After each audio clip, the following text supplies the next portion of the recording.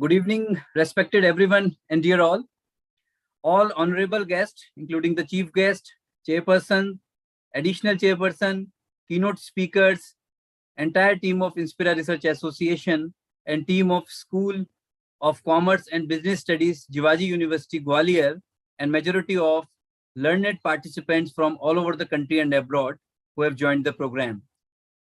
I heartily welcome you all for the second day's session of International Conference on Multidisciplinary Research Practices in Humanities, Business Management, Social Sciences, and Education, organized on January 28th and 29th.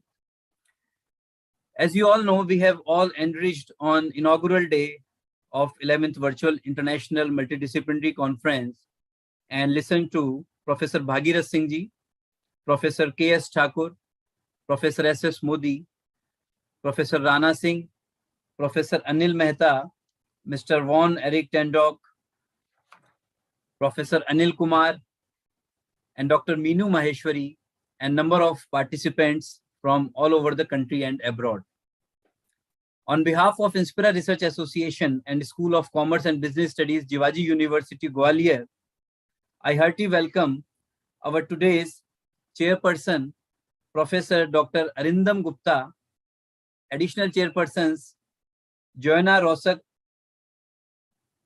Professor Pradipta Banerjee, and keynote speakers, Dr. Anukriti Sharma, CA Lokesh Modani, and Dr. Hina Thanki.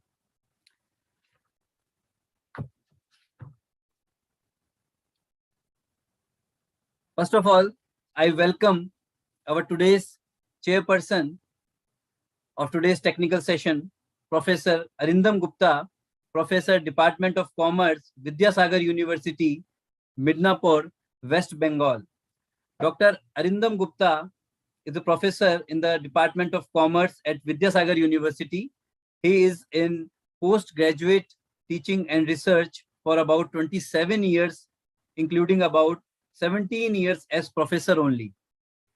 He teaches different courses in finance. His current area of interest is public policy. Professor Arindam has successfully completed 4 research projects financed by UGC. He did his doctoral research work in University of Urdhvan and postdoctoral research work in Indian Institute of Management, Calcutta. He has so far co-authored 5 books and published 110 articles in national and international journals of repute.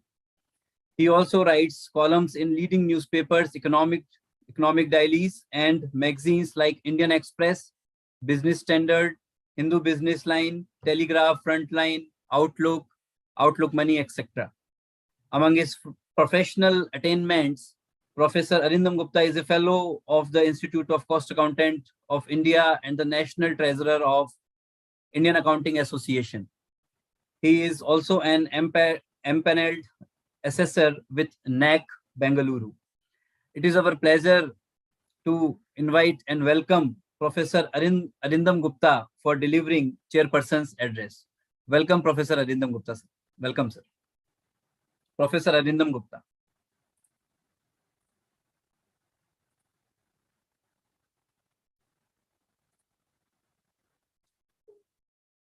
Sir, please unmute, sir.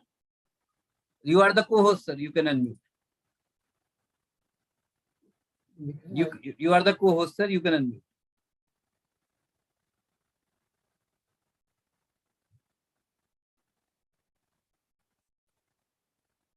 Now, sir, please unmute. I can't unmute. Yeah, I know, but yes. Thank you. Yeah, yes, sir. Yes. Welcome, sir. Well, thank you for a kind introduction. So thank you. So should I address now or later? Yes, sir. Please address. Okay. So respected Professor S.S. Modi, President Inspira, Professor K.S. Thakur, my respected colleague at IA, and Team Jivaji University, Gwalior,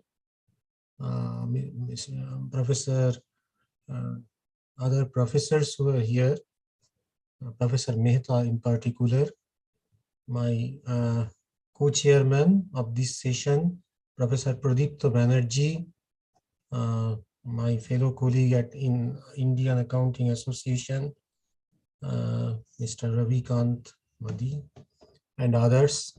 So this is an occasion in which the association has nicely chosen a topic on social science research. So that just pointing out towards my view on the primary database social science research, particularly in the present context. I mean the COVID, post-COVID, and now onwards, the context is really difficult for the researchers to base on primary data. So primary data, as you know, can be obtained from observations and experiments. And collecting such data, is often a time-consuming affair, as it requires all sorts of capital. You need money, you need your effort, you need social connection, everything. So primary data collection remains always challenging, as you know, the respondents are not very sympathetic to the cause of research. We as researchers always have heard about the time problem of the respondents. They always say we have time problem to respond. And among other pre-existing problems of collecting primary data, problems like communication, understandability, biasness in responses, and attitude towards addressing a research question, these issues are always there as hindrances to find out correct responses from the respondents. But experiments are very common in science, but these experiments are not like that of social science. The experiments of science are conducted under highly controlled environment. It is artificial environment created by the researchers in a laboratory, and they test hypotheses accordingly. But in social science, this experimental research was not very familiar until the recognition of the term by the Nobel Award Committee to the Nobel laureates in economics in the year 2019, when Professor Abhijit Banerjee and Professor Esther Duplo, they were awarded Nobel in economics. Among their contributions, it was noted that they contributed a lot in experimental research. But we as social science researchers, we were much familiar with the term field study or survey. So these later, when we come across the works of Professor Banerjee and Professor Duflo, we came to know that the same thing which they applied as field study or survey, they conducted a study on poverty, taking Birbhum district, which also is my native district in West Bengal. So I know something about his research data collection and all that. So that is same as these field study or survey as we conduct. So in social science, often surveys are conducted with the help of a questionnaire, and this needs to be addressed by the respondents. But you see that before the advent of COVID-19, cheaper use of questionnaire was already initiated by the scholars in form of Google form or email. We used to receive, and these days also we receive for questionnaires to Google form. But this method is not a very suitable method if you want to get the response very ideally, especially if you think about the respondents who comprise the poor or the lower middle class. They may not be so much conversant. So you have to exclude a large number of respondents, and you have to concentrate your questionnaire among a very selected class who are familiar with this kind of Google form, email, and all that. So if the topics are such that you are testing a questionnaire, suppose, among the corporate board members, then it is okay. And that may be the only way to collect data from the busy members of the board of directors. But when you get to know some social issue, taking into account some mass I mean the common people, then this may not be a suitable method. But you see, when COVID-19 came, the situation has altogether become totally different. It has become riskier, more difficult to step out into the field. And you can share your experience that during the first two waves, the health risk, the government measures that severely restricted the researchers to go for primary data collection, such as visiting households, doing direct observation and conducting group discussions like that. So this has again developed the tendency of the degree-seeking researchers in modern time to move into the Google form mode, as if they are forced by the present context. But this may be construed to be partially true. Some others are, however, you see, adopting remote methodologies, such as telephone surveys, self-directed surveys, and remote key informant interviews, etc., etc. So some of the early career researchers and students, they were the worst hit when the COVID came in. They started some survey, they started some, collection, so all had to be stopped. And they could not also proceed with their existing research theme. They had to change their research idea, research theme altogether. The undergraduate and graduate students also miss the opportunity of getting the first taste of survey-based research. Commonly, we assign them in form of projects, where they get the first taste of research. Apart from the primary database quantitative research, in qualitative research also, surveys and experiments need to be conducted. Methods like case studies, historical and document analysis, these are also applied. And you know, qualitative research data are mainly descriptive. They are in the form of interview notes, observation records, and documents in which data are analyzed inductively. And this research is predominantly used by the anthropologists and sociologists in the domain of social science. Another issue I would like to share before ending up my presentation, that outside India, especially in the West, it is more common to share data with suitable acknowledgements. There are also more doctoral theses that predominantly use data from long-term monitoring projects, government and non-government agencies, social media sites. Reasons behind lack of data sharing in India include not insubstantial amount of mistrust among many researchers. We don't trust each other, and we think that if someone share my data, so my research they will use. It is not so. We can rather increase our research strength by sharing of our data. But this is missing in our country. The government agencies, universities, and NGOs also have not developed this system of sharing of data. Rather, we face difficulty in obtaining data sometimes from government agencies and NGOs.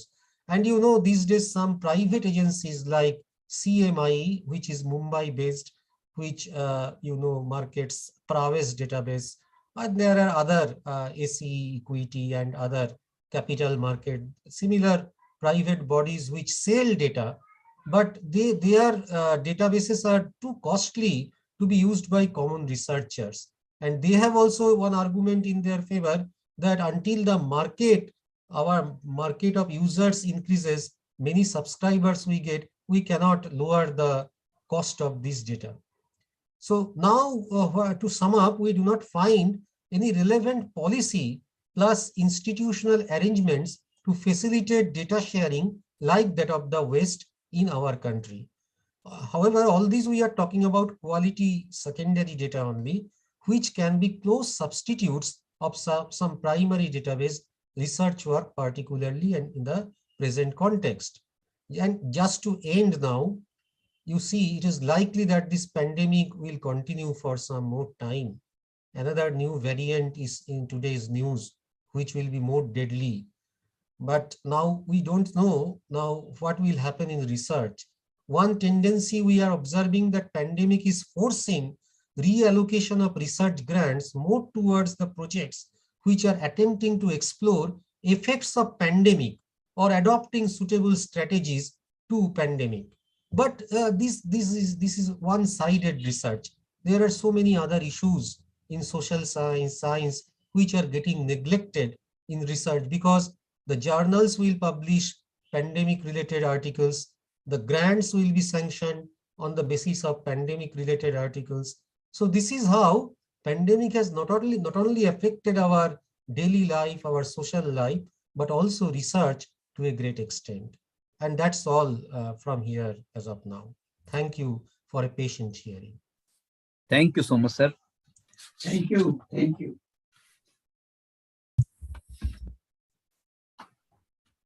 Good evening. So we really wish to thank on behalf of the organizers. We thank the chairperson for today's session, Professor Arindam Gupta, sir, Professor, Department of Commerce, Vidyasagar University, Minnapur, West Bengal. So very nicely you have focused and you have thrown light on the topic, because in the present times of COVID, the need of collection of digital data is actually very significant, and it is an important tool which saves a lot of time and cost also. And sir, you're very right in saying that sharing data in a country like India is really difficult, and it is not that common, because I also faced this kind of problem during my doctorate, because when I went to the office of newspaper, one very prominent newspaper of Rajasthan, and they just made me sit and wait for hours and hours, and they actually feel as if there is a lack of trust while they share their data. So you focused on the topic very, very nicely. I'm sure all the participants must have highly benefited with your thoughts. Thank you so much, sir. Thank you so much for accepting our invitation and being a part of our conference. Thank you. Thank you so much, Professor Arindam, sir, once again for sparing your valuable time from your busy schedule, sir. Thank you so much. And now, I would like to welcome our today's additional chairperson, Professor Joanna Rosek, Czechoslovak University of Technology, Poland. Professor Joanna has been co-authored of 221 scientific publications in prestigious journals, chapters in monographs and conference materials. She is the co-author of 20 scientific monographs and author of 2 scientific monographs. Thank you very much. Nice to meet you, Thank you. And greetings from Poland. I am very happy to be with you. Thank you. Thank you, ma'am. Let me introduce you. Okay. Yeah, ma'am Joanna, she has completed numerous research internships both in Poland and abroad, in Slovakia and in Zagreb. She is a participant of the Erasmus International Exchange, as a part of which she conducted a series of lectures, including England, Slovenia, Slovakia, and Italy. She is guest editor of Energy Special Issue, a sustainable approach to energy management in the supply chain and quality, knowledge and information management tool as a way to improve the energy sector, and a member of editorial board, International Journal of Social and Educational Sciences Journal. She is also vice president of Qualitas Foundation. It is our pleasure to have you, ma'am, Professor Joanna, ma'am. We welcome you on behalf of Icmrp and Gwalior University. Thank you very much, and I hope for a long cooperation with you. And I am also open for cooperation with other participants. You're welcome. Thank you. Thank you so much, ma'am. We wish to listen you some words, sir, ma'am. Okay. Yeah. Anything you so I can speak something, yes? Yeah. Yes. Yes, okay. So I would like to introduce myself. Of course, as you told, I work at Częstochowa University Częstochowa University of Technology in Poland. My scientific area is connected with quality management, distance learning, Industry 4, Society 5, Internet of Things. I am flexible, and I also write a lot of books, a lot of papers. And I am also guest editor of special issues in many journals. So if you are interested to cooperate with me, I am open.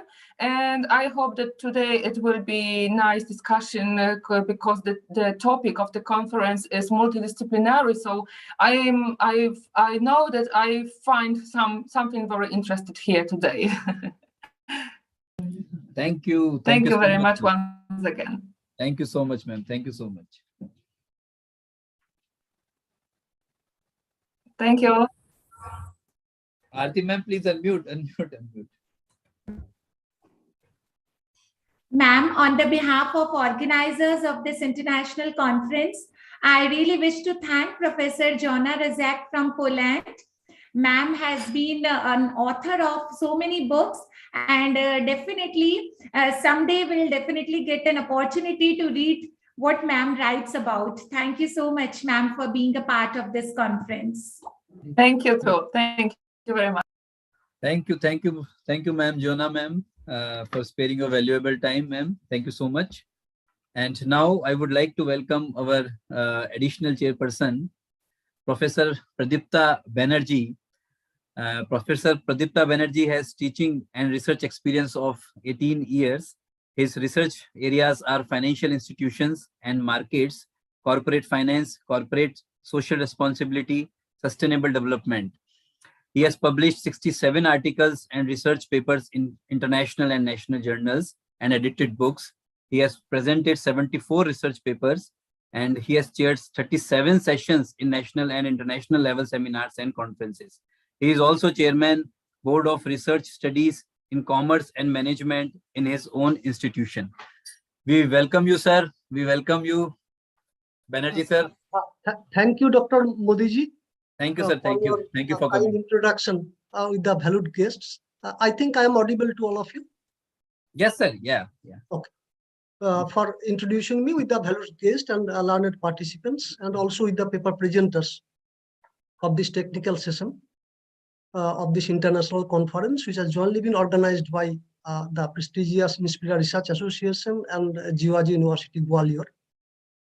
Honorable Conference Directors, Professor K.S. Thakur from Jiwaji University, and Professor S.S. Modi, Honorable President of Inspira Research Association, and also the past President of Indian Accounting Association, and all the other honorable organizing team members like joint directors, joint organizing secretaries, and each and every member of the organizing committee. And honorable chairperson of this technical session, Professor Arindam Gupta, Professor Department of Commerce of Vidyasagar University, West Bengal, and also the National Treasurer of Indian Accounting Association, who is like my own teacher. And he's a very widely regarded and renowned professor in the domain of commerce and management studies in our country. And also is to share that he is the person who gave birth of very well-known South Bengal branch of Indian Accounting Association in the state of West Bengal, which is now one of the most vibrant and dynamic branches of Indian Accounting Association across our country, in terms of a number of parameters like number of members, type of academic activities undertaken by the branch, representation of that branch at the national level, and many others. Honorable additional chairperson of this technical session, Dr. Jona Razak Madam from CUT Poland. Honorable keynote speakers of this session, Dr. Anukrati Sharma Madam from Kota University, CA Lokesh Modani, Vice President of NBIT Solutions, Jaipur, and Dr. Hena Thanki Madam from Gujarat Technological University.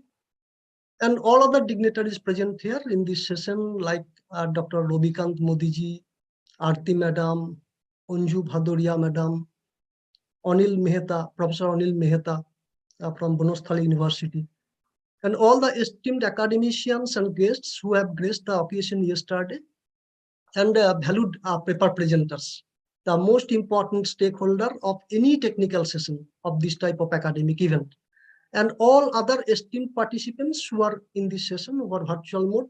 A very good afternoon to all of you. It's indeed a matter of a great privilege and honor for me today to be part of this prestigious academic event. And for that, I must convey my very cordial thanks and gratefulness to the organizing committee of this conference, and especially to Professor Modiji for giving me this opportunity. And at the same time, I would also like to convey and take this opportunity to appreciate Inspira Research Association for organizing various types of academic events on a wide variety of themes, focusing different types of stakeholders around the year in a very consistent and most successful manner. And now coming into this technical session, we all have seen in the program schedule that the organizer is having very compact schedule and restricted all of us through time frame. And so far my role in this session is concerned, I do believe that it's my duty not to speak much, because in any technical session, the paper presenters should be given more importance, and they should be given as much time as possible, as they are the persons who are putting their substantial hard work and time to make the paper ready for the conference, and also for making their PPT. And also time should be given to the keynote speakers who actually tune the tone of the technical session through their valued keynote address on the focal theme of the session. And also our respected chairperson and co-chairperson already tuned a tone of this in that way. But as I am from the domain of commerce, wish to share a very few words with you all that almost all the economies around the globe are now passing through a different phase, and they are trying to cope up with the changing complexities and challenges posed by different waves of the ongoing pandemic at different points of time. And we are seeing from different reports, projections, estimates, forecasts published by various government and non-government agencies about the multi-dimensional contraction of different economies, and also the revival strategies they are adopting through different measures, including different stimulus packages. And the complexities are not only concerning the present or at micro level, but also for the future, and also for the economy at large, comprising almost each and every sector of our economy, obviously with varying intensities and consequences, and impacting adversely the economic foundation, or you can say the growth path of almost all the countries around the globe. And possibly highly alarming consequences of such contraction in sectors like MSMEs, informal sector, which are considered as the growth engine for every economy, not only for our country, but also for each and every economy around the globe. You can say logistic, tourism, or hospitality sector, civil aviation, and many others. And most importantly, significant contraction in employment in all such sectors, obviously as per the employment elasticity of output of different sectors of our economy. Again, we being the person from academia, we are also facing varying challenges in satisfying the needs of our students and discharging our duties, our responsibility towards them.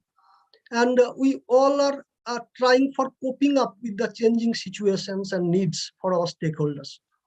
So to address all these, we all, businesses, economies, educational institutions, we at the individual level are now focusing on innovation and formulation and implementation of strategies to cope up with the changing adversities and keep us competitive in the changing times, and obviously in global scenario, which collectively will determine the shape of the recovery of our economies, comprising each and every dimension of an economy.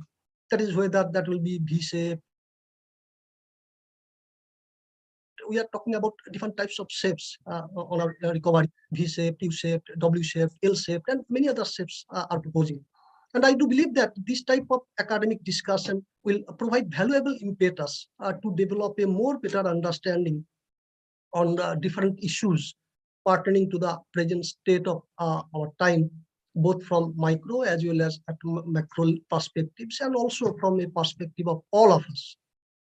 And with this, and once again conveying my very hearty thanks and gratefulness to the organizer, I am concluding here. Over to you, Aarti Madam or Robiji.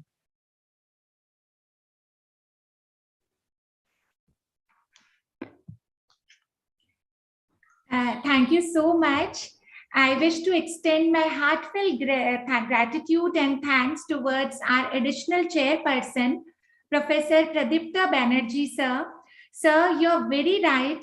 In India, if we talk about India, 83% is in unorganized sector. Only 17% is organized sector, and we have to understand the problems of unorganized sectors, and there must be proper strategies and steps to solve their problems. So the participants who are there with us today, they must also ponder upon, as Banerjee sir said, and they must brainstorm, and they must come up with the ideas, because they are the growth engines for any economy. So there must be proper strategies and steps to solve the problems of unorganized sectors and various sectors also, which are the growth engine of any economy. Sir, we thank you so much for sparing your valuable time for our participants and enlightening us. Thank you so much for being here today. Thank you, madam. Thank you. Thank you, Pradipta ji. Thank you so much. Thank you, sir. Thank you, sir. Thank you, sir. Now I welcome and invite Dr. Anukriti Sharma, Head and Associate Professor, Department of Commerce and Management, University of Kota, for delivering the keynote speech. Dr. Anukriti Sharma is the Head and Associate Professor at University of Kota. She is also Dean of 2 faculties, Tourism and Hospitality and Aviation and Aerospace at Rajasthan Skill University. In 2015, she received a research award from the University Grants Commission, New Delhi, for her project analysis of the status of tourism in Hadoti and Shekhawati region, opportunities, challenges, and future prospects. Her doctorate from the University of Rajasthan is in tourism and marketing. Her special interest areas are tourism, tourism marketing, strategic management, and international business management. She has edited books on tourism opportunities and ventures, on maximizing business performance and efficiency through intelligent system under IGI Global Scopus Index, etc. Her current projects include editing a book on COVID-19 and tourism sustainability, ethics, responsibilities, challenges, and new directions for Rotage USA. She is a member of 10 professional bodies. She has attended a number of national and international conferences and presented 45 papers. She has been invited as keynote speaker, panel member by different countries such as Sri Lanka, Nepal, and Turkey. It is our privilege to invite and welcome Dr. Anukriti Sharma ma'am. I know she has been busy in so many events nowadays. We can see in social media, ma'am, you are very busy person. Thanks for sparing your time. Welcome, ma'am. Thank you so very much. And you are embarrassing me by saying all these things for me that I'm so busy these days. It's not so. With a namaskar and a good evening to one and all. First of all, I would like to congratulate Professor S.S. Modi sir, Professor K.S. Thakur sir, Dr. Ravi Modi ji, and Dr. Anil Mehta sir for choosing such a nice topic of this 2 days international conference on multidisciplinary research practices in humanities, business management, social sciences, and education. Actually, the selection of the topic is so nice that you have covered almost all the topics. You have covered all the areas which are very much important these days to be discussed. So my congratulations goes to all of you, to the conference organizers. And I'm of course thankful from the core of my heart for inviting me as a keynote speaker for this particular conference. I would like to greet especially to Professor Arvindam Gupta sir for his nice deliberations. It was really good listening to you. I have attended yesterday's program also, and that was also very nice. And today I also am enjoying the program. I'm thankful to Professor Banerjee, and of course, he said very rightly about the few issues related to research. And I'm looking forward to listening to Dr. Hina and Lokesh ji. So with this note, without taking much of your time, as Dr. Pradipta said very well, that the presenters should be given more time, as they have put their lots of efforts for their paper presentations. So without taking lots of time, I just want to give a small PPT presentation that is only for hardly for 7 minutes, as told by Dr. Ravi Modi ji, that we are all allowed to take a few minutes. So with the permission of the chair, I would like to present my PPT. Thank you so much. I hope it is visible to everyone. Yes, ma'am. Yes. Okay, Yes, so my today's topic, which I have selected, that is research opportunities in hospitality and tourism academia, challenges and way forward. And as I already said that at the very outset, I said that I want to say thanks to Icmrp for inviting me, because they are putting lots of efforts, and I know, because I also, although I'm not directly connected with them, but I'm all, I always see the post by Professor S.S. Modi sir on the social media. So I'm aware about each and every, activity of Inspira. Before proceeding further, I would like to introduce a little bit about myself. I'm, as all know my name right now, I'm the head of the department. I'm heading Commerce and Management Department of University of Kota, which is a government state university in Rajasthan, as well as I'm heading post of Dean as honorary post of two areas. One is hospitality and tourism. The other one is aerospace and aviation. And I have not a very good profile as the other keynote speakers yesterday I've heard, and today also I know. But a few things so far which I have done, that is like some authored books on event management from Malaysian publication house, and the other one is again on event management authored under a national publication house. Then I have a few books on my name, on my credentials from CRC Press of USA. Most of them are related with event tourism in Asian countries and sustainable tourism development. So far, I have 5 books under CRC Press. Then I have a few books under CAB International, which is one of the most reputed publication house all over the globe. And these are one book I have published in 2020, and one is like in 2022. It is just recently published. And other than this, I'm a featured authored by Routledge, which is again the world's topmost publication house. And I have already 2 books under this publication, and one is in the process.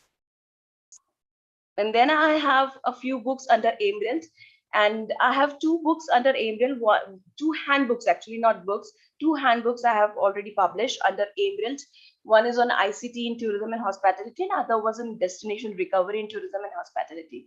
I'm the first person, I'm really glad to share this, that I'm the first person from Asia to write down something on over-tourism. This is the first book from Asia on over-tourism. And this book stands on the world on 6th number, because we have very rare titles. We have rare books on over-tourism. Then I have books under Springer, USA and Singapore. And these are my already published books, and ongoing books are under Nova Publication House, Apple Academy Press, Routledge. This time, at currently, my 6 books are ongoing. So this is a small introduction about me. And to be very frank, I haven't given this introduction for the keynote speakers and for the other ones, but it is for actually for the scholars who are listening to me right now. As I've already told in the beginning of my presentation, that I am a person who is from background of commerce and management, but my PhD, as Ravi sir also told, my PhD is on like tourism. And when I was doing this PhD, that time only this subject fascinated me, and I started working in tourism. So first of all, I want to clear this myth from the mind of the scholars that if they have some master's degree in some other subject, they cannot pursue their research work in any other subject. It is just a myth, and it is proved by this conference title itself that it is multidisciplinary. So you can opt anything, even if you are from finance background, accounts background, or management or marketing, but you can connect these subjects with any of the topic which is of your choice. As this particular platform is for the scholars, so I would like to talk about a few topics which you can relate with tourism. If anyone from you, even from my speech, if a single person will be able to turn up, that will be achievement for my today's talk. So if you want to make a research in tourism, you can connect tourism. It's such a vast area that you can connect it with economic, you can connect it with the satisfaction levels, you can make a SWOT analysis of any particular tourist destination, you can relate tourism with psychology of the tourist or the tourist behavior, or maybe the consumer behavior. You can discuss about the futuristic vision of tourism industry or the hotel industry. You can talk about the destination vision, especially for those areas which are unexplored by so far. Or you can talk about the rural tourism, which is very much required. You can talk about the social impacts, about the operation strategies, about the supply chain management. You can talk about the branding and the promotions, and you can talk about some HR issues related with this particular thing. So far, I want to say that if you really want to do some research work, just don't, I have skipped a slide, I'm sorry. So if you want to begin, just jump into the research area. Just don't stand on the door and don't get confused yourself that where to go, right or left. You just go straight forward. Whatever you want to do as a scholar, just see your choice. Just focus on your interest area. Whatever is your interest area, go and opt it without thinking that from which background you are, what is your qualification. Don't talk about that. You just talk about your research area. You talk about only about your interest area. If you're interested doing a research, maybe in tourism or maybe in event marketing, just go for that. Just don't think that I'm from a finance background, how come I do a research in event management? Yes, you can do it if you are interested. It's all about the concepts. It's all about your interest. Then I'm telling you a simple tip also. If you are so much confused in any area, if you want to do research and you are confused that which topic should I select, because at times, there's no one to guide us. It happens with us at times that there's no one to guide us, that how to select a topic. This is a big challenge in front of the scholars. So please, it's a humble request to everyone, to every scholar, just don't see here and there. Just open the sustainable development goals. Read those goals meticulously. When you will going to read these goals, believe you me, there is no topic, there is no area, there is no field which you cannot relate with these 17 sustainable development goals. You can connect any topic, any area. For an example, like if I want to do a research in tourism and I want to connect it, goal number 5, gender equality. So there is a trend of women solo travelers these days a lot. There is a trend. It is very visible that maximum of the tourist guides are male, not females. So you can make a research paper on gender equality and women, right? If you want to do something on, suppose, on quality education. So in Rajasthan, you must be aware, we are all aware that Rajasthan is almost on the top in tourism industry. But how many of universities, especially the government universities, are running the courses on tourism education? So you can make a research paper on tourism education. In the same way, if we'll talk about, like, for an example, goal number 11, like sustainable cities and communities. So how can we make the cities more sustainable? How can we make the smart cities? You can do a research on this particular theme also. On 16 point, if you will come, peace, justice, and a strong institution. Yes, we all know that tourism brings somehow peace in the countries. So, you just need to focus on the sustainable development goals and try to connect the selected area or your interested area for this. A few suggestions from my end. Whenever you are going for a research paper or for a chapter publication or any book publication, please try to select the right book series, and the right journal. This is the first and the foremost thing. Second thing, investment in digitalization is a must now. Without digitalization, you cannot survive. If you are doing lots of things you are doing, but you are not investing in digitalization, there is no fun to do that thing. We people are, maximum of us are from commerce and management background. And so we know the importance of marketing. And marketing without digitalization is not at all feasible, not at all possible. But whether it is social media, you take help of Twitter or Instagram or Facebook or whatever, or even you can write your own blogs or you can tell some stories. So, but try to invest as much as you can invest in digitalization. If you are doing something good, try to promote it with the help of digital media. This is the mantra in this era. Then be innovative and unique, new knowledge and original research, both empirical and theoretical. See, I have heard lots of speakers, not only on this platform, and on other platforms also. We are talking about, there are the persons who are not, like today I'm an associate professor, I'm the head, I'm honorary dean. But I have no hesitation to commit this, that my statistical part, my statistical tools, I'm not very good in that. So what? It is a myth again in the mind of the scholars that if they don't know, if they doesn't aware about statistical tools of parametric test, non-parametric test, this, X test, SPSS, if they don't know, they cannot be called a good researcher. It is a very big myth. So please clear this myth from your mind. When we talk about citations, when we talk about Google Scholar citations, when we talk about H index, whenever we are discussing these technical issues, now no one will be going to cite your statistical tool part.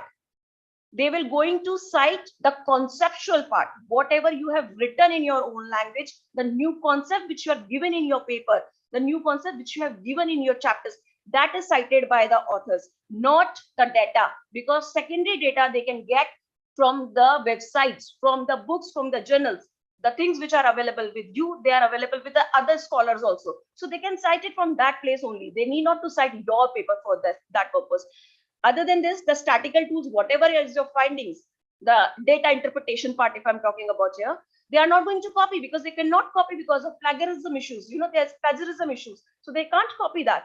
Now it is only about the concept. If you want more Google citations, if you want that from every nook and corner of the globe, people will cite your papers. Try to be innovative, bring some new concepts in your paper and chapters.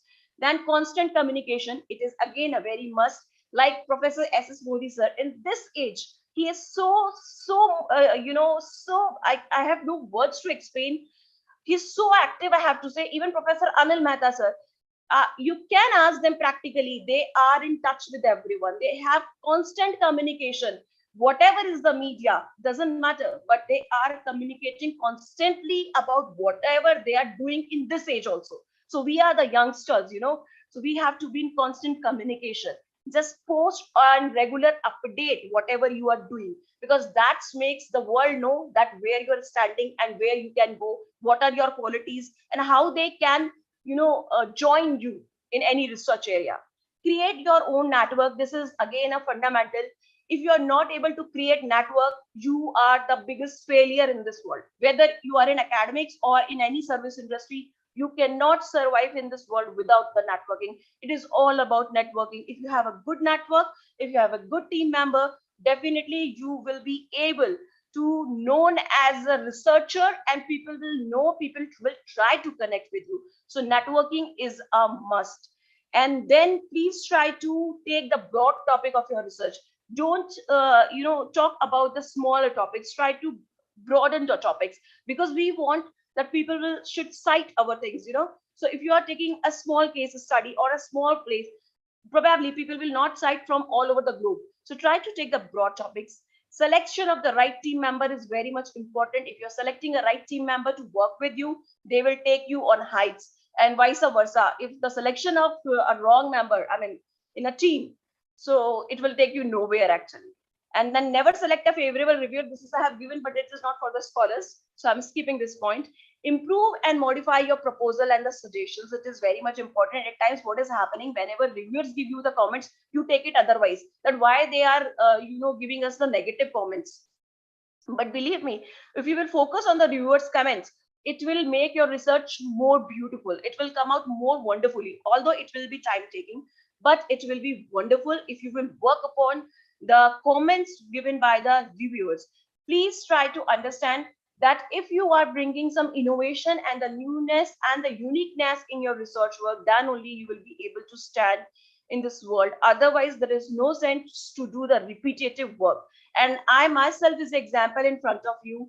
I have really no one to guide me about all these things, but I have done big just because of my networking, whatever I am today. That's why I'm focusing so much that you should have to, and you are lucky that you are connected with the IRA association, because they have a huge network, and I think it will be very much beneficial for the scholars who are attending all these conferences. So yes, and without taking much of your time, because 7 minutes has been given, I think I have already crossed it. So just for the scholars, because every time studying is not, it seems little monotonous. So just for a change, I want to show a small video. Please don't think that these are the Bollywood dialogues and I'm just showing it for time pass. It is not so. I'm showing it with a purpose. Please try to connect these dialogues with your research. If you are meticulously listening to me right now, try to connect each and every dialogue with your research agenda. You will come to know that research is a work in which you will face lots of failure, but ultimately you will be successful after these failures. If you will not facing any failure, believe you me, you will never get success. And if you are saying yes, suppose for an example, the last thing which I want to submit here, suppose I'm your guide and I want to ask you, or I'm a person who's taking your interview, and I want to ask you, what is your research area? Are you able to do a research in finance? You are saying yes. Are you able to do a research in HR? You are saying yes. Are you able to do a research in marketing? You are saying yes. Are you able to do a research? Can you make a paper on branding? Yes. Can you make a paper on product management? Can you make a paper on operation? And you are saying yes on everything. Believe me, it is the biggest rejection because you have no specialization at all. So please, multidisciplinary, interdisciplinary, that's okay. But you please stay on at least some key areas. There should be some key areas which are always with you, and then you connect those key areas with other fields and areas. Like tourism, you can connect it with information technology. Like tourism, now you can connect it with marketing. Like tourism, you can connect it with sustainable development. So in this way, please try to focus on the research. And without taking now time, just showing a video, the last thing from my presentation today. I hope it will run, because I don't know it will work or not. I'll try my best to play it, although, but I'm not very much sure. I think it is working.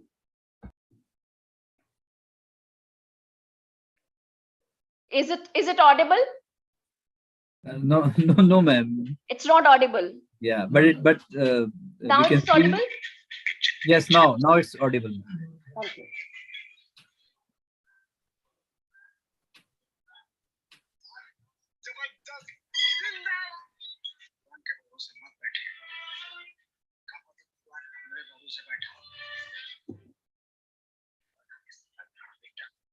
Silver जीती तो आज नहीं तो कल लोग करना पूछा है, गोल्ड जीती तो मिसाल बन जाएगी,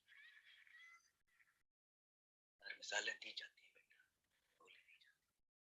तुम क्या चाहते हो लाइफ से बने? रफ्तार, पागल, उड़ना चाहता हूँ, दौड़ना चाहता हूँ, गिरना भी चाहता हूँ, बस रुकना नहीं चाहता।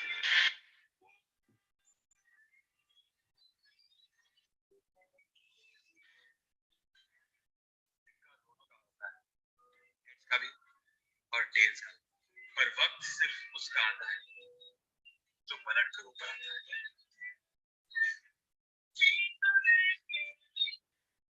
गलती पर टोकना बहुत आसान है मिस्टर जॉर्ज, पर गलती करने की हिम्मत रखना बहुत मुश्किल। खेल कोई भी हो, हम गरीब लोग या तो जीतते हैं या सीखते हैं, हारते कभी नहीं लगा। जिंदगी जीने के दो ही तरीके होते हैं, एक जो हो रहा है होने दो, बर्दाश्त करते जाओ, या फिर जिम्मेदारी उठाओ उसे बदलने की। पर युद्ध का नतीजा तलवार से नहीं, तलवार से ज्यादा धार चलाने वाले की सोच होनी चाहिए। दुनिया में दो तरह के लोग होते हैं, लेकिन जिंदगी हर लूजर को एक मौका जरूर देती है जिसमें वो विनर बन सकता है। आज कुछ नहीं बचा, पर खुश अब फर्क नहीं पड़ता, क्योंकि जब फर्क नहीं पड़ता जिंदगी में, फर्क तभी आता है। विश्वास और घमंड में बहुत कम फर्क। मैं कर सकता हूँ, ये मेरा विश्वास है। सिर्फ मैं ही कर सकता हूँ, ये मेरा घमंड। जिंदगी तो हर रोज चल रही थी, फॉर्म तो सिर्फ एक बार लेकर। मैं बस इतना जानता हूँ कि कोई तुम्हें तब तक नहीं हार सकता जब तक तुम खुद से ना हार जाओ। अगर हम सच के साथ जीतने तक हार नहीं माननी चाहिए। दिलों में तुम अपनी बेताबियां लेके चल रहे हो तो जिंदा हो, नजर में ख्वाबों की बिजलियां लेके चल रहे हो तो जिंदा हो, हवा के झोंकों के जैसे आजाद रहना सीखो, तुम एक दरिया के जैसे लहरों में बहना सीखो। हर एक लम्हे से तुम मिलो, खोले अपनी बाहें, हर एक पल एक नया समा देखी है। जो अपनी आंखों में हैरानियां लेके चल रहे हो तो जिंदा हो।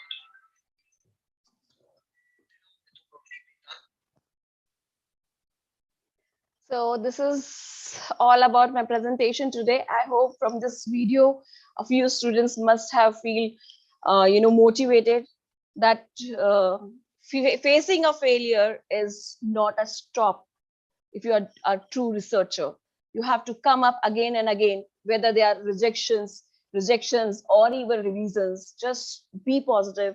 Try to put your mind, try to put your innovations, try to put your focus in your research, then only you'll be able to get something in this competitive world. So this is all for today. Thank you so very much for having me. And I'm so sorry if I've crossed the time limit. Thank you so very much. Thank you. Thank you. Wonderful, ma'am. Wonderful. I don't have words for appreciation, ma'am. Excellent presentation. Thank you. Thank you so much, sir. Thank you so much, Dr. Anuprati Sharma. We are highly indebted. We express gratitude. And I must say, like father, like daughter, I have been fortunate to listen to sir quite a number of times. And as sir is highly impactful, so are you. And you are so humble in saying that you have no great profile. We just loved your profile and the work you have done. We are thrilled to see your writings on such interesting topics. And ma'am, definitely tourism is such an attractive and interesting topic. And you have highlighted so well on such very topics related to tourism. And you have shown actually various dimensions to the researchers out here, that how they can choose topics through these 17 sustainable goals. And I love the thing, ma'am, which you said, that networking helps to connect the people and that brings you opportunities. And LinkedIn and all, we all see this, how many opportunities we get through networking. Thank you so much for motivating and inspiring us, ma'am. Thank you for the patience listening. Thank you, ma'am.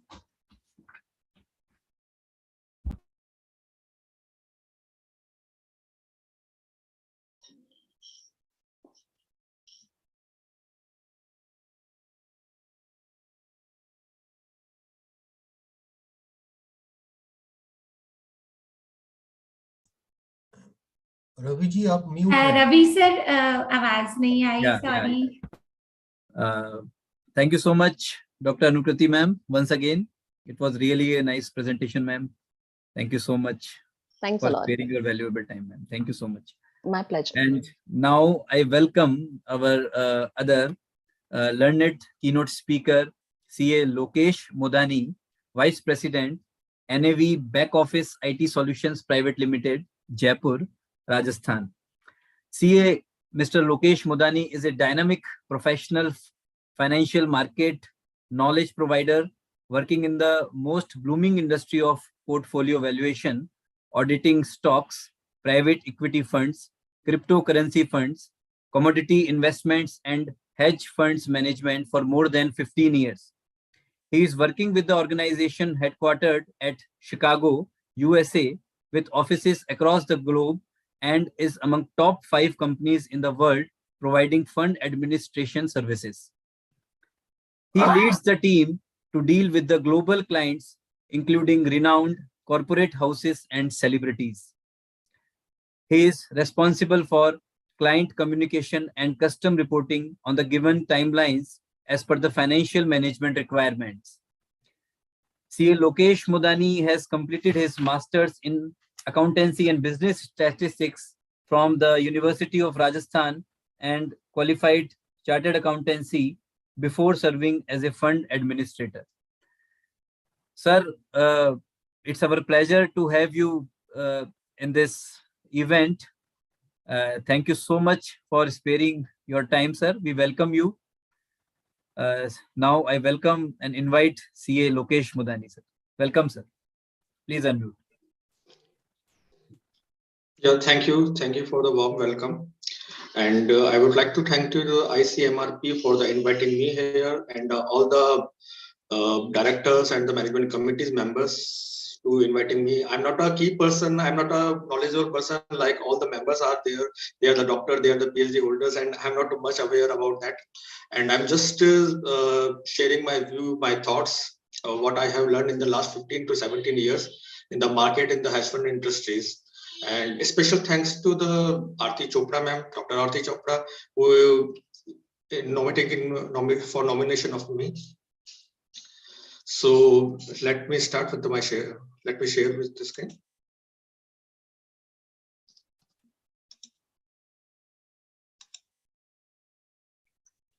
Okay. So today my topic is the concept and functioning of the hedge funds or mutual funds So basically, both are the working as the same pattern. Both are the investing in the stock market and giving the returns to the investors. The hedge funds are basically working out of the India and are globally accepted, but the mutual funds generally we see in the India where the firms, the mutual funds invest in the market and giving the returns to the investors.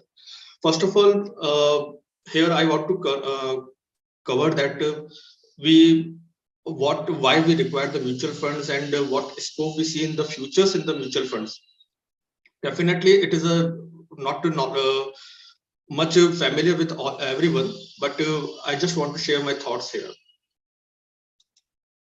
So before going to the detail, just I want to share that whenever we invest in any area, whether in the fixed deposit, in the property market, we think about some basic concept, like what are the money, how much the money we want to invest. It is a small investment, mid-sized investment, and large investment.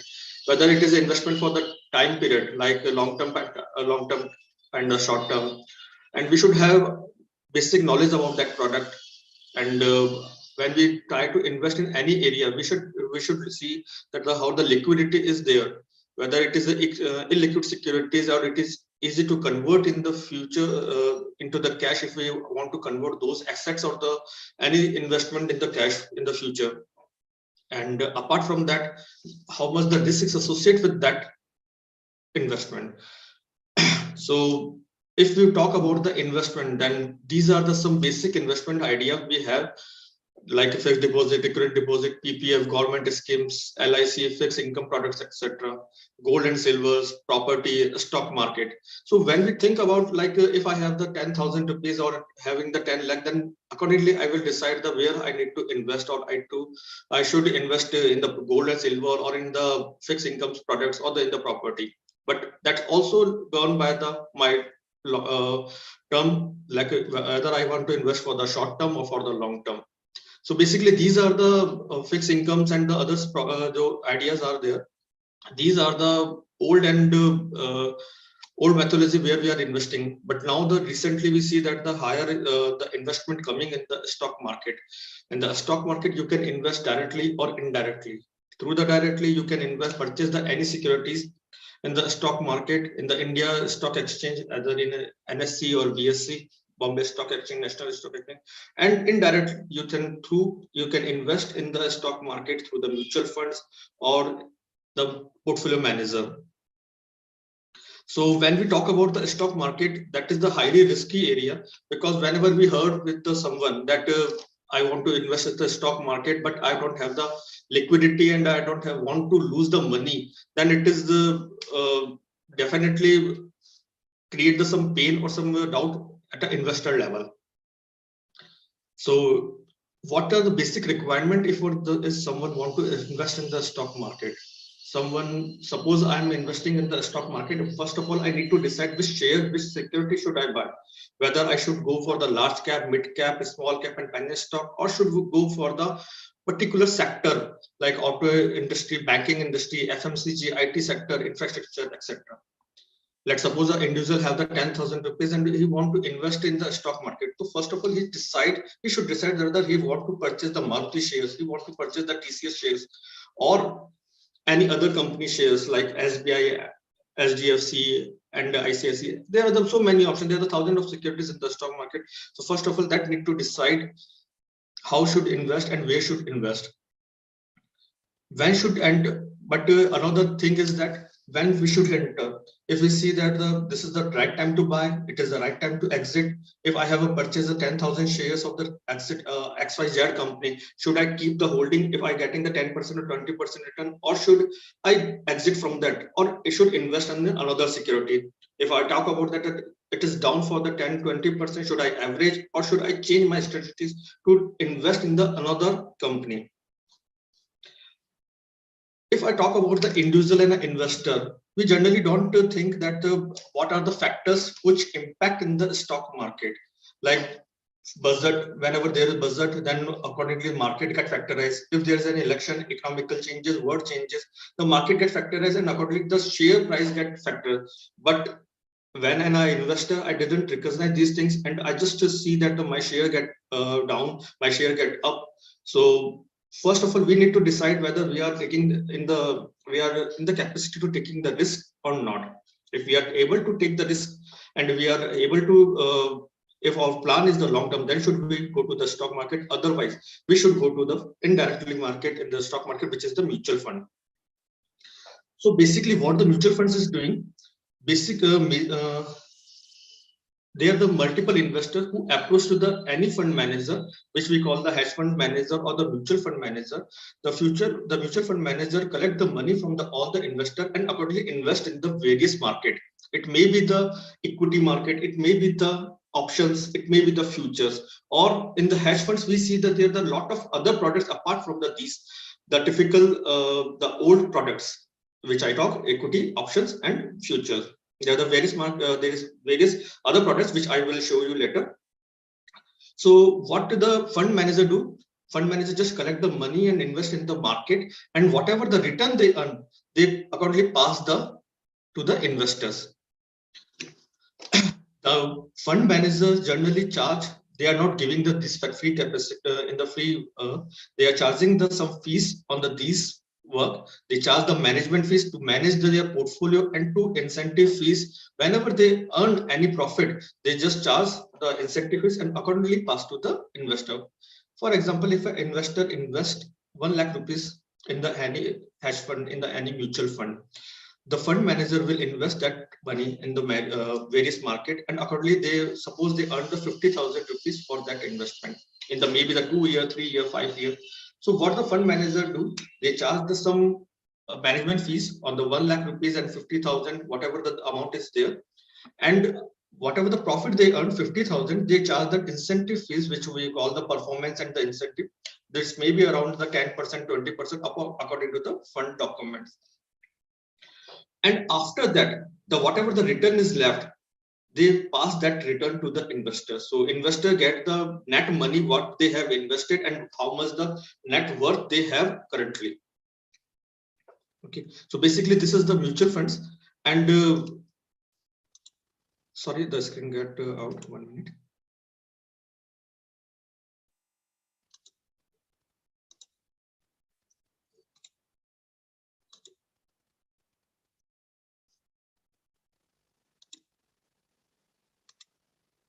Okay, so like why we should invest in the mutual funds, or why should we choose the mutual fund for our investment? Number one is the flexibility to invest in the smaller amount. Even if you have the 500 rupees, you can start the investment in the mutual funds. You can do the SIP, you can do the lump sum amount, and any other manner you want to invest. Okay. Number two is the diversification.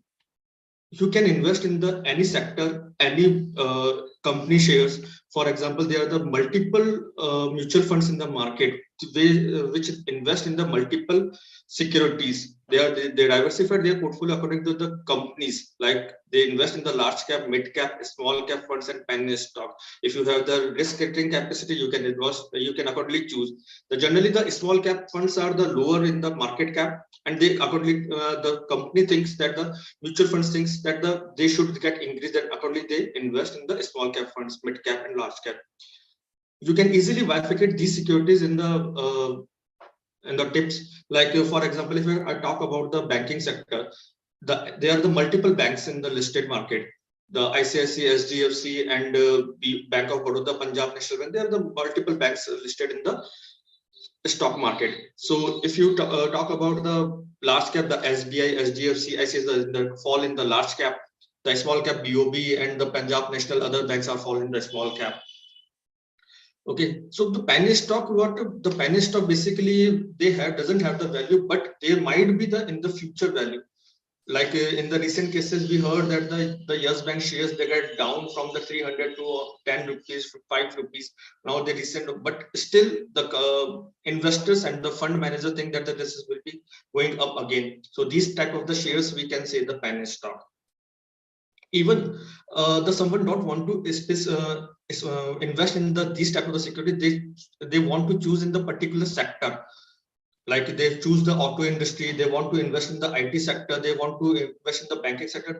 There are the lot of type of the mutual fund, so where you can invest the money. like in a previous example, I said that you want to invest the 10,000 rupees, but you don't have the visibility where you should invest, whether you should invest in the TCS 1 shares where the value is around 4,000 rupees. So basically in the 10,000 rupees, you can purchase only the 2 or 3 shares max to max of the any TCS, or you should go to the Wipro, or you should go with the Infosys, etc. So, but if you have the, because in the stock market, we can purchase a single share, but not the penny share. Like not, I can't purchase the 0.5 shares or the 0.25 shares. But through the mutual fund, I can diversify my portfolio. I can invest in all the IT related companies. So if I invest 2,000 rupees, 5,000 rupees in the IT, 5,000 rupees in the banking, so my portfolio diversified in the 2 sectors. And accordingly, the mutual fund purchased these shares, and my holding is indirectly, that is in the fractionalized part.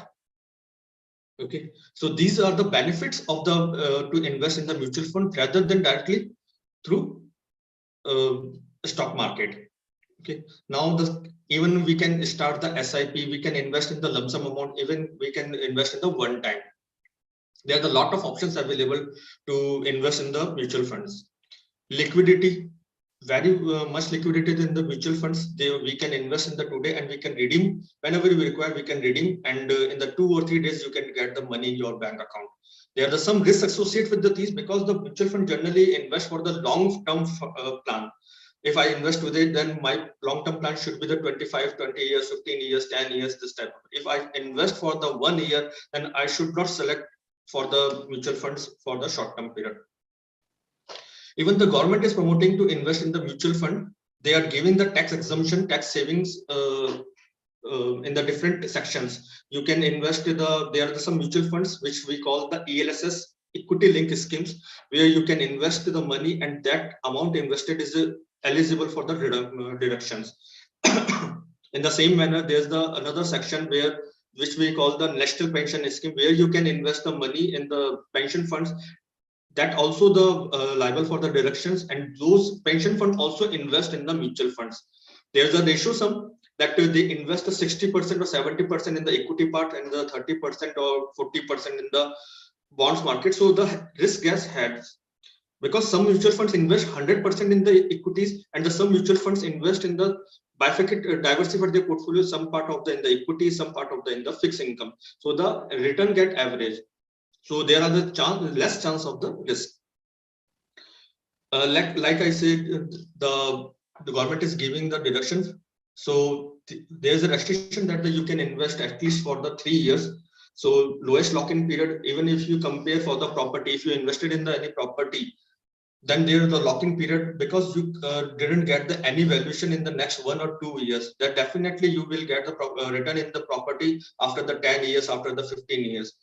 And even there are some restrictions that if you invest the 10 lakh rupees in any property, 15 lakh, but if you suddenly you need any 5 lakh rupees or any other amount, then you can't sell that property in the parts. You should sell in the whole, and whatever the price is there, then you should get that price. You are getting that price. So that sometimes we are not try to invest in the others area in the properties unless we have the liquidity in our portfolio. And there's a scheme for every financial goals in the mutual funds. You will see the different type of the mutual fund for your retirement plan, for your children education, for your other goals. You can definitely create the financial goals through the mutual funds. So rather than to invest, if you are not you don't have the time, you don't have the knowledge in the how to invest in the stock market, then you should go through the mutual funds. Okay, so basically what I have given, this is the same here written, that mutual fund or hedge funds are the partnership fund that use the pool fund and employ different strategies to earn the activities return for their investors. Basically, what difference in the hedge funds and mutual fund? Hedge funds are out of the India, mutual fund are here, and hedge funds diversified their portfolio in the different type of the securities, not only the liquidity to the equities. They diversified their portfolio in the cryptocurrencies, bitcoins, and forwards, futures, interest rate swaps, credit defaults. There's a lot of products which generally we have the knowledge in the Indian market, but we don't trade. We can't trade in the Indian market. Okay, hedge funds charge the much higher fees than the conventional investment. With like in the mutual fund, there might be the fees associated with the 1%, 2%, and the incentive fees maybe the 10% and 20%. But in the hedge funds, the risk is the rate is high. If we talk about the how we can see the growth in the hedge funds in terms of the job opportunities, so whenever there is any fund, their legal work is there, document work for setup of the fund, registration of fund in exchange. For investment in market of hedge funds or the mutual fund require the trader who trade, because the fund manager only collect and the act on the behalf of the fund, but but they need someone who do the trading on the behalf of that fund, because they have the expertise knowledge about the when should enter in the market, when should exit, what securities should we bought, in which sector we should bought. So the trader can do this research, and accordingly they can invest. Because you can on the YouTube and on the social media, you can see that there's a lot of traders in the market who share what are the pipe chart of these and what are the candle strategies. There's a lot of terms in these stock market, so they know very well, and through their research, the fund manager invest that money into these securities. They need the invest broker account, and now our role is come here, administrator for accounting. Essentially, the fund administrator is an outsourced third-party service provider that protect the interest of the investor by independently verifying the assets and the valuation of the fund. Because the fund manager just collect the money from the investor. If they are publishing any number, then their chances that they manipulate any numbers. For example, if the securities they purchase the 1,000 shares, they can value on X price, while in the market the price is not correct. So as an administrator, we just verify all the things, whether the price is correct, what are the independent pricing, and accordingly we provide the financials and returns to the fund manager, and they declare the NAV or the returns to the investors. After that, whenever the year has completed, the auditors is there. So these are all the area where we can see the growth. Whenever in the recent market, we see that there are a lot of mutual funds, lot of the hedge funds, and in the future they are growing. So once they grow, we require the more person in this work. As an administrator, there are the different department in all companies. So like transfer agency department, who maintain the record of all the investors, what are their name, their verification, what are the bank accounts there, when the money is in flow, when they require the redemptions, they verify all the things. Accounting departments who process all the things, whatever the money have received, how they have invested, what are the returns they have calculated. We calculate all the things in the accounting. Client communication department to set up the clients in our system, because they are we are not doing the accounting in the Tally and etc. They are the different system we are using. Financials department who prepare these things, consolidate all the things, and declare the NAV to the investors. Tax department, audit department, and IT and NSD support department. So we can see a lot of growth opportunities here. And even in the last 2020, before the 2020, we are only the 1,000 employees here. Now we have the 1,800 employees. So in the last 2 years, we see the tremendous growth here. So CA Madani, I would like to request you to conclude now. Yes, sure.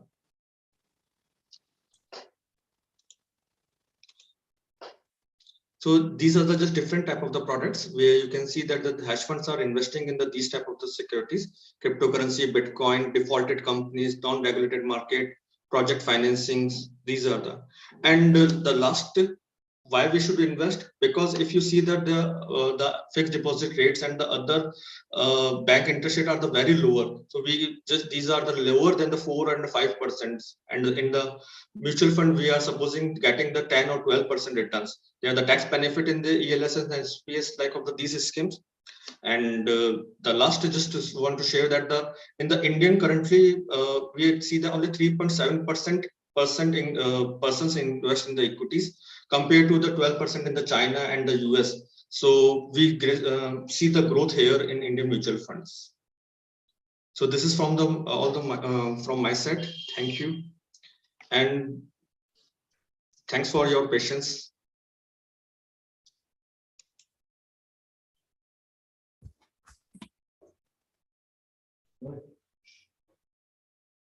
Thank you. Thank you so much, sir. CA Mr. Lokesh Modani was with us. Sir, this is the time when we all need the passive income over our active income. The stature of passive income has significantly gained importance.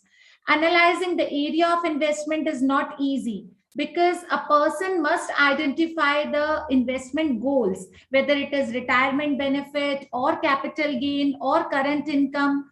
So in this context, we listen this term mutual funds and shares very often. But as CA Lokesh Modani sir said that we feel fearful and anxious to invest. We feel that, we may lose our hard-earned money. So CA Lokesh ji has been in industry of portfolio management for 15, 16 years when this company was a new entrant in India. And now it is the most blooming and the prominent industry. So CA Lokesh ji has earned a lot of experience in this field. He is highly learned and knowledgeable professional. And Sir Lokesh sir, I would like to tell you that during your session, we were getting some of the questions from the participants regarding what about cryptocurrency, Bitcoin, what is large cap, mid cap, and penny stock and all. So we request you to have one exclusive session with us on any Sunday when you are free, and clear all the doubts of our participants. We wish to extend our heartfelt gratitude towards CA Lokesh Modani ji for sparing your valuable time for us and enlightening our participants on such an interesting topic. Thank you so much, sir, for being here. Thank you. Thank you. Thank you so much, sir. Once again, thank you so much, Lokesh ji.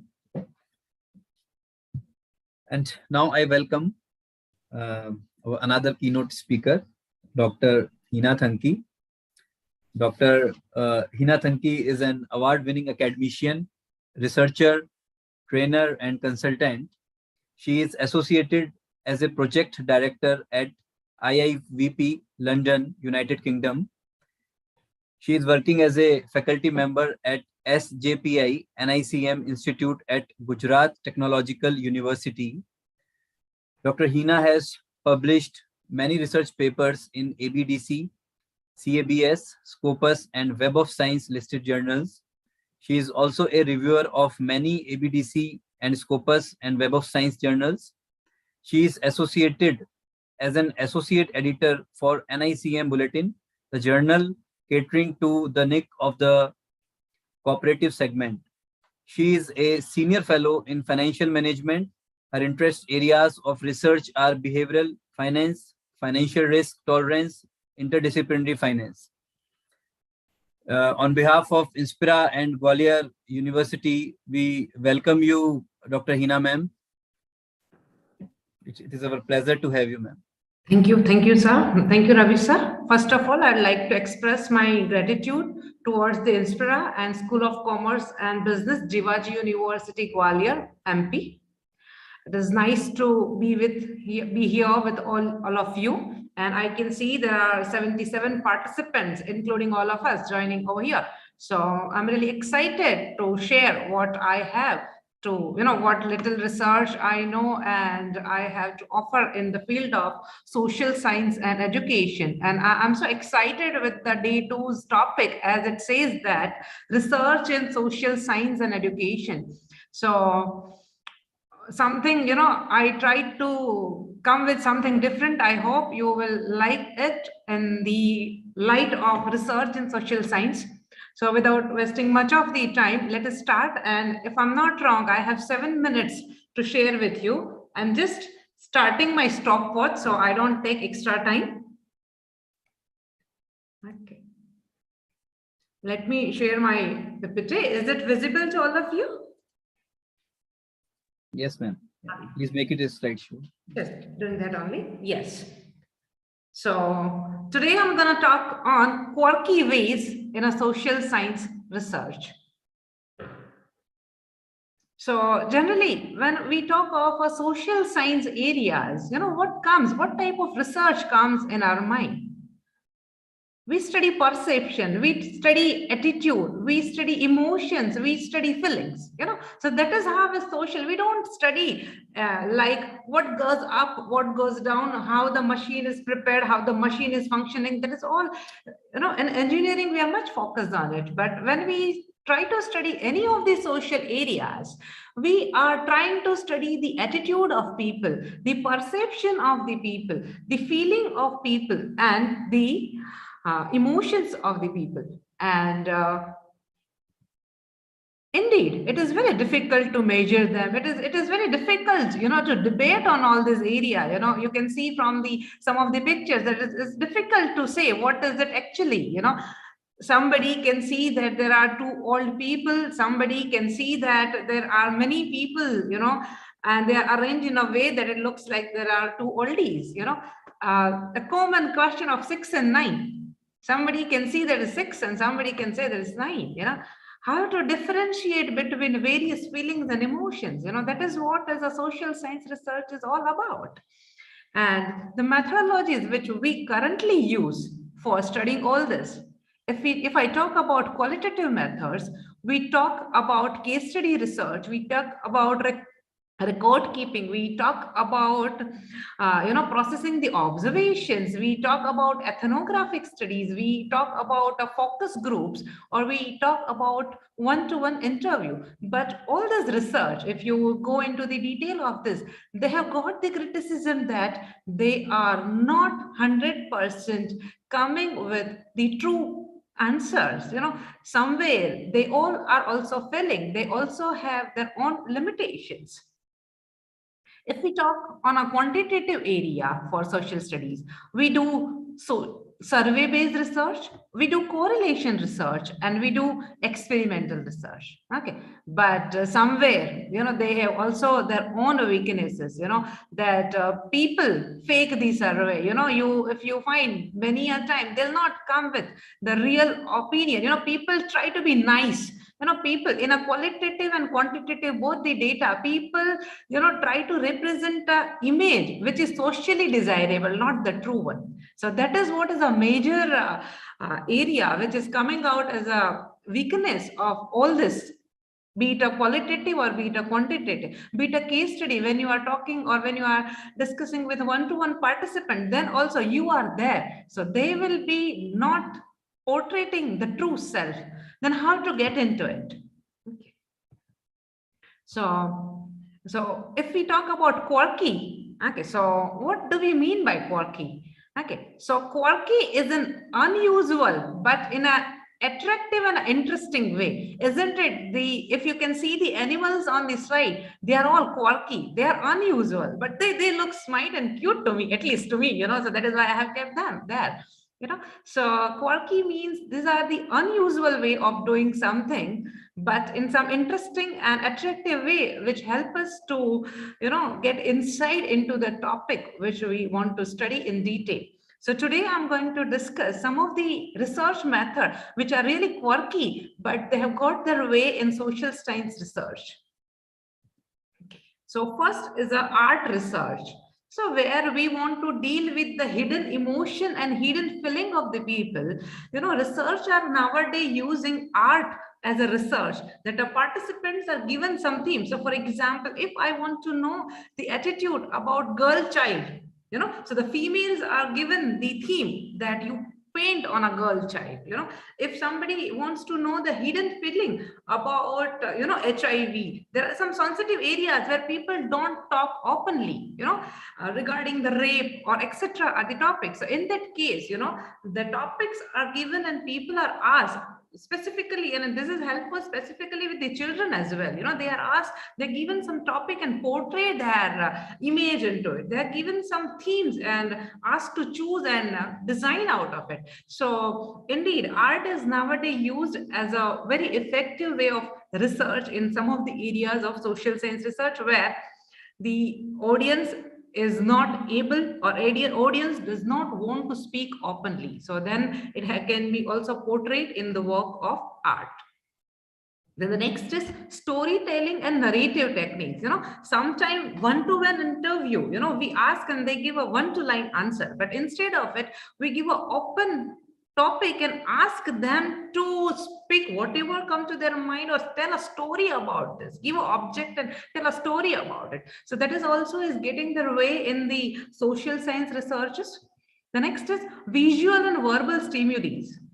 So when we want to find out that how people are associating certain things to certain stimuli, certain emotions, certain feelings. So for example, a person who is who is fond of crackers and who is a jolly person, if I give a theme of Diwali, they'll be associating it with celebration. But think about a person who has lost his loved one on the same day of Diwali. If you give a Diwali as a word or Diwali as a theme, they'll not associate the same thing. So we can have verbal and stimuli or a pictorial stimulus, commonly used are what comes to your mind when you think of fresh, what comes to your mind when you think of new, what comes to your mind when you think of food. So these are also getting away in the social science researches.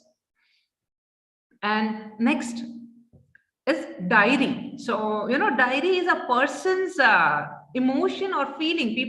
There are many people who are fond of writing diaries or journals, so they are also being studied for taking conclusion. However, the participant must be ready to share their diary, but in a Western world, these are also the research which are being done on the research are being done on based on the diaries of the people.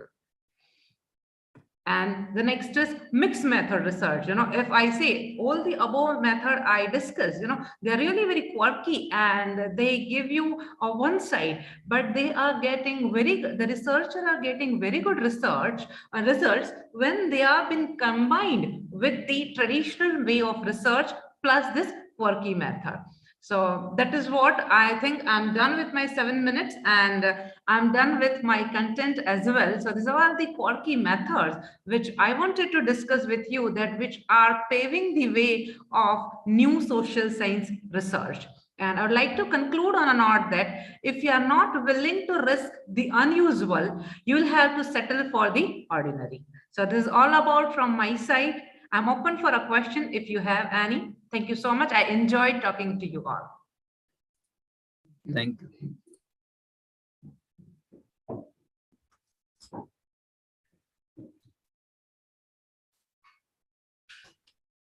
Dr. Hina Thanki from Gujarat Technical University. Ma'am, I found your presentation so interesting, and I'm sure all the participants must have found this so interesting. It was so nice to know that how research can be conducted through studying, analyzing the artwork or the diary of a person. And diary, we just put our heart out on diary. So that is actually something which we write, which is not socially desirable, as you said.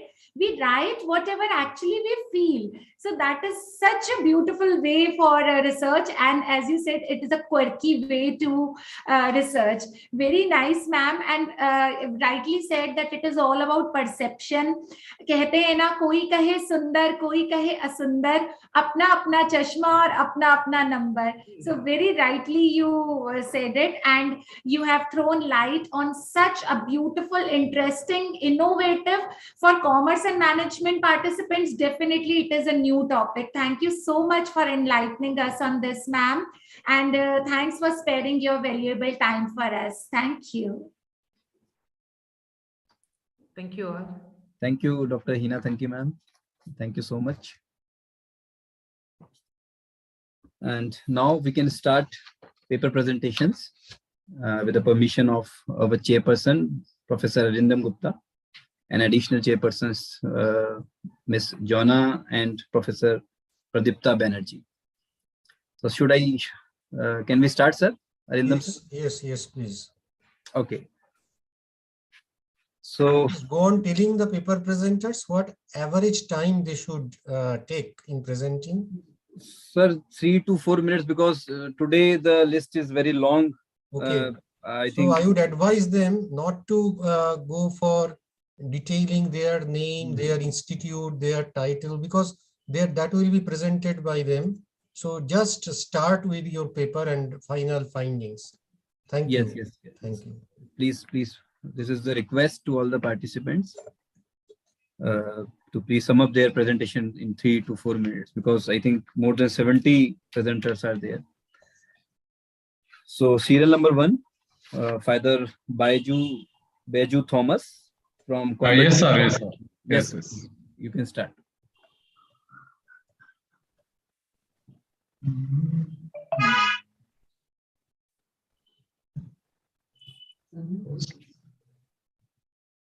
Sharing, sir. 1 minute, sir.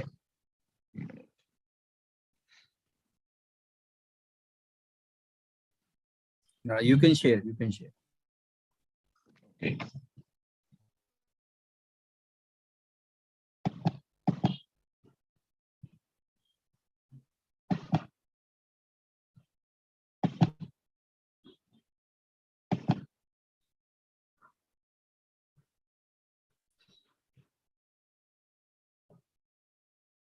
Sir, 1 minute lost in this way. You have allotted 4 minutes time. Okay. Okay.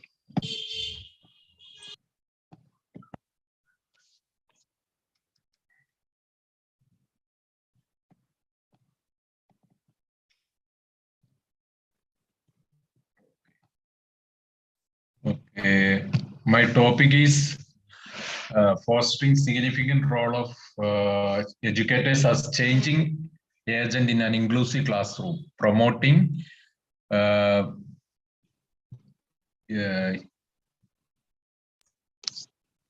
Sir, as a fellow colleague, I would advise you to keep a very small and brief title, not a title which goes by 4 lines. Anyway, it is up to you.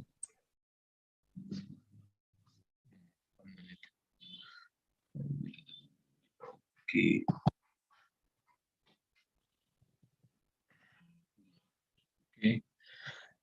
Introduction. The term changing agents relate to someone who can impact an institution's activities, whether inside or outside of the organization. People who can successfully introduce new ideas and perspective into an organization called changing agent in a numerous sectors and institutions. Teachers must be specialized in their subject to be change agent, which means they must know all there is know about the education. Teachers as changing agents are aware of the necessity to collaborate with their teammates to first and foremost promote education at all their schools. If it comes to an enhancing education at academic institution, teacher changing agents tend to have a lot of unique ideas. Teachers are sometimes referred as changing agents because they are always striving to better themselves, to strive better their pupils.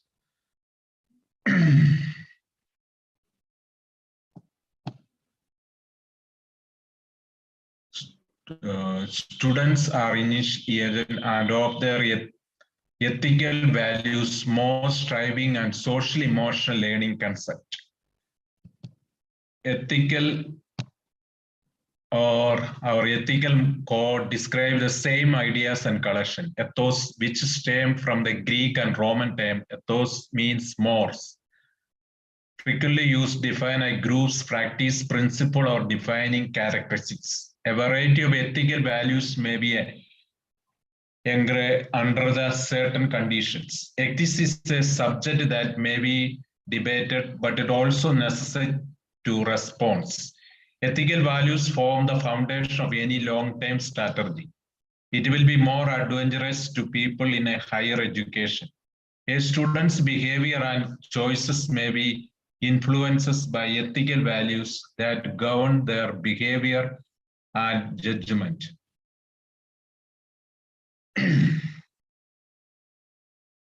Role of teachers in teaching ethical values. Ethical values may be taught to students through education, which is most successful method. Teachers are necessary for a successful lesson plan. Both the integrated ethical education model and the establishment of a loving connection between teachers and students are option. It is highly beneficial for the children to learn about ethical values. The most excellent approach to the ethical value in the student, in my opinion, is through education. Teachers are the vital changing agent in a inclusive classroom setting. Teachers are vital in ensuring that every child obtain a high quality of education.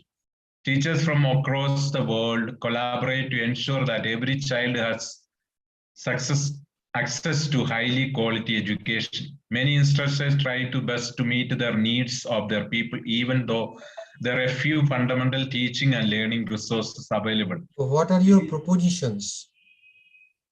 What are your propositions? Means it is teachers, they are the changing agent to give education, our ethical, whatever values, ethical values. They are the changing agent in the school. They can give them values. That's about the value I am speaking about. Because of 4 minutes, I am cutting the.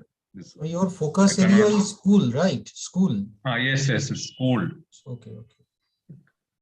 Now I come to the conclusion. Teachers who want to be successful changing agent must be familiar with the many facts and stages of the changing process. To ensure that the alter is constantly evaluate its total worth, a 3-stage plan is needed. Teacher and their co-workers may shape and influence the changing process in the local changing environment. Ethical values and actions have taken proceed over teaching in the classroom regarding teachers becoming leaders in the society. Even the youngest student may be benefit from a motivated and well-trained teacher, especially in this true for those students who need more encouragement and support to succeed in an inclusive classroom. Prioritizing global cooperation study and career development for teachers is essential when we consider them as a changing agent in the worldwide community. Because of the connection between the school and the teacher, the children were able to participate in active learning in an inclusive classrooms, promote ethical values among students in the 21st century education system. Thank you, sir. Thank you.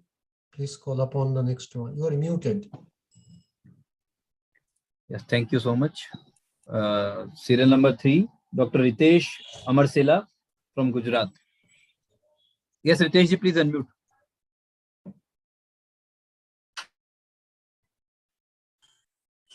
Good evening, sir. Good evening. Good evening. Hello. Do you have any PPT to share, or you will just go on presenting? Oral presenting, because I'm Okay. logging from mobile and I'm Okay, somewhere. please start. Please start. Yeah. Good evening to all of you, and I'm really congratulate the Icmrp team members, and thanks for giving me an opportunity to interact with the intellectual academic fraternity. If we talk about my research paper, my topic of my research paper is impact of social media on college students at Vadodara. While doing the research about this particular topic, the topic selection is one of the important things. So I feel that the social media plays a very vital role nowadays with the lifestyle of the people, and especially with the lifestyle of the students. So through my experience, after interacting with the college students, I come to know that they are passing, mostly they are passing the daily 3 to 4 hours on internet for the different activities. So I have selected this topic, impact of social media on college going students at Vadodara. I have done the research. I have collected the data from my college student itself, and I have collected the data near about of 150 students, college going students. And the main research of my research objective is to know about the use of the internet, use of the social media, and the impact of the different social medias on the lifestyle and learning level of the students. So I think some network issue from his side. So we can consider his presentation. Thank you, Professor Ritesh.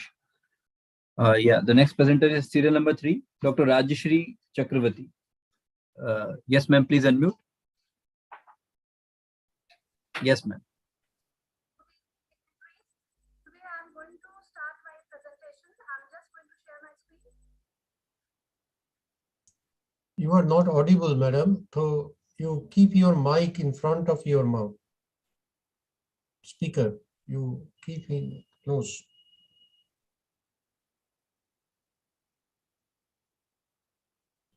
Am I now audible? Very feeble.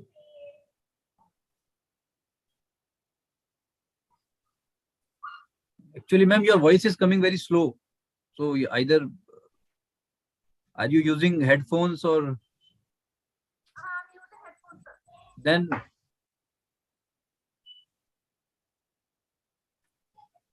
Any file to share? Yes, I had, sir. I had. If you have any file to share, you can. Otherwise, with this voice, you can try later, I think, if you.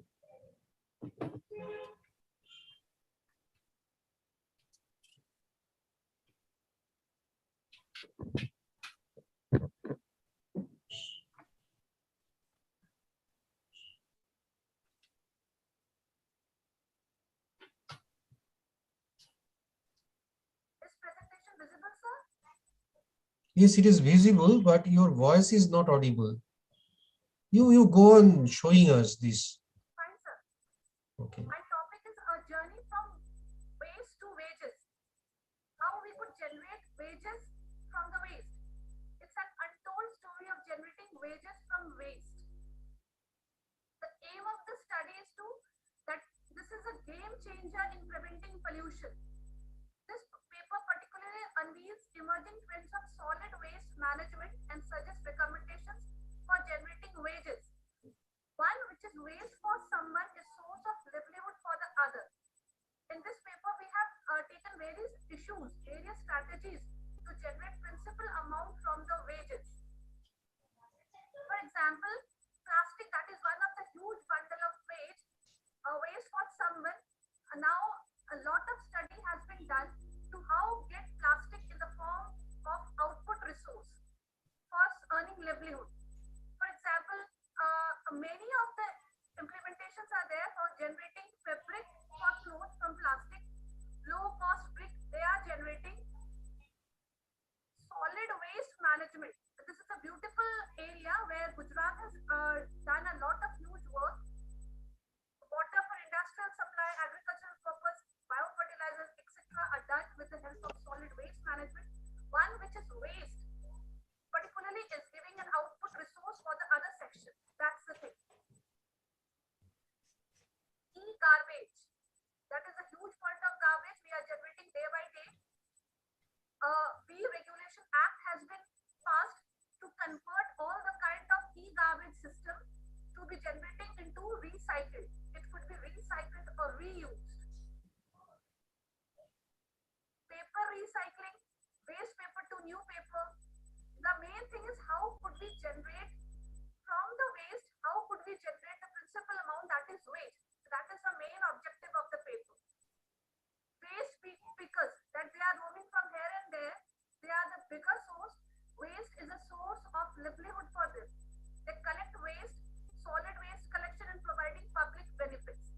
Reusable materials are given to the other enterprises.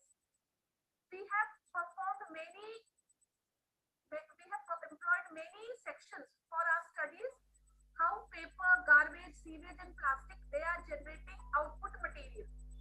So mainly we have found that though paper is a huge amount of waste, but its output is still less.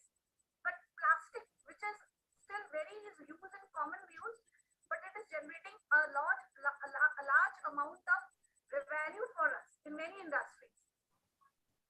So in my paper,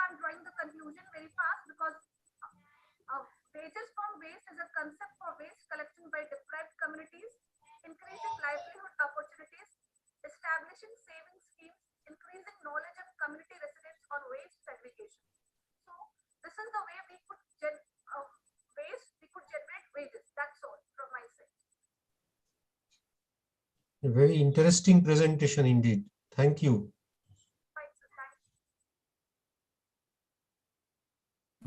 Thank you. Serial number 9, Dr. Chandrasekharan Praveen.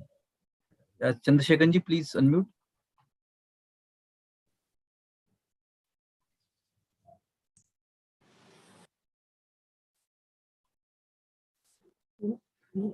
Sir, can you see my screen, sir? Hello? Yes, yes, yes. Start, sir. Can you see it, sir? Yes. Yes, you can start. Namaskar. Good evening, everyone.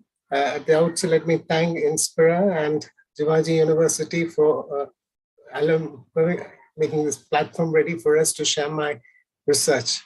I'm a teacher educator, and for 3 months I had to teach online, and this is a study based on which I'm going to make my presentation.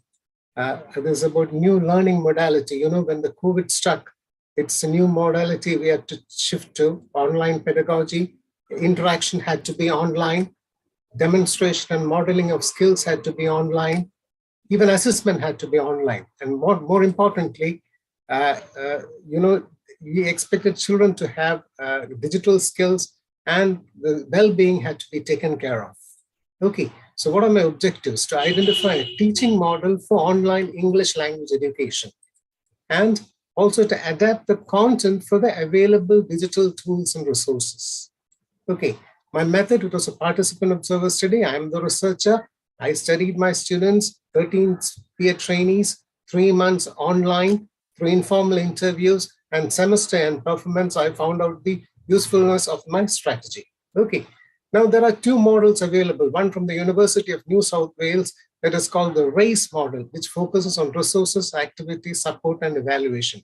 The another model is the 6 principles of effective teaching promoted by the leading organization of teachers of English, which is called the Teaching English to Speakers of Other Languages. Okay, these are different components. I cannot go deep into it because of the time constraint. Now, what I did was, I'm suggesting a practical model by integrating both these models. So from RACE, I have taken, as you can see, activity, and from the other model, I have taken the focus that you have to give for lesson delivery. And you see, I've integrated this. That means you should be short talks, small chunks, pair work, and group work. Again, other aspects I try to combine. You have to know your learners, then adopt the caring and inviting tone. 24/7 connectivity is essential. So these are just select components which I'm showing. This is how I try to integrate. And what did I find? The instruction in small chunks proved to be very, very beneficial. You know, normally what teachers did during online pedagogy, they were continuously talking before the spring, but that doesn't help. But it required more preparation time. 24/7 support was absolutely essential in online teaching because they are detached, cut off from us. So immediate feedback, this was important. So, but there are some limitations to my study. This is a very small sample for a short duration of the study. And there were several other technologies which I could have explored, but unfortunately I was not able to. So these are some select references. Thank you. If you have any questions, I would like to answer. This is very brief. Please look at my paper for the full. Thank you. Thank you. Thank you. Once again, very nice presentation by Chandrasekharan Praveen ji. Thank you, sir. Next presenter is at serial number 10, Dr. Arza Bano from Lucknow. Azra Bano. Yeah, Azra Bano ji, please unmute.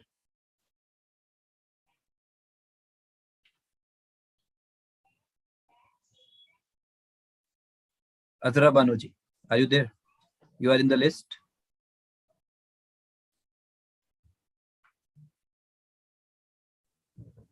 Okay, then next presenter, serial number 11. Yeah, Azra Bano ji. Yeah, yes. I'm Azra Banu. Yes, please. From Lucknow Economics Department. The topic is agricultural crop insurance scheme in India. India has great potential for agro insurance, mainly because of the relative abundance of diversified crops and the availability of skilled manpower. Parts of rural India with improved income levels have also accepted similar exclusive agricultural malls that have create ambience suiting the local needs. Banks have prevented its opportunities to develop credit products to suit such initiatives. Although India has attained food grain self-sufficiency via the progress of modern technologies, farmers and income have remained stagnant and uncertain due to natural disaster and market changes. Weather variability is the primary source of yield risk for farmers. In the absence of insurance arrangements, resource poor farmers and landless agricultural laborers who have extremely limited means and resources are suspectable. Crop insurance is thus required to handle the issue of yield risk in the agriculture sector. The transition from a government-funded social crop insurance program to a make-based crop insurance policy with actually sound premium rates and product design is a significant step forward. Farmers should accept major benefits from the better product and active participation of private sector insurance markets, including spider claims settlement, more equal subsidy allocation, and disease basis risk. Small and marginal farmers must acquire the schemes product freely in order for to it to be pro poor and insurers, and the government must experiment with cost effective strategies to expand outreach. Thank you.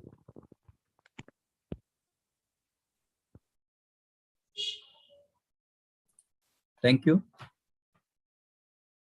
Serial number 11, B. Basu, Dr. B. Basu. Yes, please unmute, sir.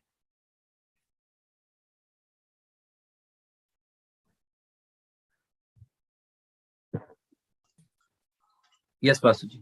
Can you hear me, sir? Yes. Can you hear me? Yes. Yeah. So, sir, I'm unfortunately, sir, my PowerPoint is ready, but I cannot show you. I'm speaking verbally, sir. Kindly excuse me, sir. Say, I'm introducing myself. I'm Dr. Basu from Mumbai. I'm a retired general manager from the Reliance Industries. Then I'm an academician. I'm an industry researchman, and I'm also a textile research fellow. See, my whole paper is industries growing after COVID. You know, as you know very well, that COVID-19 has disturbed all the economic activities, education, business, and all unemployment, and GDP went down to below 21%. You are all aware of it. Now, after all the market studies, we have found that it is the GDP at the third quarter, Q3, is 6.9%. It is expected to year 7.9% growth. So unemployment is still in higher side, and it is 7.9% in the month of December. Well, it is higher side than the earlier 5%. It is expected to come down slowly. But now the organizing and unorganized sectors are coming up. They are coming up with the new innovations and the big potential for the export sector. Organized sectors are doing very good business with the exports and new innovations. That is why they are surviving and they are making huge profit. More innovations are doing by them. Good scopes are there for medical, healthcare center, IT, supply chain, and more jobs are getting in all sectors. So then there are still uncertainty in the education sector. Every branded name colleges, students are getting attractive jobs with the attractive pay scale because the industries had opened their eyes, their doors to incoming the skilled and the high brilliant student in their to run the industries in well manner. So the conclusion I can say that good days are expected with the good scopes that let the students do not get frustrated, but the education sector is yet to be normal. Thank you. Thank you very much. Thank you. Thank you so much. Basuji, thank you so much. Next presenter, serial number 12, Akansha Johar ji. Yes, Akansha ji, please unmute. Or your co-author is going to present. Co-author. I'll be presenting. Okay, Right? please. Yeah.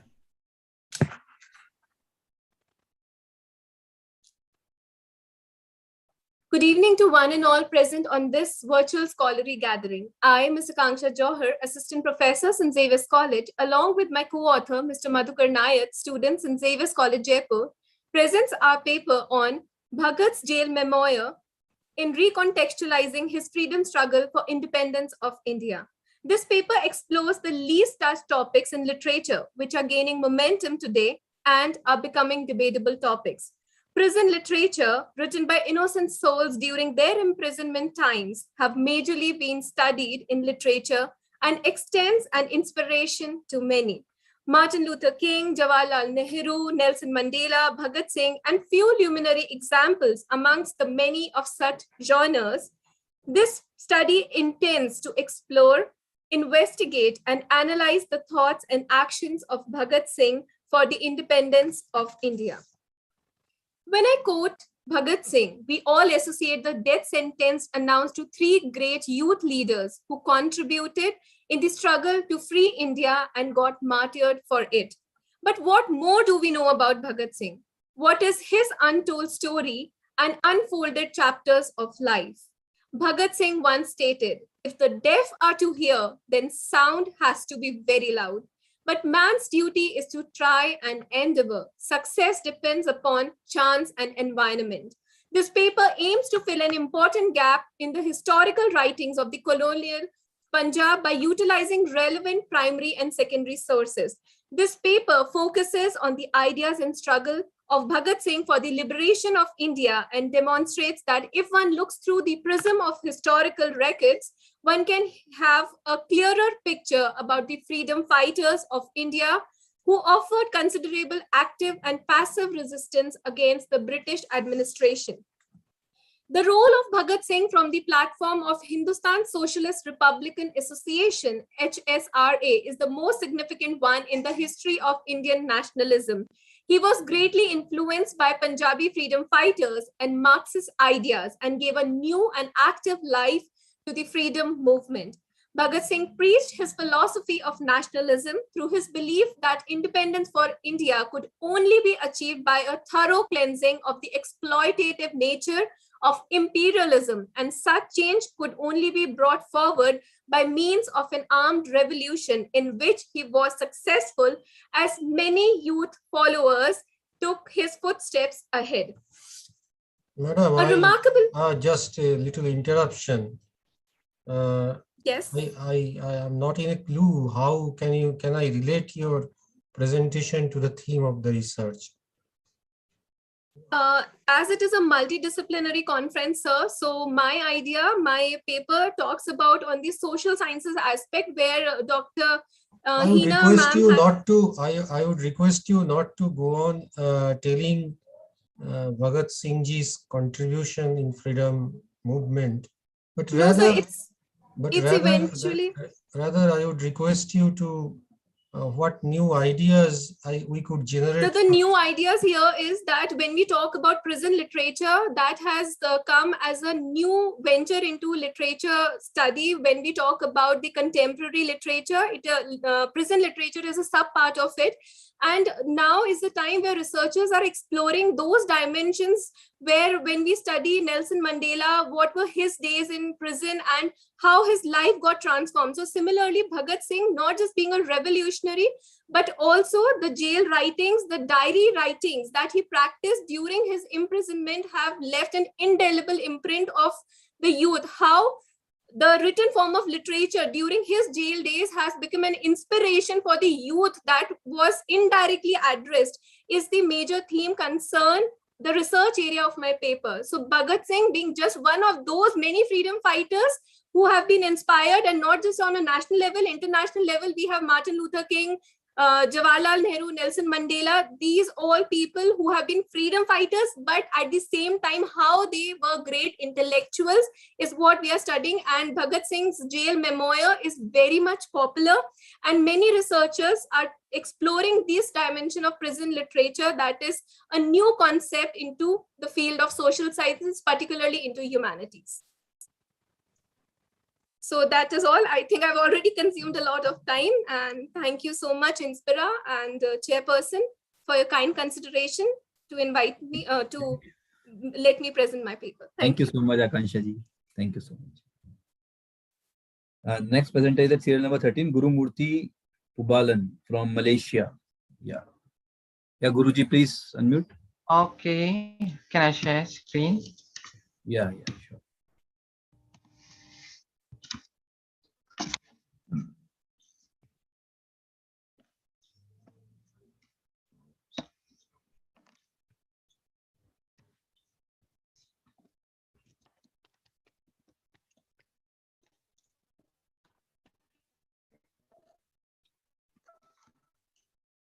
Okay, I'm Gurumurthy Puwalen. A good day to everyone. And my article entitled Strategies for Tackling Climate Change Issues in the Perspective of Secondary School Students. Okay, the abstract mainly discusses about to explore the strategies in addressing climate change issues based on the students' perspective. And we found three main strategies. Okay, as an introduction, there are many causes of climate change issues, which is indirectly affect our future generation. Okay, the objective of the study is to identify the strategies in tackling the climate change issues based on the students' perspective. And based on the previous literature reviews, okay, we found that planting trees, lack of awareness, and environmental education, especially recycling, need to be more enhanced among the communities. Okay, my research methodology is more to the quantitative research. It is a mini project research conducted in an area of a rural area through the Google form. Okay, and by using the unstructurable questionnaire, which is involving 178 students, the collected data was interpreted as a summary and finding. Okay, based on the finding, we found that three main strategies from the aspect of the student, which is planting tree continuously, raising awareness among the raising awareness and environmental education, and the third is a collaboration by global. I go through one by one. Okay, planting tree continuously suggested by the method of implementation suggested by the students are such as planting in school areas, housing areas, and places at risk. And they also suggest that the planting should be recorded through the digital application and should be given credit or token or e-certificate or e-wallets to those are involved. Okay, second strategy is about the raising awareness. Okay, should be done in a few programs or such as like Environment Day celebration, study to a green space, recycling campaign, plastic free day, and the method of implementation suggested are co-curricular activities, make it as a national youth activities, forums, talks, and debates, and through the global campaign, sustainable development growth. Okay, the third is a collaboration with all parties, which is collaborate with the government agencies and the NGOs as well in obtaining the tree seeds, fertilizers, soils, and other resources to the continuous implementation of the planting. Okay, as a conclusion, the higher authorities and the school community should tackle the problem by given ideas, apply the ideas in the communities, and this mini research will serve a guide by bridging the gap between the policymaker and the school community. Thanks. Thank you, Mr. Gurumurthy. Okay, thank you. So, Dr. Ravikant Modi. Yes, sir. Yes, sir. Thank you. Here from Professor Pradipto Banerjee will take up, Okay, and okay. I will join again after some time. No problem, sir. Thank you, sir. Thank you so much. So, Pradipta ji, can we invite next presenter? Sure, sir. Please proceed in your own way. Okay, okay. This is serial number 14, Sitwan Sultan, teaching assistant, IES University Bhopal. Sitwan ji, please unmute. Yes. Good evening, sir. Okay, good evening. Good Am evening. I audible? Yes, yes, ma'am. Sir, this side Sitwat. Hello. Yes, Am I yes, audible? yes, please continue. Sir, this side Sitwat from Bhopal, MP. I'm here to represent my paper on impression of regional festivals on tourism and cultural study of tourism in MP.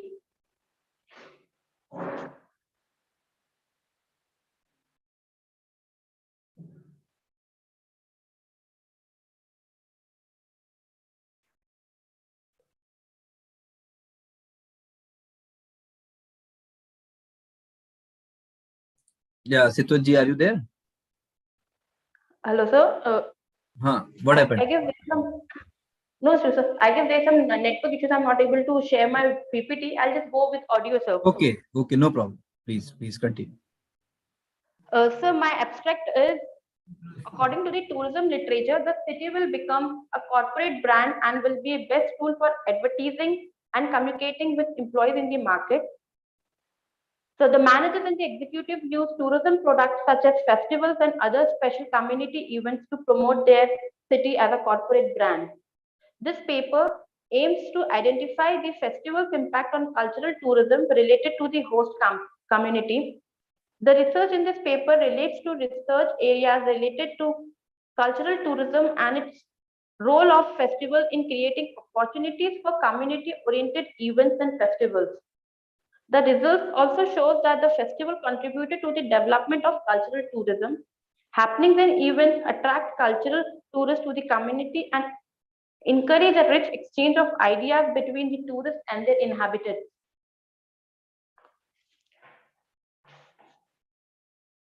Hello, am I audible? Yes, Yes, madam, yes. you are perfectly audible. Yes, please proceed. So my paper specially shows the impact of cultural tourism on cultural festivals and tourism, which is happening on the MP, sir, MP Madhya Pradesh. So cultural tourism is defined as the movement of person to cultural attractions from away from their normal place of residence to gather new information and ideas. It is believed that, or it is calculated that cultural tourists spend much more than the standard tourist. It majorly focuses on the historical and scientific lifestyle of the people living in this area. So the cultural heritage of the tourism is divided into two parts, that is tangible heritage and intangible. So tangible is the one which are immovable or movable. So immovable are the buildings, monuments, etc. and movable are the books, paintings, poetry, etc. The intangible belongs to the local traditions, music, crafts, religions, etc. So the religion festivals of Madhya Pradesh. Here I have talked about the 3-4 examples of the regional festival which are there, which are celebrated in the Madhya Pradesh.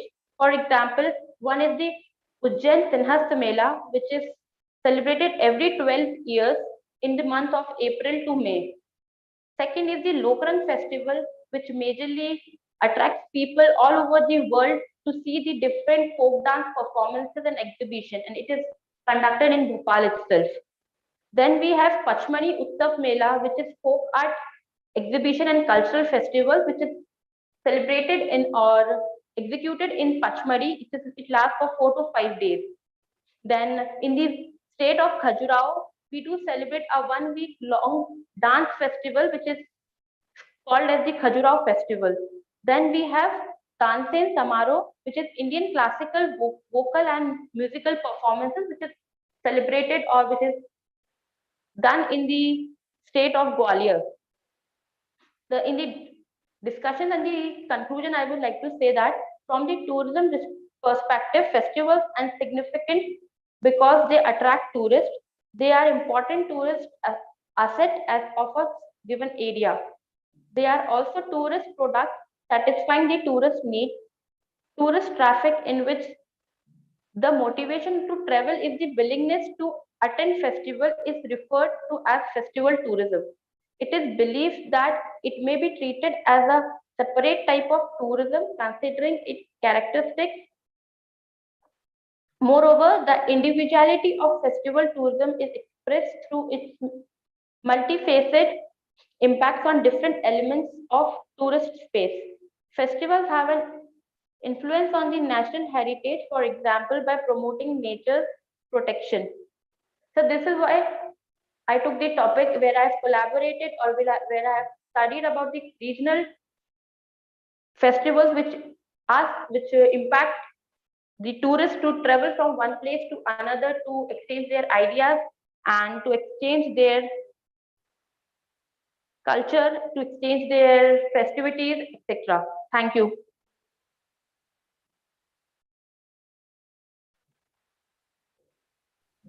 Thank you, madam. Robiji, please call upon the next presenter. Yes, sir.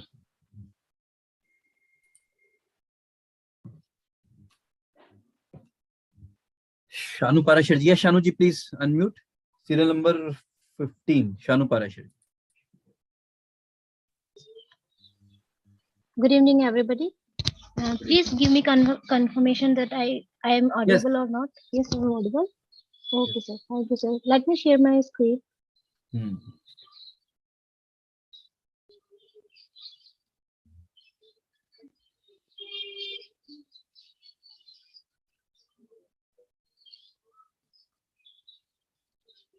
Yes, sir. Good evening, everybody. My name is Shanu Parashar, and I'm here to present my research, which is on research topic, which is assessment of the need of the portable outfit changing module for women at communal holy places. This is the introduction, and I know there is a lack of time, so I'm skip this. This is the objective to assess the need of some portable changing module to facilitate women in getting dressed and undressed publicly, to design a portable changing module according to the requirements of the women. Methodology, that is location, which I have chosen, the central area of Rajasthan state in Saintly Pushkar town of the Ajmer district I have selected, and for the sampling the total 60 respondents were purposely selected that are women. A pre-structural interview schedule was formulated and analysis that data was coded, tabulated, and suitable statistical measures were applied for conducting the research work. These are the findings. The age group was for from 20 to 30, 30 to 40, and 40 to 50. That is 63% were from majority. And this is the education level of them. There, in which category 4 was higher secondary and graduate. Family occupation, in which we can see the agriculture and business were from the 40 or 40%. And these are the frequency of visiting this holy place. For what are the reasons for what are the frequency of their that is we can see after according to the respondents, they are not fixed to see they are not fixed they are okay, sorry. Reasons, the data highlights that majority of the respondents, 48%, were always performing holy bath due to religious practices. Opinion about the need having a changing space for women at holy places to facilitate changing dresses in privacy, that we can see this in this pie chart that 91%, that is majority, that is approx all the respondents were agreed to they clearly show this majority respondents were affirmative in their opinion about the need of having adequate changing space for women at holy places to facilitate changing dress in privacy. This is the design which I have designed for the changing space at public places. The present portable changing module comprising of a rectangular frame with adjustable curtains on all 4 sides so that a person can change their clothes easily by standing in center of it. This rectangular structure was developed from the lightweight PVC pipes to make the adjustable. Shows the line diagram of developed structure of polyvinyl chloride pipes. That is conclusion. Based on the findings, it can be concluded that majority of the respondents were frequently visiting spiritual places and guards for holy dip and other religious pujas, custom and offerings. On the basis of the above finding, we can be concluded that portable changing model is the need of hour. It must be commercialized. Further research explored the possibility of developing a portable changing model and designed a prototype, which is always also a very practical solution for the women pilgrims. These are the references, and thank you very much. Thank you, madam, for a very unique topic. Madam, Thank would you please let us know whether there is any reason for choosing the 60 as the sample size? Is there any specific reason? No, sir. Yes, sir. It's a specific reason is that I am a PhD scholar and I have a vast subject, and this is for I have also prepared. I have also designed a but modest bathwear outfits. So this is also a part of this thesis. So we have chosen 60 respondents for this, because this is Madam, only yes sir. Just one humble suggestion that whenever you are using some data, that means whenever you are collecting some data from the respondents, whatever be the sample size, but that should be justified. That means there should be some logic. Try to make some logic for selection of that type of sample. Thank that you size so of much, the sir. sample. Thank you so much for your suggestion. Thank you so much. Thank you, madam. Thank you. Thank you. Robiji, please. Yes, sir. Thank you so much, Shanuji. Yes, Charul Verma. Yes, Charulji, please. You can unmute and you can start. Please unmute. Yeah. Good evening, sir. Good evening. Please, you can start.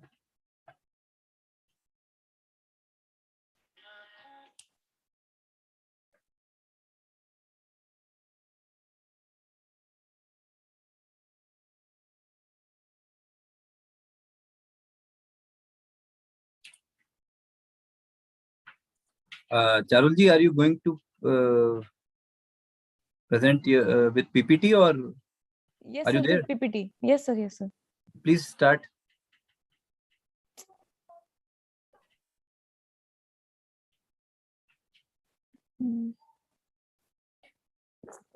Excuse me, sir. Sir क्या मैं अभी किसी के बाद start कर सकती हूँ, क्योंकि वो पीपीटी स्टार्ट नहीं हो रही है और मुझे उसके साथ ही प्रेजेंट करना है, प्लीज सर. ठीक है, okay. Thank you so much sir. Ratan Chandra Das. Yes, Ratan ji. Ratan Chandra Das ji, please unmute. Serial number 17. Yes. Yeah, Ratan. good evening. Good evening. Can you hear me, sir? Yes. Okay, I'm sorry, I have to present it orally. I couldn't make my PPT. No problem. Is it okay, sir? Okay. Yes.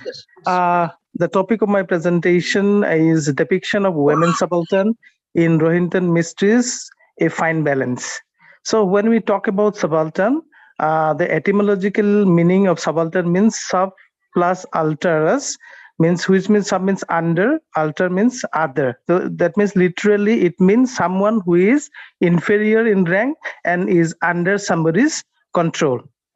So it was Italian Marxist Antonio Gramsci who used the term first in his peasant notebook to avoid the political censorship, and later on the term was popularized by a group of scholars, Indian scholars headed by Ranajit Guha, known as subaltern studies scholars. And Spivak, in her seminal essay "Can the Subaltern Speak?" has popularized this term, and she has basically meant a group of disenfranchised group of people who were dispossessed historically and exploited by colonial and new colonial elites by this term subaltern. And she has put a pertinent question whether subaltern can speak, and she validated that subaltern cannot speak.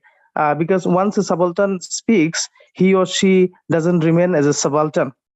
But my topic is my point out here in this paper is that I am trying to depict the women characters in Mysteries novel A Fine Balance from the lens of subaltern. from the perspective of subaltern. And here I have chosen three characters. One is Rupa, who belongs from a untouchables community, and she suffers as a woman and also as an untouchable in Indian caste-ridden society. Since she was an untouchable lady, she was suffered from the hurls of the casteist higher class society, who relegates this group of people to the margins of society. And Rupa was raped by the landlord's watchman when she was plucking some fruits for her hungry children in the night time, and she was raped brutally, and she could not appeal for justice because nobody will provide her justice since they were untouchables. So and another character in this particular novel that I have tried to focus on was Dina. She was a Parsi widow, and since she was not belonging from Hinduism, so they do not face this caste-based discrimination, but she faced domination in the patriarchal society, and her brother was the patriarch who has subjugated her and made her a maid to work at home, and did not give any opportunity to complete her education. And even though after her marriage, she tried to get some in the economic independence, but unfortunately after her husband's death, she has to come back to her brother's house. But her brother did not show her any affection. Rather, he kept her as a maid. And another group of three women characters that I have shown is Avinash's sister, and they were shown like a group of subjugated women who were illiterate, and they did not have any financial support since Avinash was killed during the emergency period in this particular novel in 1975. And once Avinash was killed, these three sisters of Avinash, they committed suicide because nobody will marry them unless and until they will be provided with dowry. So what Mystery has depicted in this particular novel, he has shown the different groups of women. Some are untouchables who suffered because of their caste, because of the caste they were outside the caste periphery. And other women, Dina, she suffered because of the patriarchal hegemony, and another group they suffered and they became subaltern because of their economic vulnerability and of the ills of the society, as their parents and brother could not manage the dowry for them. Thank you. Thank you so much, Ratanji. Thank you. Charul Verma ji, now are you ready? Actually, Charul Verma have some important work. So, yes, Charul ji. Yes, sir.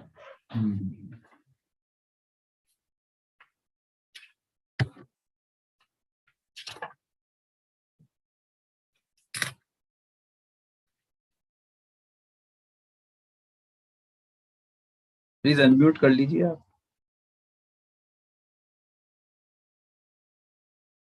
Now screen share हो गया है.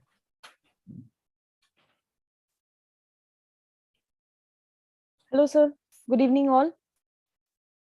Today, I am presenting my paper on the topic Impact of Digital Marketing on Women Empowerment During COVID-19 Pandemic.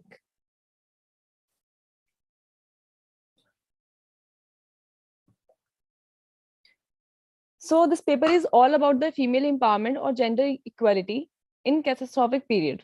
As COVID-19 continues to exert influence on lives and livelihood around the world, we can see that the pandemic and its economic fallout are having a regressive effect on gender equality. The reason for this gender effect on women is that virus is significantly increasing the burden of unpaid care, which is disproportionality carried by women. This, among other factors, means that women's employment is dropping faster than average.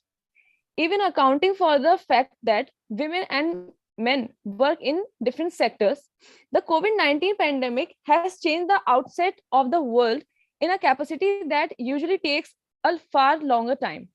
The importance of digital skills has been even increasing, but the pandemic has brought urgency to the fore. The digital skills were already considered a great addition to existing abilities, but what this pandemic has done is it has proved that the digital skills are no more an additional skills. In fact, it now is the one of the necessary skills to possess it in all factors of lives.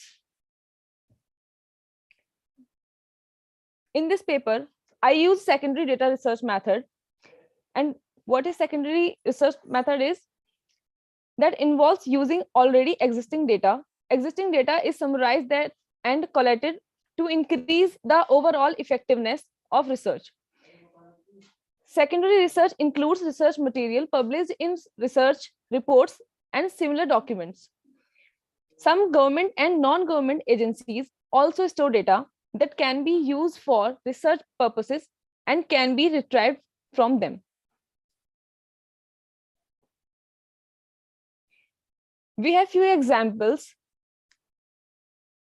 As I already told that we are researching on the women empowerment. So few examples are Vidya ji, and she is the founder and CEO of Icmrp company. The next one have Anamika Sen Gupta, and she is the founder of Icmrp Tattva and co-founder of Icmrp Sustainables. Next we have Rania Lempo, and she is the CEO of Global Educator, STM instructor, Greek astronomy and space company. Next we have Zorain Khalili, founder of Zorain Studio and Academy. And next we have Shushmita Mitha, and she is the founder of Miraki Hair Care. And we have many examples like our mother and our aunties. Many of the women are known skills, but they are not able to implement their work in media. That's why we are talking here about digital marketing. So our conclusion is we experience a radical change in India towards the digitalization. Even in these circumstances, there was no effect on women empowerment, and females are still developing and growing their career. Digital marketing has a bright future for long-term sustainability of the product and services in the current technology market, with all its pros and cons, which can be breakthrough for women improvise and establish. And my suggestion, women should have technical edge in this era to get optimum of their knowledge and skills they possess. Next, technical skills are the abilities and knowledge needed to perform specific tasks. They are practical and often related to mechanical, information technology, mathematical, or scientific tasks. And the last one is through technical skills, females can open up alternate income avenues. Thank you. Thank you so much, Charulji. Nice presentation. Thank you, Charul Bharma madam. In your PPT, in one place you have mentioned that the pandemic is expected to have some regressive effect on gender inequality. But in the presentation, you did not mention how we can expect the regressive effect of this pandemic on gender inequality. Is not it? Sir, just because of lack of time, I prepare this PPT just for 2 to 3 minutes. I was unable to. Okay, madam, because your prime objective is to establish that. So you must have to speak on that. How we can expect the regressive effect of this pandemic on gender inequality. Okay, otherwise a very good presentation. Good presentation. Thank you. Thank you so much. Thank you. Yes, Rashmi ji, Rashmi Singh Rana ji, please unmute. She's a research scholar from Banasali Vidyapith.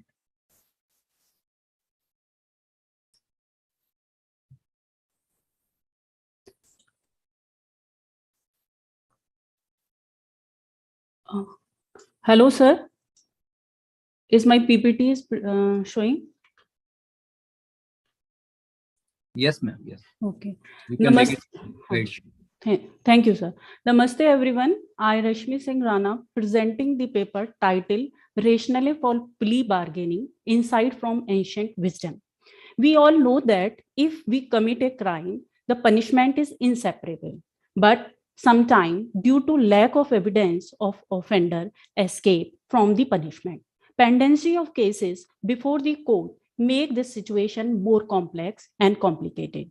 To deal this problem, Indian legislator borrowed a concept of plea bargaining from American legal system. In the plea bargaining mechanism, a pre-trial negotiation between accused and prosecution took place. An accused person or offender agreed to plead guilty in exchange of certain concession by the prosecution in the form of less punishment. In 2005, the amendment in Criminal Procedure Code, new chapter 21A, was inserted, but this new provision is not providing a desired result as it gives in the American legal system. In America, 80% cases are adjudicated through plea bargaining. But in India, this mechanism is not giving such result. Researchers feel that under the Indian thought, plea bargaining system is considered an unethical, but concession in punishment on the basis of prashchita is supported by Indian thought. In this paper, thematic analysis of 5 anecdotes was made, which provide the justification for this mechanism. It is concluded by this study that this mechanism can be give desired result when it is used not as a plea bargaining, but as a prayashchita approved by victim. In this paper, the structure of my paper is introduction, literature review, research method, data analysis, discussion and finding, future research, and conclusion. In the introduction, I explained the concept of plea bargaining, how the plea bargaining is introduced under the Indian legal system.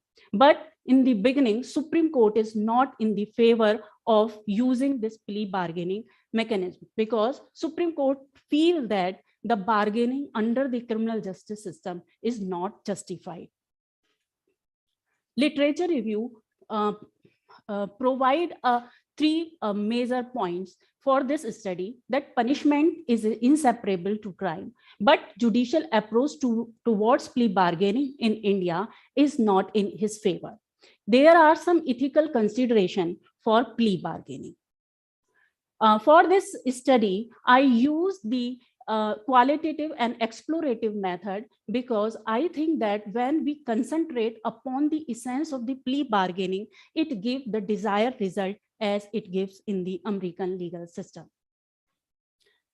We found that there are the various instances exist from the ancient time to modern times, but not used as a plea bargaining.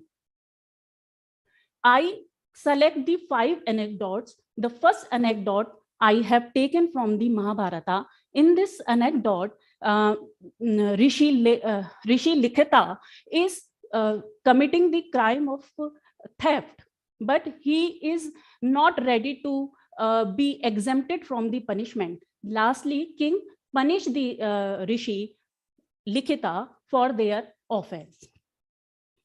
The second anecdote I have taken for the Kautilya, in which Kautilya provide a negotiation with the Seth Chandradas and finally give the concession in the punishment. The third anecdote I have taken for this study from the King Vikram Chola. In this anecdote, a person murdered his wife, but the punishment is not given because he accepts the crime and ready for the prashchita. In the fourth anecdote I have taken from the Jahangir and Destiny, in which a washerman was killed by the queen, and his wife is ready to give the is ready for the less punishment to the queen. The fourth anecdote I have taken from Mahatma Gandhi autobiography, The Story of My Experiment with Tooth, in which Gandhi ji used this mechanism for dealing the cases. By this study, I found that in the current scenario, Indian legal system consider plea bargaining is in a negative sense, because Indian thought cannot appreciate bargaining system can be introduced in the legal system. This may be the reason for less adoption of this mechanism, but there are many benefits which is proved by the study in America or other country. So for this, for the better use of this mechanism, we can use this mechanism on the basis of the prayashchita. So I think that there are the educate research is required to identify the exact reason why this provision is almost obsolete under Indian criminal justice. The second thing Madam, please continue. Sir, it is a one. Okay, sorry, sir.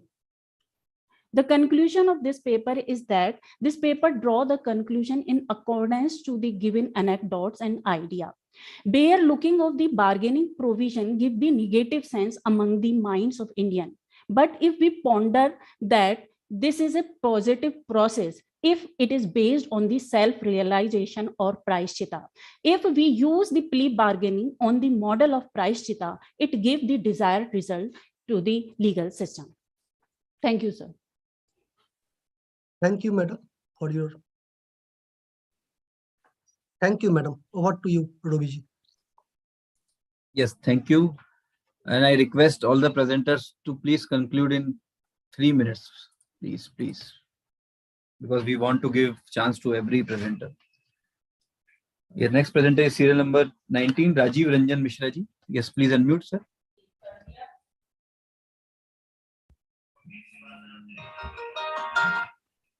Yeah, am I audible? Yes, sir. Yes. Yeah, very good evening. Rajivji, please directly come to your objectives and thereafter some analysis and conclusion. Yeah, it's a very small presentation. And it's moreover it's a verbal presentation only. Reason being, I am not prepared that PowerPoint presentation. The topic of my study, the topic of my study is branding Madhya Pradesh as the heart of incredible India, prospects and challenges. Located in the central part of the country, the state of Madhya Pradesh shares its boundaries with Uttar Pradesh in north, Chhattisgarh in the east, Maharashtra in the south, and Gujarat and Rajasthan in the west.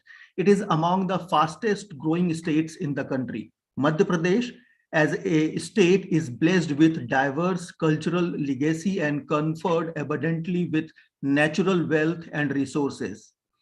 In addition, it is the country's only diamond producing state. Being an agrarian state, agriculture is the primary source of income for the people of Madhya Pradesh. In addition to notable quantities of coal, coal-bed methane, manganese, dolomite, Madhya Pradesh boasts of having the largest stone and copper reserves in India. Madhya Pradesh, usually referred to as the heart of incredible India, one such state that has enormous potential to lure travelers of every segment. The state is home to 3 UNESCO World Heritage Sites, 11 national parks, 12 wildlife sanctuaries, and 6 tiger reserves, along with several other diverse tourism attractions. In spite of the tremendous opportunities, the state has dragged behind in the tourism phenomena. Of late, Madhya Pradesh Tourism Board has signed an agreement with a travel company, Travel XP, to highlight and showcase the magnificence and distinctiveness of its tourism destinations to the travelers worldwide. The objective of the present study is to highlight the potential of Madhya Pradesh as a world-class tourist destination. The study also carries out a detailed evaluation of challenges and prospects of promoting religious adventure and heritage tourism in Madhya Pradesh. Let me be very honest with you. This is the abstract of the paper. I am yet to complete the paper, and it is a review paper wherein I would like to showcase what are the reasons why the Madhya Pradesh government is lagging behind in attracting tourists to its state. Although we have got Indore as a business hub, which has got n number of companies, multinational companies, corporates, but we are not able to capitalize on business tourism. We have got Gwalior, which is famous for forts and palaces. We are not able to capitalize on heritage tourism. We have got wildlife. We have got, from religious point of view, we have got Omkaleshwar, and Ujjain is also there. But the main paper studies that what are the reasons why we are lagging behind. Thank you. Thank you very much, Dr. Ravi Kanji and Chairperson, for giving me a chance to express my ideas. Thank you. Thank you, Rajiv. Thank you. Thank you. Thank you, Raviji. Please call upon the next presenter. Yes, Nilima Sachwani ji, research scholar from Dayal Bagh, Agra. Yes, Nilima ji, please, you can start.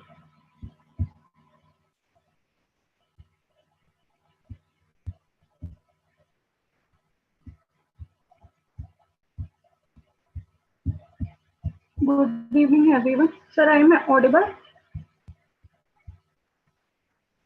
Yes, ma'am. Is my presentation is visible? Yes, yes. Okay.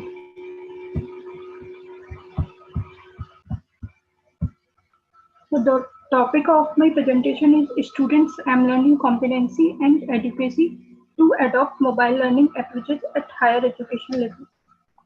Mobile learning is defined as learning across multiple contexts through social and content interaction using personal electronic devices. It is a learning using mobile devices, that is mobile phone, smartphones, tablet, or any other handheld devices that offers learner the opportunity to enhance their learning experience anywhere and anytime.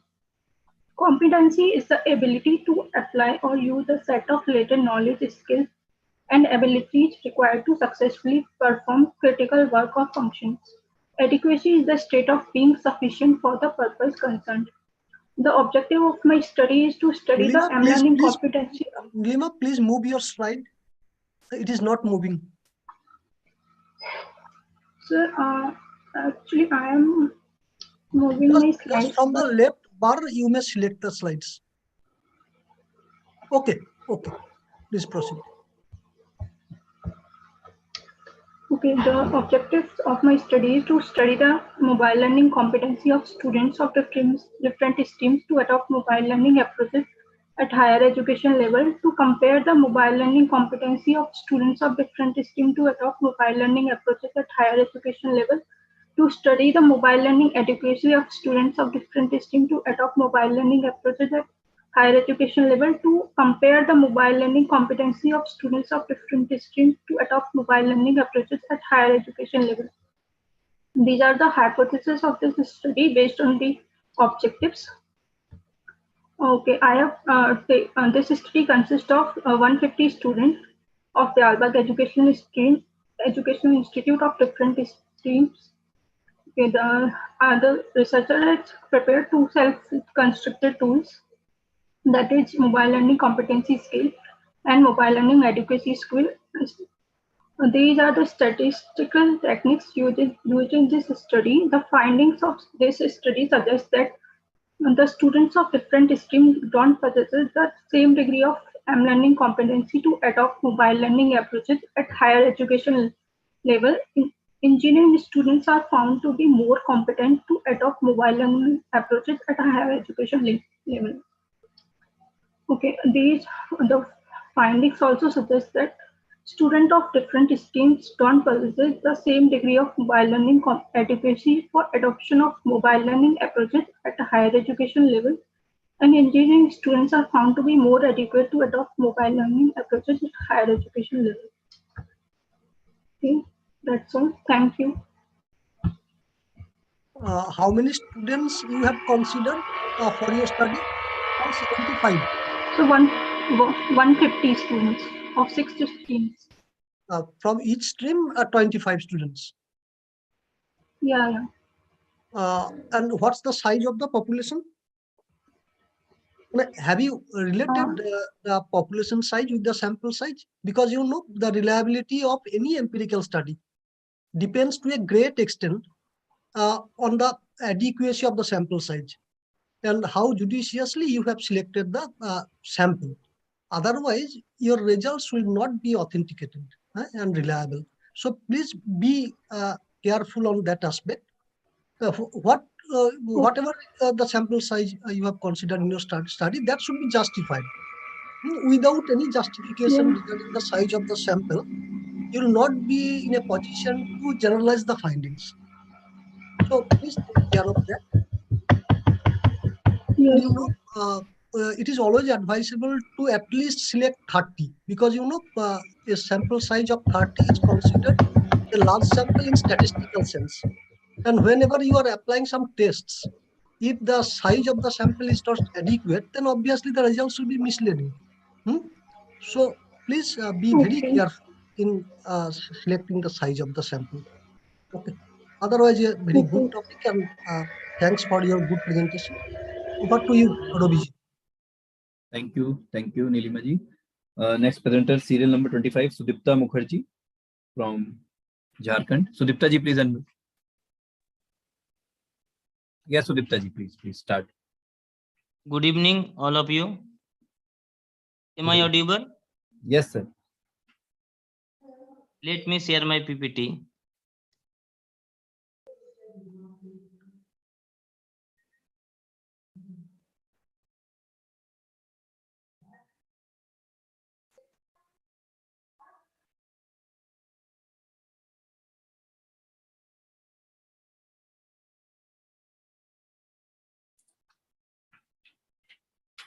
Sir, you can start your presentation orally also.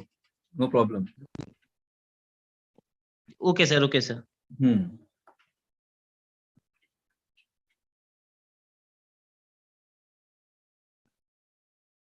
My topic is modern era and entrepreneurship, issue, challenges, and scopes. According to the From Dictionary, entrepreneurship is defined as ability and willingness to organize a firm as well as potential risks in order to profit from it. Entrepreneurship are persons that organize and run business. Sudipta Mukherjee, you need not to explain about what is entrepreneurship or like this. Directly come to your point.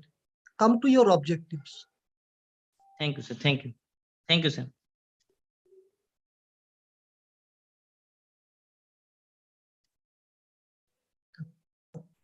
Please come to your objectives and the methods you have applied and your findings. Sudipta, can you hear us?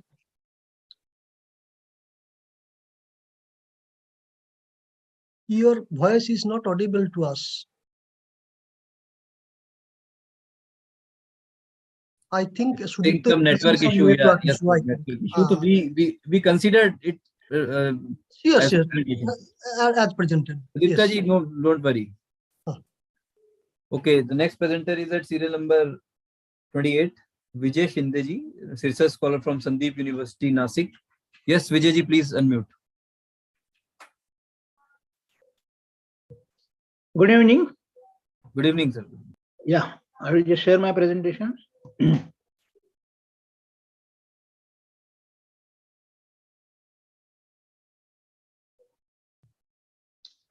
Okay, is it visible?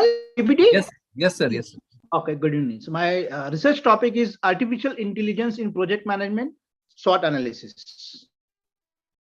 So as we all know that what is a project? A project is a unique transient endeavor undertaken to achieve planned objectives which could be defined in terms of output, outcomes, or benefits. And all we know that any project is juggled between all this time, quality, and quantity.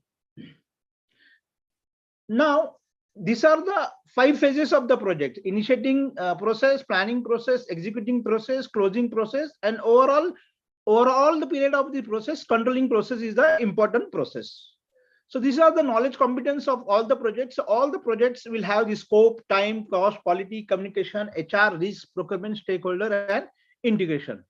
Now, if you see globally, only 1/3 projects are successful, 1/3 are failed, terminated on various reasons, 1/3 are failed with respect to cost and time, and 1/5 of global GDP being spent on the projects. So we have a big problem that all 1/3 projects are failed with respect to cost and time.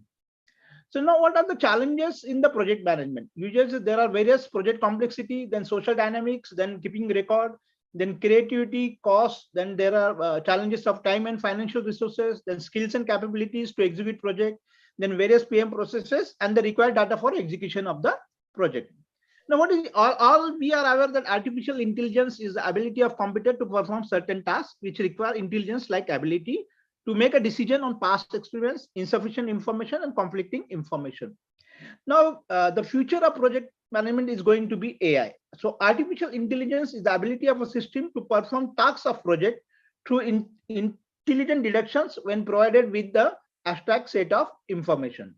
So my main, I had done the research based on the secondary data, that the strength, weakness, opportunities, and threats of artificial intelligence in project management. If you see the strength of artificial in project management, so it can be useful for data preparations, it will lower the project technical projects for project management, then we can have good business and strategic management, then leadership will be good because you will have enough data to steer the project, then we'll have increased productivity, then asset management will be good, risk reductions will be there, then avenues will be available for the jobs, then there will be a good skill requirements. So if we see the opportunities, it will be the integration, then there will be a good documentation, then will be good reporting, then forecasting will be good, whether the project will be success or failure, then analytic prediction will be good, then budgeting will be perfect. So there will be no overrun of the project, then notifications and reminders will be there for all stakeholders, then allocations of resources will be property, then workflow and approvals will be smooth and easy, and there will be a digital project management office. If you see the weakness of this artificial intelligence in project management, the influence won't be there. Normally, if you see, we have to give the motivation. Physical motivation is required for the people. Are karo, shabas. So that kind of sort of things will not there in this AI in project management. Then negotiation will be there. Then inspiration will be not there. Then filling in the missing information, some gaps will be there. So that will be not be automatically filled. Then human touch is required. Then big data will be there for of AI in project management. Then we have to set some regulations and standards. Then there will be a criteria for qualifications. Then adaptability of this project. Then what will be the Vijayji, please conclude. Yeah, you know, this will be we are really sorry. We are really sorry for this, but please. Yes, sir. Then ethical. My conclusion will be that main goal will be that AI with project management practice will be a beneficial for increasing success of the project. Then although AI technology lack emotional and conjuring capabilities, but at the same time, it will possess powerful tools for analyzing and predicting project management success or failure. Then there are certain challenges such as high skill, maintenance, high cost needs to be looked upon before implementing AI in any organization. AI can be seen as a good opportunity in project management as it aids various project management activities for project success. Thank you. Thank you, Vijayji, for choosing a very interesting topic. Thank you. So Robiji, please request once again all the paper presenters to wrap up their presentation within 3 minutes. Otherwise, we will not be in a position to accommodate all the papers. Yes, sir. Yes, sir. That's why. Sir, seeking apology to all the paper presenters. We are really doing injustice because they have put their hard work and time to make the PPT. But keeping in consideration the positive time, we are once again requesting all of you to please be brief. Please conclude your paper within maximum 3 minutes. Yes, is not it, Robiji? Yes, sir. Yes, sir. Because otherwise, it will take us 10 Another or 2 hours will be required. Okay. Next presenters, Shri Shubhamoy Chattopadhyay ji from West Bengal. Yes, please unmute, sir. Yes. Good evening, everyone. Good evening. Just a minute. Let's share my screen.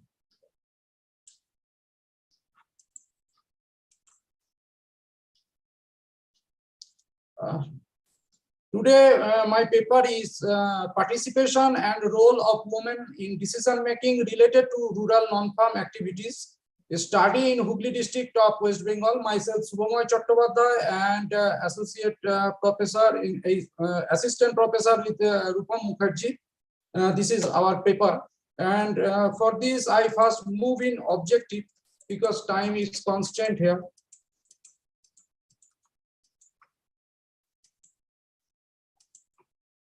Our objective is investigate the nature and cause of women's participation and decision making in the rural non-farm sector, explore how various socio-economic and demographic characteristics influence their participation in non-farm earning activities, bring out the challenges they have encountered while engaging in these activities, and provided necessary inputs to help policymakers plan for financial and infrastructure assistance to create a conducive environment for women in the rural non-farm sector to improve their earnings and employment opportunities.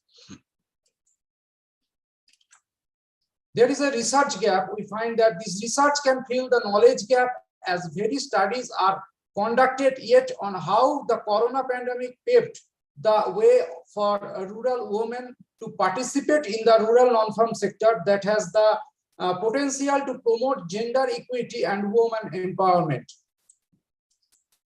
And our area of the study is Bighati Gram Panchayat, Singud block, and we take the number of target respondents 375. And we use for multiple regression model, that is the independent and dependent factors variable just discuss. There is the independent and dependent variable because there's a dependent variable is the average monthly income, and those are independent variable are the household size, role of decision making, income of spouse, debt to asset ratio, type of work in which the worker participates, family supports, education level of the worker, age of the worker, whether the worker has any training to perform the job.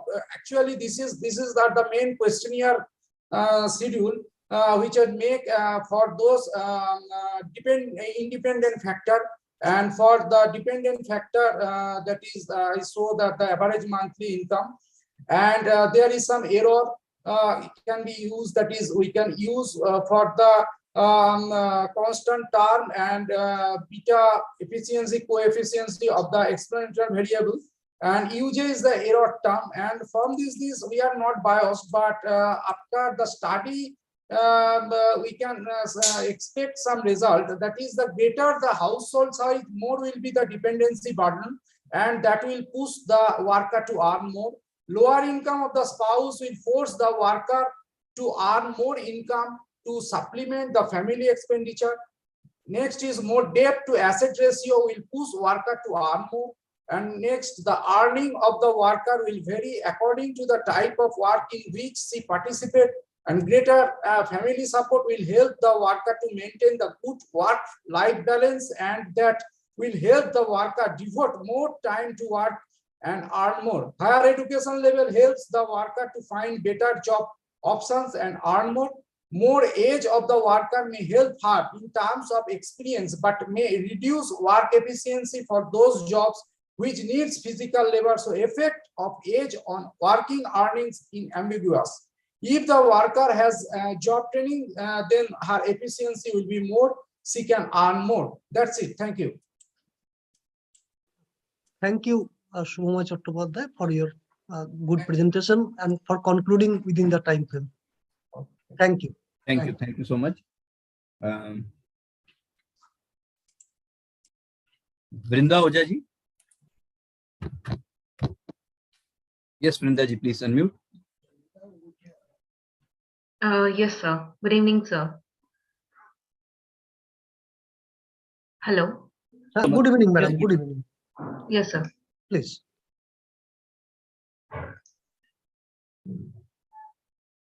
Please start your presentation. Yes. Yes, sir. Sir, am I audible? Yes, yes. Is my screen visible? seen It is on the- visible to us. Yeah. Thank you, sir. Good evening, one and all, respected teachers. I am Vrinda Oja from Gujarat University, Ahmedabad. My topic is the urban fringe transformation and environmental degradation, a case study of Ahmedabad. We all know that the urban fringe is the outskirt area of the urban sprawl, which is a move towards the rural areas. The paper is concerned about the consequences of the urban sprawl on the vegetation index. This is my study area, which I made by my own. That is, there is a study area location map of the Gujarat, Ahmedabad. It includes the three boundaries: the AMC, ODA, and the village boundary. The dash boundary is the ODA boundary, that is the Ahmedabad Urban Development Authority, which considered and concerned about the urban sprawl expansion towards the village area.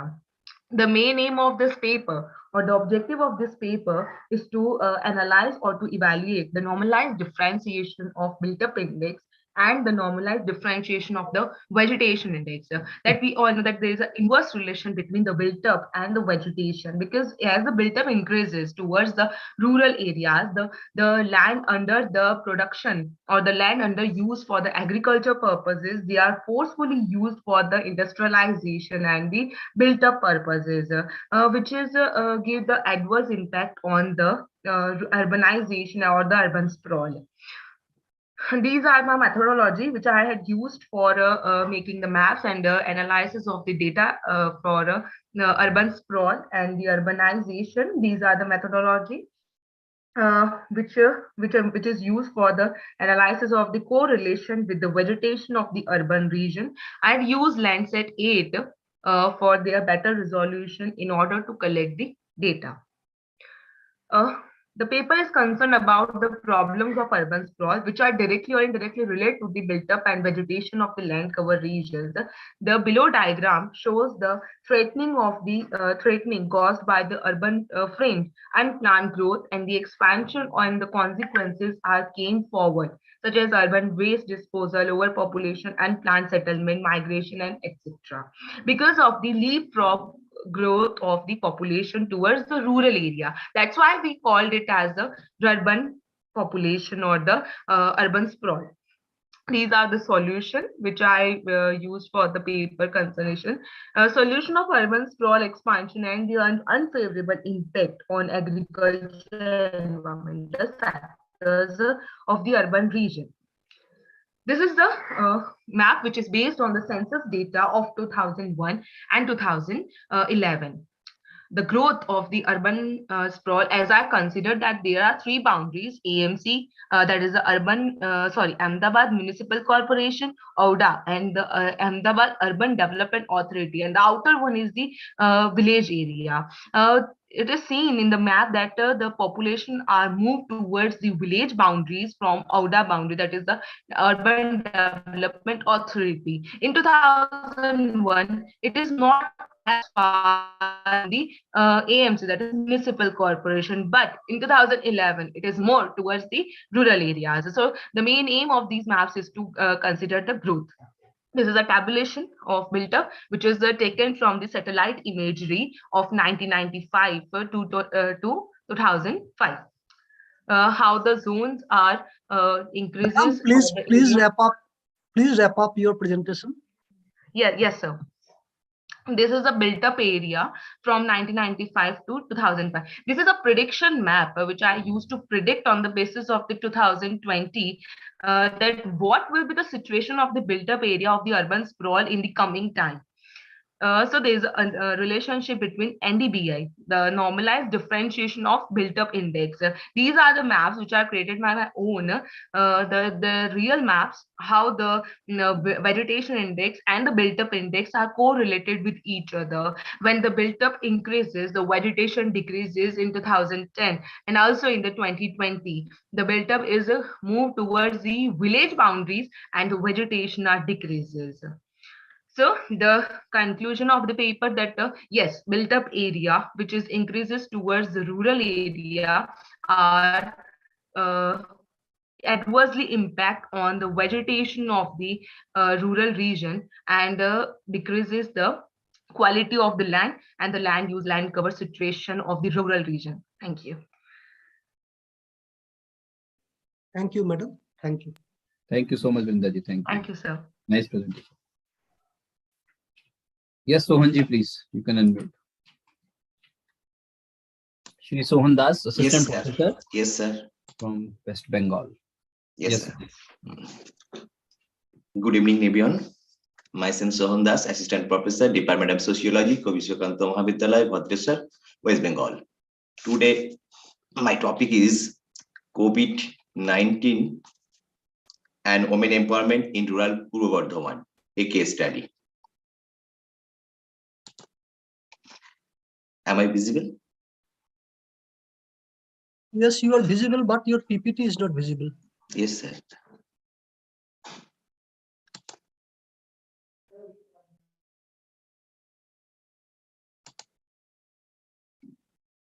Sorry, sir.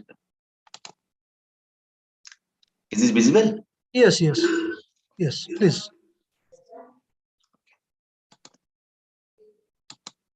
Okay. Now, women's exploitation and discrimination. Sohan, please try to conclude the paper within 3 minutes. Okay. Okay, sir. Okay. It will be better if you directly come to your objectives. Okay, I think that will be better. Okay, sir. Women's exploitation and discrimination on the basis of their gender is a social stigma. Women experience gender discrimination in most societies, which leads to domestic violence, domination, and control over women's bodies, as well as control over their social, economic, and political life. When people are empowered, they are driven and encouraged to act on their inner intuition. It instilled in people the ability to obtain critical resources as well as decision-making autonomy, which fosters social progress. There is no more effective weapon for development than empowering women in society, and it is inevitably linked to respect for human rights. Motivation. Women in the rural sector are now engaged in a variety of jobs that not only support family expenditure, but also empower them to make critical decisions about how family expenditure should be handled, such as what foods to eat, the level of expenditure for medical purpose or for their children's education, as well as how much money to save for the future. Next, many male earning members of a family have lost their employment during this COVID period, and they are now reliant on their wives' earning to support the family. More objectives. The study attempt to comprehend the economic function of women in rural parts of West Bengal's Purba Bardhaman district during the COVID pandemic, particularly their engagement in small scales agro-based industries and in 100 days guarantees employment under government run MNRGA scheme. And next, compare the social standing of these rural women to that of women in metropolitan areas. Research gap. This research can fill the knowledge gap as no study has been conducted yet in the chosen area of study to understand the status of women and their present engagement in different types of works to supplement their spouse income to run their family during COVID pandemic. Thus, it will add information to the existing domain of literature. The study will also provide important inputs to the policymaker in understanding the status of rural women in the society compared to their counterpart in urban location, and how COVID pandemic has resulted in women empowerment in Purba Bardhaman. Research methodology. Area of study, Purba Bardhaman district, West Bengal, India. Collection of data through field visit with structured questionnaire designed for the purpose qualitative study, which involves observation method and interview method. Research methodology 2. In terms of quality research, the study will try to understand whether the women workers takes active role and have a say in case of planning the monthly budget of the family expenditure and how it should be managed, such as what food to eat, the level of expenditure for medical purpose or for their children education, as well as how much money to save for the future, and how important demographic factor like age, education, family size, income of the spouse, etc. impact this decision-making role of the women in their family, whether these decision-making roles differ in rural areas compared to metropolitan cities. Expected result. Please come to your conclusion. Yes, sir. It is expected that the decision-making ability of the rural women in case of spending the money that earns is still very limited and is controlled by their spouse, even when the spouse is unemployed during this pandemic time. It will be fascinating to see whether this decision-making role of the women influenced by the demographic factors like her age, education level, family size, or by the prejudice of the male-dominated society. It is expected that women in metropolitan areas enjoy more freedom in making this decision compared to the in rural location. Thank you. Sohan, thank you for your very good presentation. Would you please let us know why you have mentioned that expected results? Because you have done your study. Yes, so sir. Why you have mentioned that expected results? Expected results. In the PPT, you have written that expected results. Yes, so expected what should be avoided? These are the findings that you could have got through your research, and you have done your research, you have conducted the survey. So whatever results you have got is the results, empirical findings, not the expected results. Okay, sir. Okay, thank you. Thank you, Sohan. Thank you so much. Next presenter is Kapil Shekhar, Department of Mathematics, Faculty of Science, Dayalbagh Educational University. Yes, Kapil ji, please unmute. Actually, sir, to go where?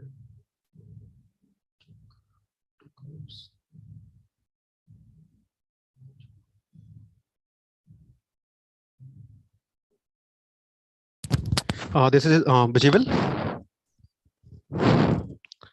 Yes, it is visible. Hello.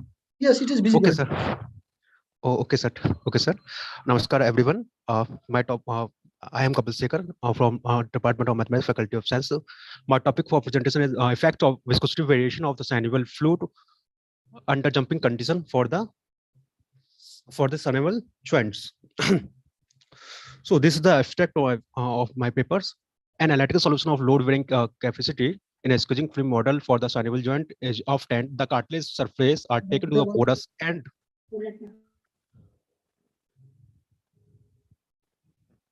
The cartilage surface are taken to the porous and the viscosity variation of the synovial fluid with hyaluronic concentration is also considered. It is found that the effect of permeability in the normal direction has a favorable effect on the load capacity as well as on the squeezing time. So this is the introduction. The study of mechanism of synovial joint has recently become an active area of scientific research.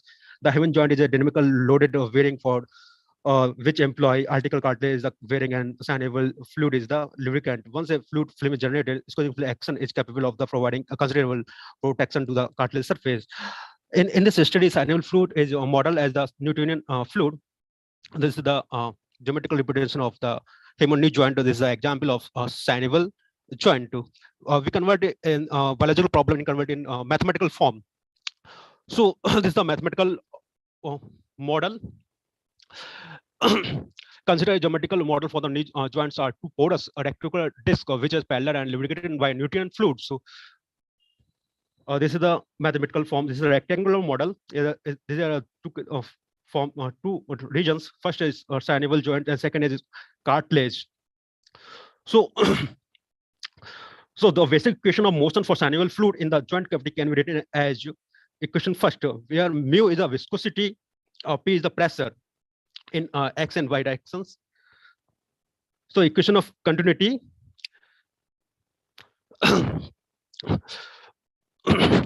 So V is equal to capital V is equal to squeezing velocity, or V var is equal to velocity determined by dead sea law.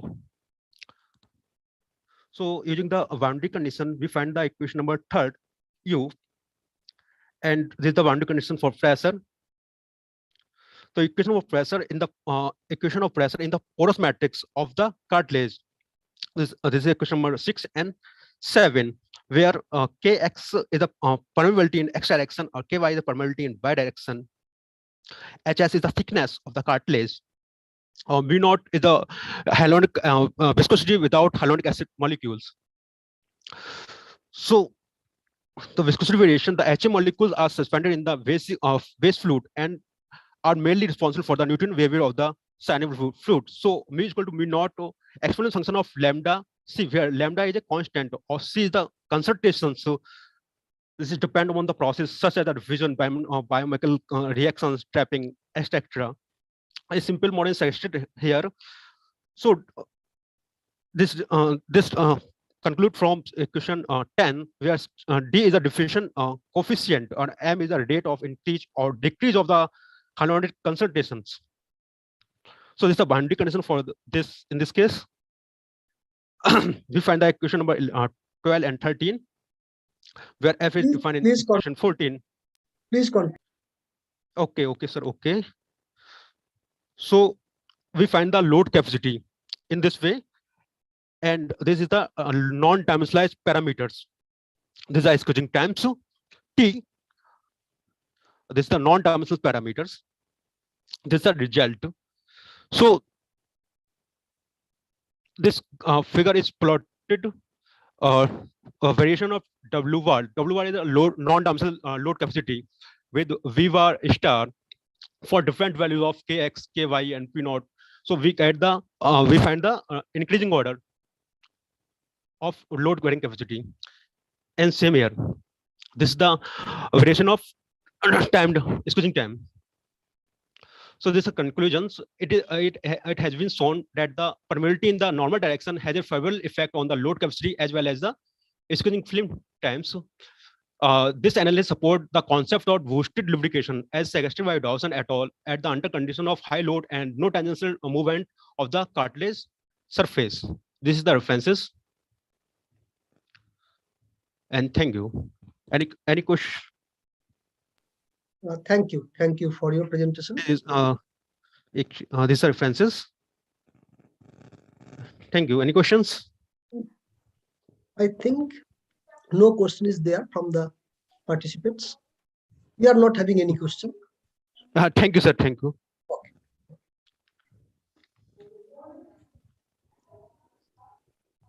Robiji, please.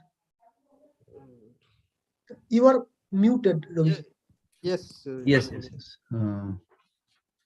Next presenter is serial number 39, Priyanka Yadavji, research scholar from Uttar Pradesh, Varanasi. Priyanka ji, please unmute.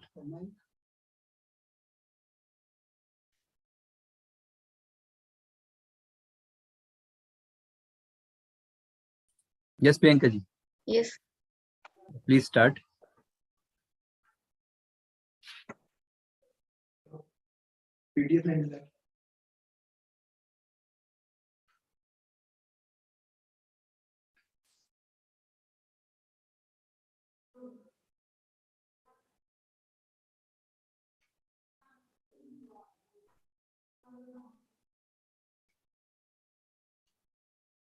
Namaskar to everyone. I am Priyanka Yadav, research scholar from Department of Community Medicine. My topic is determinants of anemia in adolescent girls. I'm audible, sir? Hello? Yes, you are audible. Okay, You are perfectly audible. In India, the prevalence of anemia in adolescent girls has been reported to be in the range of 33 to 89%. It is estimated that about 20 to 40% of maternal deaths in India are due to anemia. 2003. Anemia causes more than 1,15,000 maternal and 5,91,000 perinatal deaths globally per year. Anemia has a variety of converging contributing factors, including nutritional, genetic, and infectious diseases factors. However, iron deficiency is the cause of 75% of anemia cases.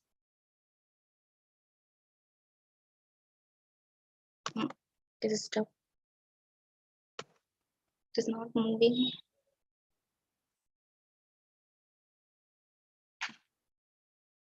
Okay. There is 226 million population, 21%. Adolescent girls contribute 10 to 19 years, around 109.4 million. This is vicious cycle of anemia in females.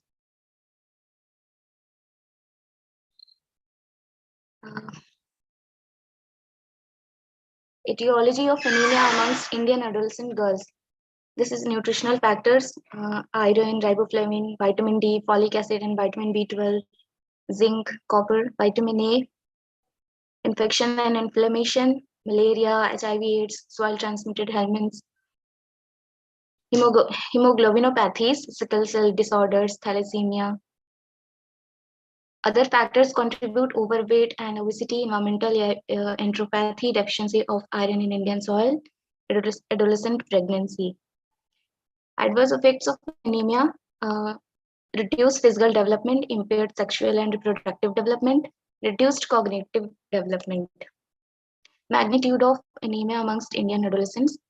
A community-based study conducted in 16 districts across India in 2006 estimated the prevalence of anemia in adolescent girls to be 90.1%. NFHS for 2015 and 16 reported an insignificant decline 2% over a decade in the prevalence of anemia amongst adolescent girls in the age group of 15 to 19 years. Almost 54%. Severe, moderate, and mild anemia was prevalent. Slow decline anemia was reported in the recently published NFHS 5 report for 22 states, UTs of India. Community and hospital-based studies conducted in India have reported a very high prevalence estimate of anemia, 70 to 90%. Conclusion, it is,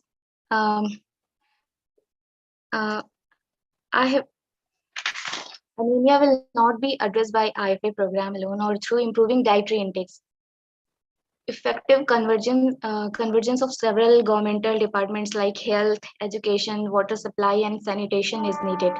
Promotion of etiquette wash practices, adoption of toilets, and control of diarrhea through use of oral rehydration solution ORS along with zinc supplementation needs to be promoted for reducing the prevalence of anemia due to chronic inflammation.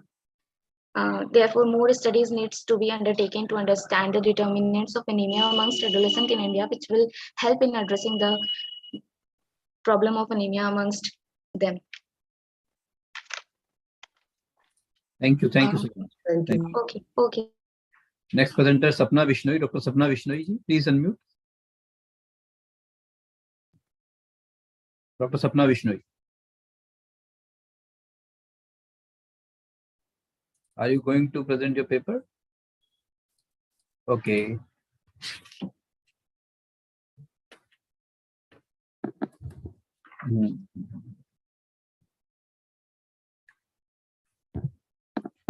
Apurv Singh ji, please unmute. Apurv Singh ji. He's PhD scholar from Greater Noida. Yeah.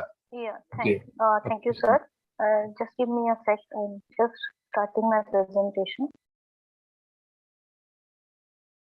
Okay. Is my presentation visible?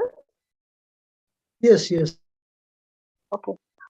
So myself, Apurva Singh from, I'm a research scholar from GBU University. I'm doing my research under the guidance of Dr. Niti Rana, and my topic is optimization of human potential through continuous improvement in education sector.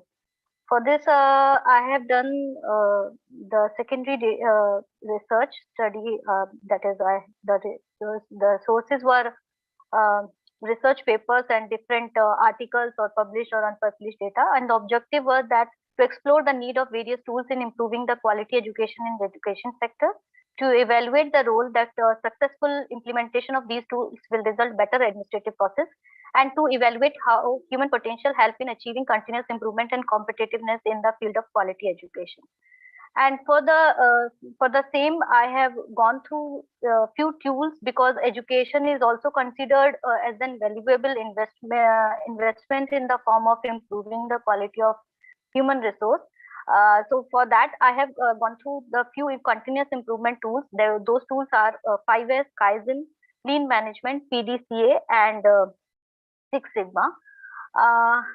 In each other coming slides, I have explained each of the tools. That is 5S. It is considered as the most systematic technique used by manufacturing as well as service organizations. And the 5S are sort, set in order, shine, standardize, and sustain. By the help of this, it is very easy. It becomes easy for teaching and non-teaching members or students to focus on their goals and to make them those things more better. After that, I have studied about Kaizen also, a tool of continuous improvement, which means Kaizen together is comprises of two words, that is Kai and Zen, where it means to make changes for betterment. This strategy was developed by, this was given by Masaki Imai in 1986. And then I have gone through some paper which talk about lean management also, that is its impact in education sector, how it helps us in continuous improvement, even though the main focus of when it was used, lean was used, it was used in manufacturing firms just to reduce the waste. But now we can use it in our other processes also, that is in education also. It can play a good role in improving the quality of our education system. Then PDCA, it is a very familiar term, that is planned, do, check, and act. By this, we search out some problems related to that may be in education concern, or problem related to near to us when we are doing studies, or when we are teaching our students. So whenever we see some problem, we should take out some potential ideas to reduce those problems, and we should implement that, check the result, and then we should implement it. Then after that, Six Sigma, it's another tool for quality control, which was used in businesses before this, but since it has also a good responses, so we can also apply it with Six Sigma. It is very every individual or a group will be able to reduce the defects, or we can say the waste, and we can even use it in education sector to enhance our teaching and administrative work. So I talk about my findings after reading several papers related to this, I came on this finding that these tools can make the different process of education more better, as because every time we need a change to make the things better. So these tools can be helpful for that. These tools can assist better academic institute to compete more successfully against both traditional non-profit and newer profit resources of higher education. Even with the help of human ability and proper implementation of these tools in the field of education, it is possible to have continuous improvement without any heavy investment, and can result high quality education in different universities. By doing a holistic study on the paper, I came to this conceptual model, that is human potential with implementation of continuous improvement tool, and plus training and motivation. Training to maybe for teaching or non-teaching staff, and even motivation to the students. We can come to the conclusion, or we can say that the final result, that is it will lead to high quality education, better teaching skills, and better administrative process. If I talk about my suggestions after reading that, the main suggestion is that we should use these tools or implement these tools in a effective manner so that we can have good outcome of it, and it can give a better result. And if for this, everyone is required to give a good training or to understand these tools properly, so that they can be used in a better way, so to make the things better. This is my bibliography, and thank you so much. Thank you, madam. Thank you, madam. So, Rovijit, please call up. Yes. Thank you so much, Apurva. Thank you. We are running too late. Yes, yeah. Yes, Prabha Are ji, please. Please, you can continue now. Prabha, madam. Yes, Prabha ji, please continue. Yes, sir. I'm sharing my screen. Is it visible? Yes, madam. It is visible, madam. Okay, good. Okay, good evening, sir. My name is Prabha Arya, and I'm here to present paper on a study of factors affecting strategic implementation of higher education policies. And I've started my timer to end it in 3 minutes. During the 3 minutes, we'll be going through the following key contents of the research. As we know that in higher education, UGC has planned and formulated numerous higher education policies and regulations to improve quality of higher education in India. But their inadequacies in implementation of higher education policies has been seen. So this study focuses on identifying major factors that influence the strategic implementation of higher education policies at HEIs. This is the literature review that I've gone through. The major objective of the study is to analyze the factors affecting strategic implementation of higher education policies at HEIs, and also to determine differences among the factors affecting strategic implementation of higher education policies at HEI levels. Now, for this purpose, the following hypothesis has been proposed: that there is no significant difference among the factors affecting strategic implementation of higher education policies at HEIs. Data sources and analytical tool used for this study. Primary data was collected from students, faculty members, administrators of the Faculty of Arts, Science and Commerce of universities of Rajasthan and Haryana. And in order to gain better insights, the primary data was collected from some UGC officials too. One-way ANOVA using IBM SPSS was used to test the hypothesis under the study. And the questions, those were designed on 5-point Likert scale. For this, the survey instrument was designed through a multi-stage process. In their study of the concept, the taking the expert opinion from the 8 subject experts, 6 eminent administrators of the HEIs, and 2 senior statistical experts. So it was also kept in mind that each dimension in that discussion of each of the dimension was also taken into consideration. Then the questions were framed, reordered, pre-test after the rough designing of the questionnaire. It was again pre-tested with 5 administrators, 1 UGC official, 2 statistical experts, 5 faculty members, and 8 students. This pre-testing facilitated the examination of smooth flow of questions, relevance, ambiguity, and statistical errors.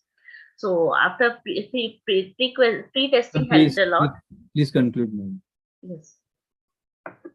The sampling pilot study was conducted, and then these are the profile of the students. The key findings were like one-way ANOVA. There were no significant differences among the factors. The study reveals that UGC has a prudent stewardship in implementing higher education policies and regulation enforced despite efforts of UGC taken in the recent past. There was some lack of formal opportunities for administrators to participate in formal regulations and feedback at policies and regulations enforced. And all the 5 factors were identified as very important. And there is a need to focus on curriculum, student progression, faculty development, research activities, and technological infrastructures. Thank you. Thank you, madam, for presenting on such a very pertinent topic. very pertinent issue of present times. Thank you, madam. But due to paucity of time, we could not hear you properly. Thank you so much, sir. Yeah. Thank you, madam. Thank you. Thank you. Dr. Kavita Yadav.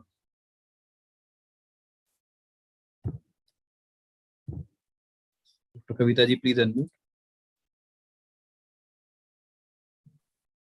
Yes, ma'am. Namaskar, Dr. Sir.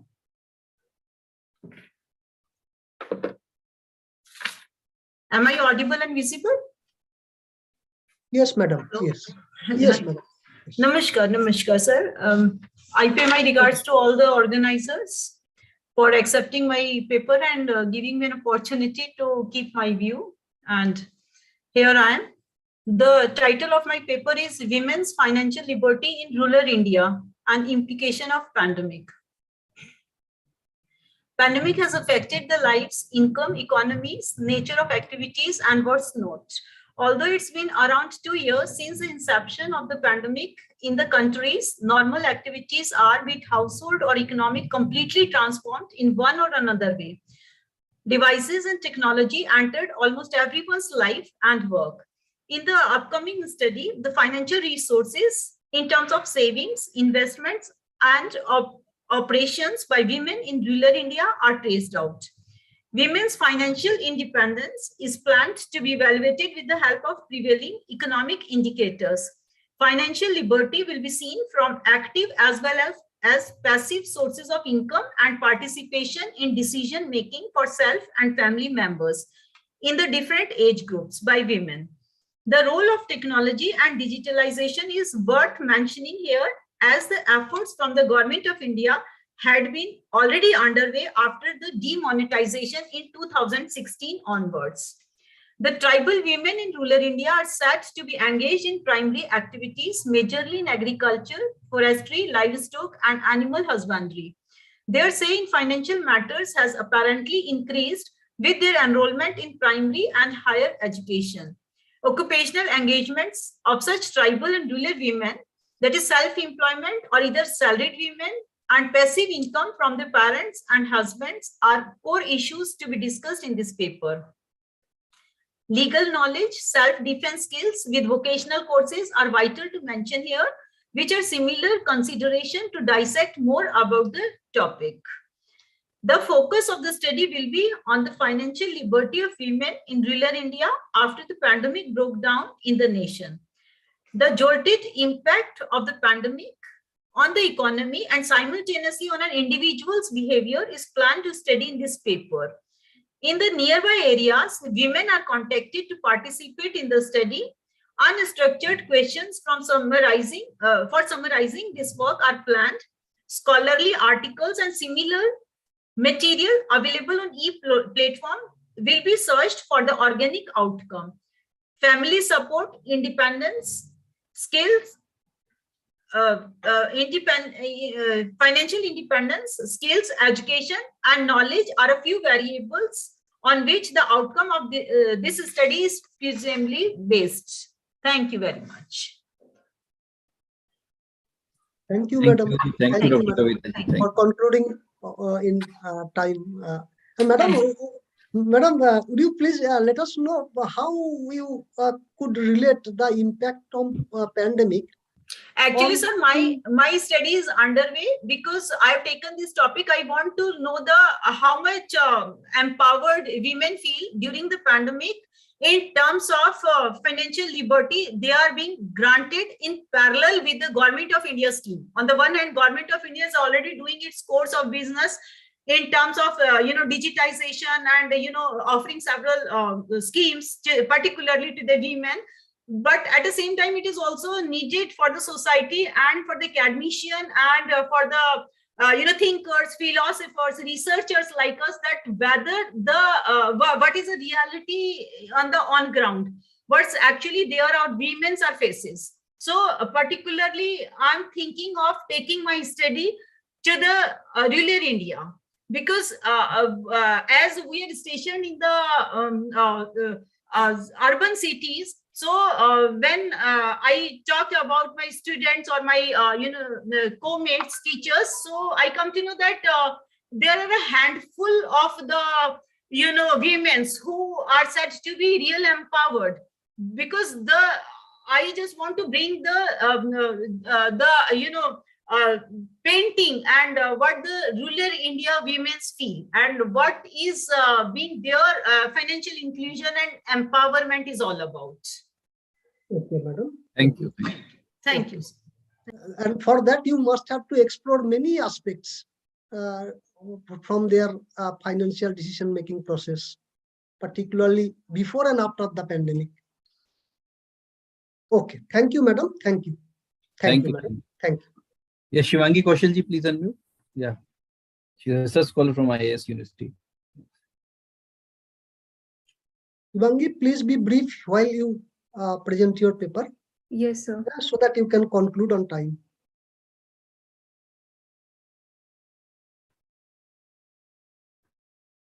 Hello, I'm Shivangi Kaushal, a research scholar from IAS deemed to the University, Jaipur, Rajasthan.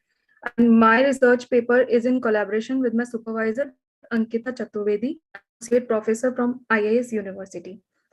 So my title of research is Effect of Corporate Governance on Credit Risk Management in Indian Banks. So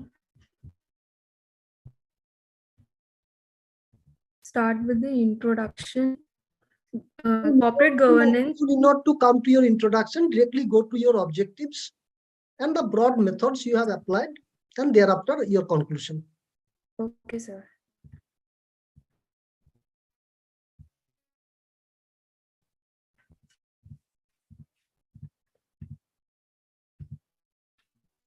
My objective, the aim of this study was to find out the impact of corporate governance on credit risk management practices in selected Indian banks. From this general objective, we can conclude that the study seeks to determine the effect of board size, board composition, frequency of board meetings, and bank size on credit risk management of selected Indian banks. My hypothesis is there, null hypothesis is there is no significant impact of board size, board composition, frequency of board meetings, and bank size on credit risk management. And alternative, there is significant impact of board size, board composition, frequency of board meetings, and bank size on credit risk management. These are the variables which I have used: board size, board composition, frequency of board meeting, size of bank, and credit risk management. Tools which I have used to analyze the data are regression, correlation, and in addition, the research tools are analyzed through Microsoft Excel and SPSS software. I've taken 9 banks as sample. These are Axis Bank, HDFC Bank, Kotak Mahindra Bank, SBI Bank, ICICI Bank, Yes Bank, Bank of Baroda, IndusInd Bank, Punjab National Bank. My study is based on secondary data and the data required. I've collected it from published annual reports of respective banks, and it covered the study covered the duration from 2012-13 to 2020-2021. In my findings, correlation analysis shows that there is a significant positive moderate correlation between total number of directors and size of the bank with value 0.44. There is negative relationship between non-executive director out of total director and size of bank. It's negative 0.378. There is significant positive relationship between total number of board meetings and size of bank, as their correlation value is 0.369, and there is positive moderate correlationship between total number of board meetings and credit risk management with correlation value 0.584, and there is no correlation between credit risk management with total number of director, non-executive director out of total director, and bank size. In analysis, this is model summary. This indicates that 33.33% of credit risk management changes among commercial banks can be attributed to the foregoing variables. The above model is fit for consensus data. Then, Please conclude, Shivangi ji now. okay, sir. My study reveals that there is some significant impact of corporate governance on credit risk management. Good corporate governance measure would result in good financial performance of banks in. Okay, I think some network issue from our side. So it was a nice presentation, Shivangi. Shivangi, can you hear us? I think she's I facing think some network. some network issue. Your audio is being muted. So, Shivangi, your audio is muted. She is back now. Now can you hear us? Yes, sir. Shivangi, just one query to you. In your sample, your banks are predominantly from private sector. If I am not wrong, only two or three public sector banks were there. Yes. Yes, sir. So is it judicious to select predominantly the private sector bank, because you know the composition, not only composition, the outlook of private and public sector banks differ significantly, you know, in almost every respect. So it will be better if if in the sample good representation is there, both from public sector bank and public sector bank, so that you can generalize the findings. Is not yes, sir. Sir, but I have selected banks on the basis of their size, their asset size. Yes, sir. So market capitalization base. So then you may classify the sample into private sector and public sector. Yes, that will be much more meaningful, and thereby you will be able to make a comparative analysis between them also at the same time. Okay. Yes, sir. A very good presentation and good topic also at the same time. Thank you, Shubham. Thank you, sir. Thank you, sir. Robiji, please. Okay, thank you. Robiji, how many papers are still left? Sir, around 15 to 20 papers still. Another 15 to 20. I have already sent you the list of presenters. Right. So yeah, once the next again, presenter we is. all are requesting all of you to be please very brief, and try to conclude within the time frame of 3 minutes maximum. Yeah. Yes. Directly come to your objectives, and I think it's the time to request them to directly after objective directly come to their conclusion. Yes. And skipping the other parts. Okay. Veena Shukla ji, please unmute.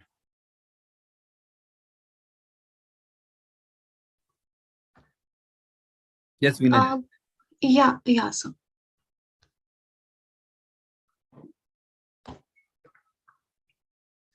Is it visible, sir?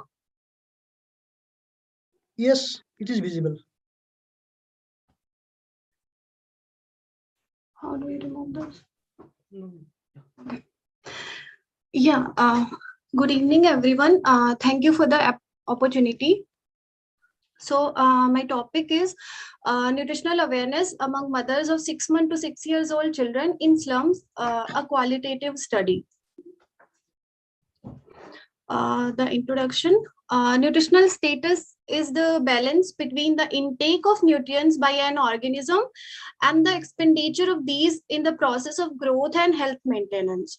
And nutrition is essential in human life because every cell in body needs nutrients for survival. And problems on good nutrition in infancy stage to the elderly can cause various health issues that increase in illness, disability, and even death. Thus, either directly or indirectly, nutrition problems can degrade the quality of human resources of a nation. In a broader scale, malnourishment can be a threat to the endurance of and survival of a nation. According to the NFHS 5, India has seen no significant improvement in health and nutrition status.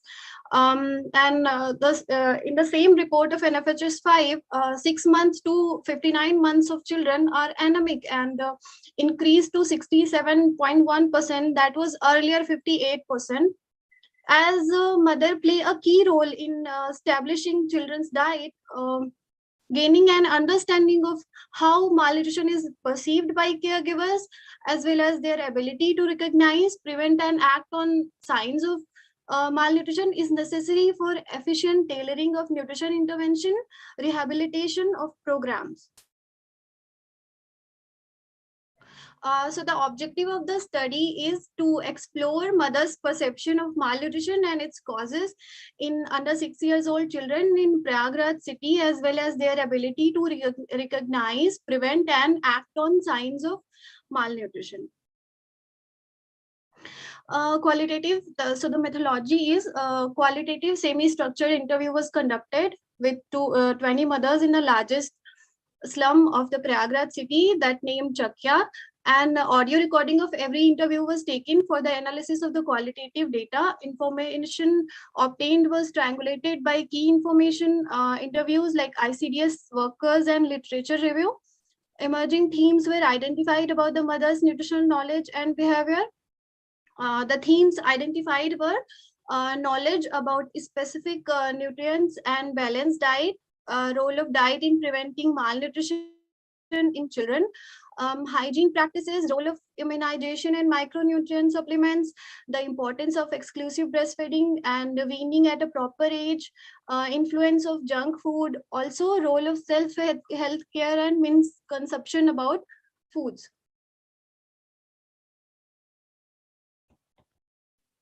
Please conclude, madam. Yeah, sir. Please conclude. Directly come to your conclusion. Yeah. Yes. Yeah, sure, sir. So findings and conclusion, the key findings which emerged from the research were that the perceived symptoms of malnutrition largely related to PEM, that is protein energy malnutrition, with symptoms of stunting and micronutrient deficiencies went largely unmentioned. Mothers' awareness of the multifaceted causes of malnutrition was more developed than their perceived ability to identify and treat malnutrition. The limited ability of mother in identifying malnutrition prevention and treatment strategies emphasizes the need to enhance caregivers' nutrition healthy literacy and integrating local conception and contextual factors such as food norms and income level when developing programs to reduce malnutrition rates. Finally, the prominence of poverty and socio-cultural condition in mothers' response as links to malnutrition identifies areas for in-depth research. Thank you, sir. Thank you, madam. Thank you. Thank you so much, Veena ji. Yeah, the next participant, Nirmala Sirgapur, Assistant Professor from Kalaburgan. Yes, ma'am. Please unmute. Yes, ma'am.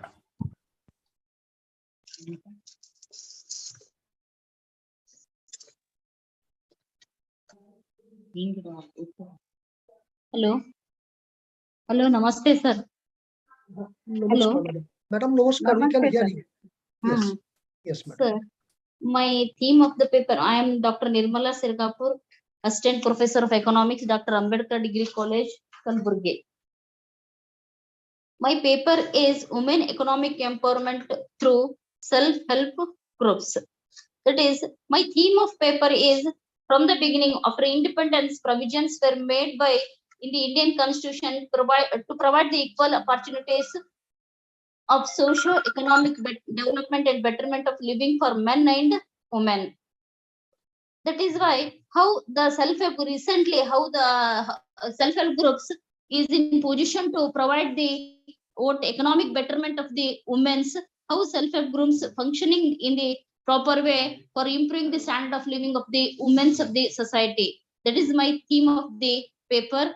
And I would like to conclude here the study objective of my study is personal information I collected from the respondents to study the socio-economic importance of the respondents, and 150 scheduled caste women were members of the self-help group of Gulbarga cities observed and studies. I come to know that is after the self-help group, they improved their standard of living in the after the forming the self-help groups.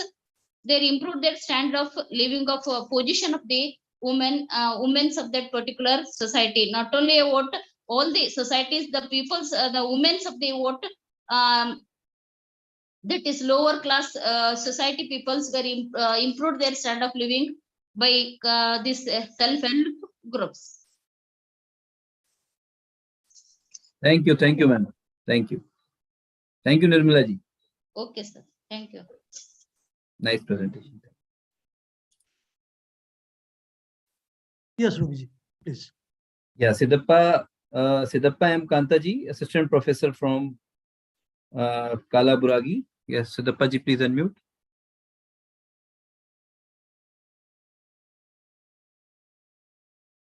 Siddhappa ji, please unmute.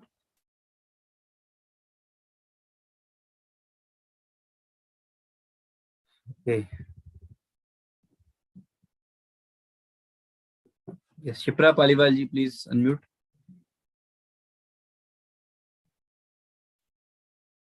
Yes, Shipra ji, please unmute. Good evening, sir. Sir. Good evening, everyone. I am Shipra Paliwal, PhD scholar, IAS Team to be University, hereby presenting paper on MICE tourism in Rajasthan. Is my screen visible? No, it is not visible to us right now. Yes, it is coming. Okay. Yes, it is visible now.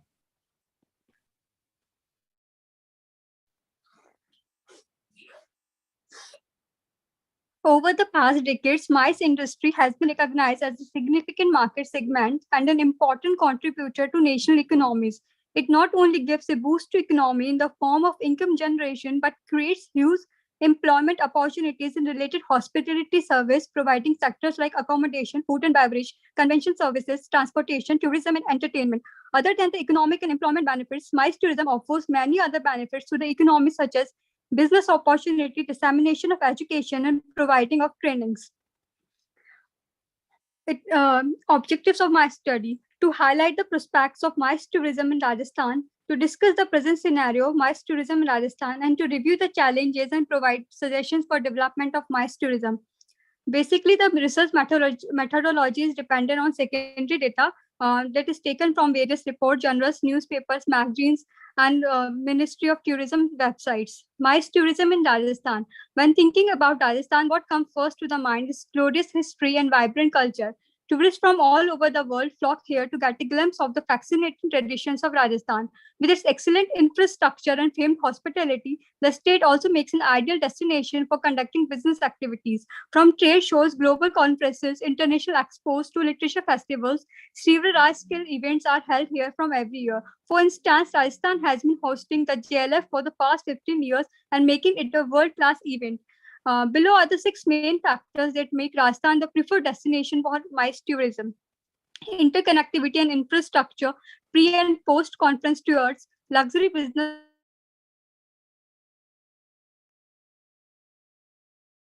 Okay, Shipra ji, I think network issue from Shipra ji's side. Okay, we considered it, ma'am. No problem, Shipra ji. Yes, Siddhappa ji, are you ready? Please unmute. And please conclude in 3 minutes, 2 or 3 minutes. Please unmute yourself. Siddhappa ji, please unmute. Please unmute. Your audio is being muted. Please unmute. Yes, now you are unmuted. Yes, sir. Yes, sir. My topic is impact of globalization and higher education in India. The objectives of the study is to this study impact of globalization and liberalization in Indian higher education system. To know the strength of the Indian higher education systems.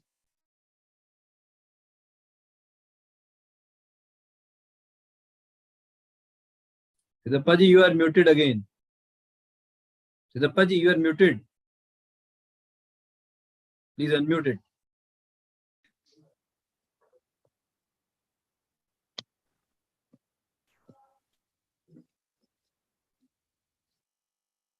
Please unmute it. Yes, sir. Yes.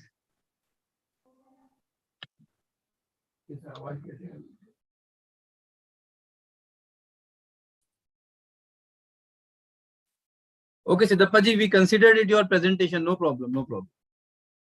Yes, yeah. Neetu Saini ji, please unmute. Neetu Saini ji, yes. Yeah, good evening, sir.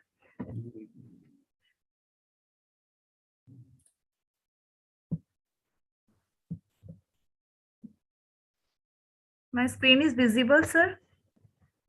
No, right now it is not visible.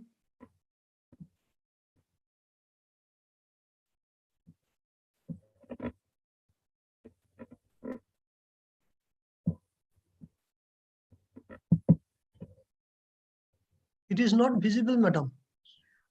Can I speak? Yes, you may go for without a PPT. Okay, okay. Very good evening to all of you. Myself, Neetu Saini. I'm a research scholar for IS deemed to be university. Now, my topic is socioeconomic conditions in applique women artisans. So, applique is in a French term to the significance attaching on the one piece of fabrics and motifs. In the fabric means stitches and designs on patterns. Now, the significance of the study, the major challenges of this craft are lack of innovative designs and inadequate fashion marketing strategy. So, we can plan to as an interview schedule, we can conduct a socioeconomic conditions for the women artisan and develop a motives with the inspirations in as well. Now, these are my objective to study the socioeconomic profiles and the working condition of artisans involved in applique work and to develop the motives through with the help of AutoCAD designs. When we collect the data with the help of survey and interview methods, in this method, we can get general information, some manufacture process, raw materials, change and developments, and problems of artisans. Now, the study explored the majority of the women perform more than the one type, such as the problems of facing, suffering from back pain, headache, knee pain, shoulder, neck fatigues, etc. And there are lack of designs. So we can plan and create a new motifs with the help of AutoCAD design and to increase the women empowerment. Now, the conclusion of the study, it has been concluded the low awareness level and lack of considered about the working environment, their own health made in the worker in verbals. It was observed the urbanization increased the demand, have promoted the applique enterprises. So we can plan and create a new motive with the help of women artisans and increase the socio-economic profile of applique craft sector and increase the women empowerment, and the motives are being arranged and produced various design combinations, and it's very helpful for women and in the marketability according. Thank you, sir. Thank you, Neetu ji. Thank you so much. Yes, the next presenter is Anjali Bansal, Associate Professor from Kalindi College, Delhi University. Anjali ji, please unmute.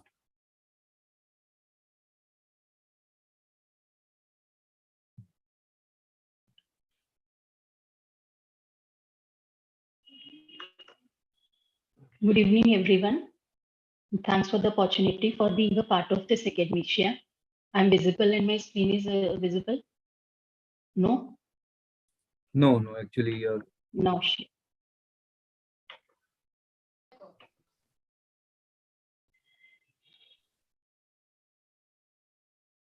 Now is my screen visible?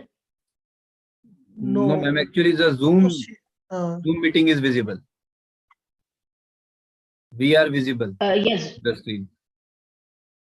Now it's visible. Yeah, please start. Okay, thank you. So I'm presenting a brief on 3 decades of financial sector reforms in India. And we are already running very short of time, so I'll just go over it very briefly. It starts with the need for reforms. The situation before the reforms were like very high CRR and SLR, and the profitability was low. There was a lot of directed investment and directed credit that was affecting the profitability, although it was good in terms of social objectives. And there was lack of transparency, accountability, and prudential norms. So there were reforms in 1991, which were part of an overall liberalization package, which recommended for substantial increases in SLR, CRR, substantial reductions in SLR, CRR, phasing of directed credit programs, and interest rates to be deregulated to reflect the emerging market conditions, capital adequacy ratio to be attained at 8%, to take up issues of NPAs, greater autonomy, computerization, and overall qualitative deterioration was to be arrested. Then in 1998, second generation reforms was there, basically a stock taking of the situation and then whatever requirements were there. So focus was on the actions to be taken to strengthen the foundations of the banking system, streamlining procedures, upgrading technology and human resource development, and structural changes in the system.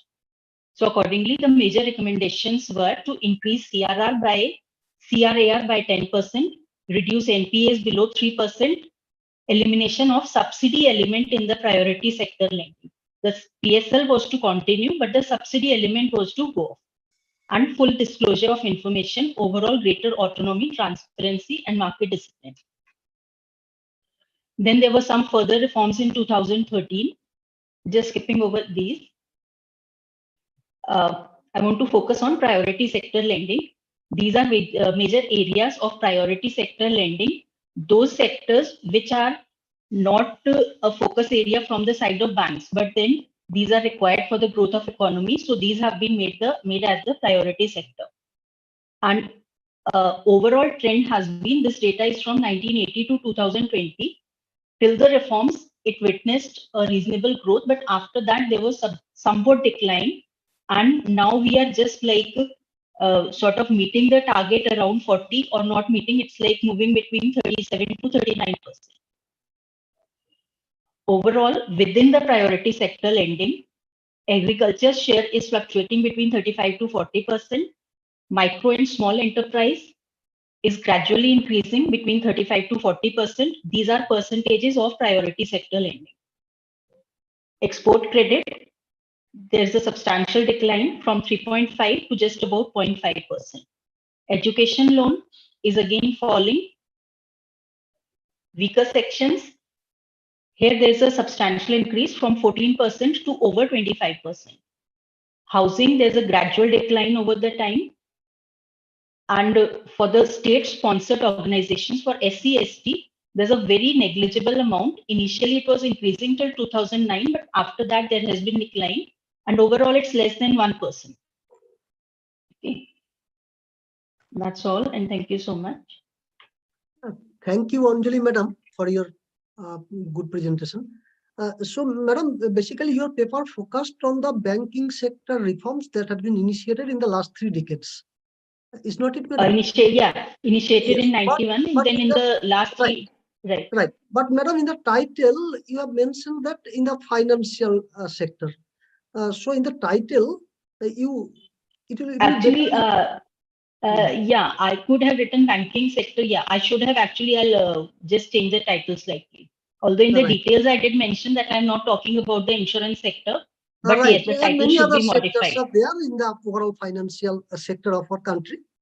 Right. No, development institutions are discussed, but yes, the title needs to be modified. That I'll take care. Thanks for the suggestion. Thank you, Madam. Thank you. Yeah, thank you. Roviji, please. You are muted, Roviji. Yeah. Thank you so much. Shruti ji, you are logged in with name you. How can I found you? You. Only you has written in your name, not Shruti Singh. So how can I find? So please rename this. Click on rename and write Shruti Singh. Please unmute yourself. You are muted. Shruti ji, please unmute. Sir, maybe it's because I have yesterday I was logged in with my phone and now. Yeah, that's why I was not able to call you, na? Okay, now you can start. No problem. Okay, sir.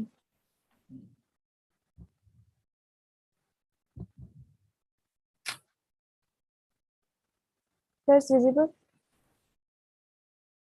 Yes. Myself, Shruti Singh. The title of my presentation is Socio-Economic Profile of Pattu Weavers in Western Rajasthan. I am a research scholar from IIS deemed to be university.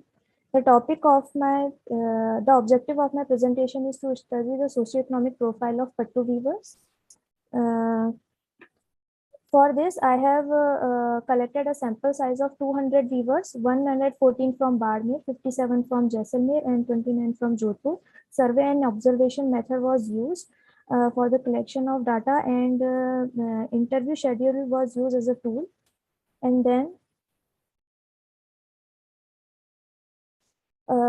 proportionate stratified sampling method was used to collect the data. The data were analyzed by coding and tabulation. The data frequency and percentage was calculated, and then comparative analysis was done to between the weavers of Barmer, Jaisalmer, and Jodhpur. So Gomat, That, Chacha, and Indranagar villages were selected to approach the weaver from Jaisalmer district, Bhojasar, Ranis, and Bhyasar from Jodhpur, and Bhunia, Kodapura, Serva, and Dhanau village from Barmer. So the socioeconomic status of weavers were divided into 3 subheads. First is the general information of the weavers. So based on the distribution in all 3 districts, it was found that in Jaisalmer and Jodhpur, majority of the weavers fall in the age bracket of 31 to 40 years, while in Barmer, majority of the weavers was in the age group of 21 to 30 years. Then, according to the distribution of weavers based on the gender, in all 3 districts, majority of the weavers were male. Therefore, it can be said that the craft pattu weaving is a male dominant craft.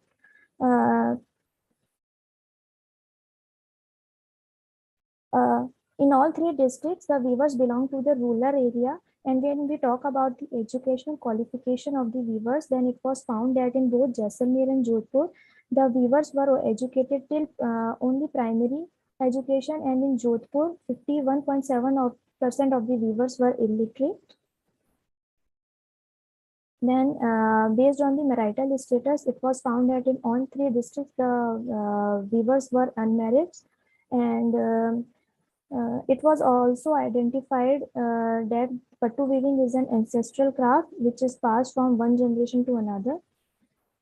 Second head is family information of the weavers. It was found that in all 3 districts, majority of the weavers were living in joint family, and in Jaisalmer and Jodhpur, the weavers have family size of 5 to 6 family members, while in Barmer it is between 7 to 8. Based on the distribution according to the type of house, it was found that the dwelling of weavers living in Jaisalmer and Jodhpur is semi-kacha, while in Barmer, the majority of the weavers living in kacha houses. And the weavers of Jaisalmer and Jodhpur stated that they are benefited from the governmental scheme, that is Pradhan Mantri Awas Yojana. Based on the distribution of units according to earning member, it was found that in all 3 districts, only one earning member is there in the family. And in Jaisalmer and all 3 districts, only one family member is engaged in this craft. Distribution according to the type of employment, it was found that in Jaisalmer and Jodhpur, majority of the weavers are working under cooperative society, and NGO is working there, that is Urmul Marustali Bunkar Vikas Samiti, while majority of the weavers in Barmer are working under middlemen, and they are getting very low wages from them. In all 3 districts, the weavers start practicing pattu between 61 to 30 years of age. The results conclude that the socio-economic condition of the weavers in Jaisalmer and Jodhpur is better than the weavers of Barmer. The weavers of Barmer, however, were getting very low wages from the middlemen, and therefore it impacts their socio-economic condition, where they are majorly living in the semi-kacha houses compared to the weavers of Jaisalmer and Jodhpur, who were living in better dwellings. The weavers in all 3 districts prefer to live in joint families so that they could be financially depend on each other. The weavers are also, results reveal that the weavers are also started working quite early in age. Therefore, the elder member of the family states that they want their children to complete their basic education and simultaneously follow the ancestral craft.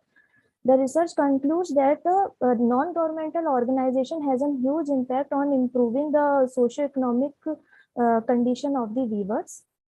Thank you. Thank you, Shruti. Shruti, what type of sampling technique you have applied? Disproportionate stratified sampling or proportionate? Proportionate stratified sampling method, sir. Okay. Thank you. Thank you for your Thank you. Please rename also, please. Okay, sir. And I request the participants to please mention their serial numbers in chat box if I left someone, so that I can call you. Mention serial number, please. Yes, Anjali ji, please unmute.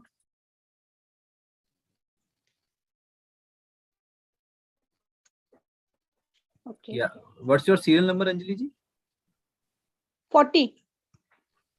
40. 40, yeah.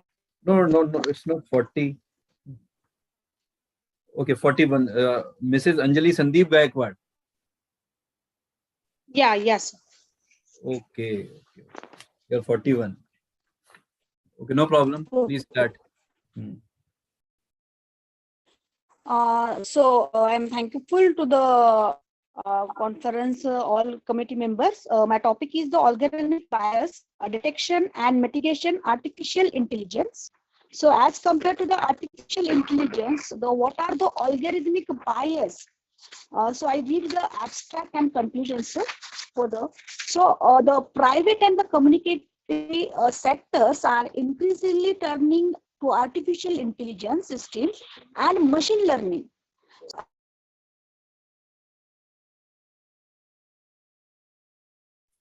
You are muted. Please unmute. Process. Mass scale upsetting most economic sectors, including the transportation, retail advertising, and the energy and the other areas. AI is also having an impact on a social equality governance as a computerized system are being improve the accuracy and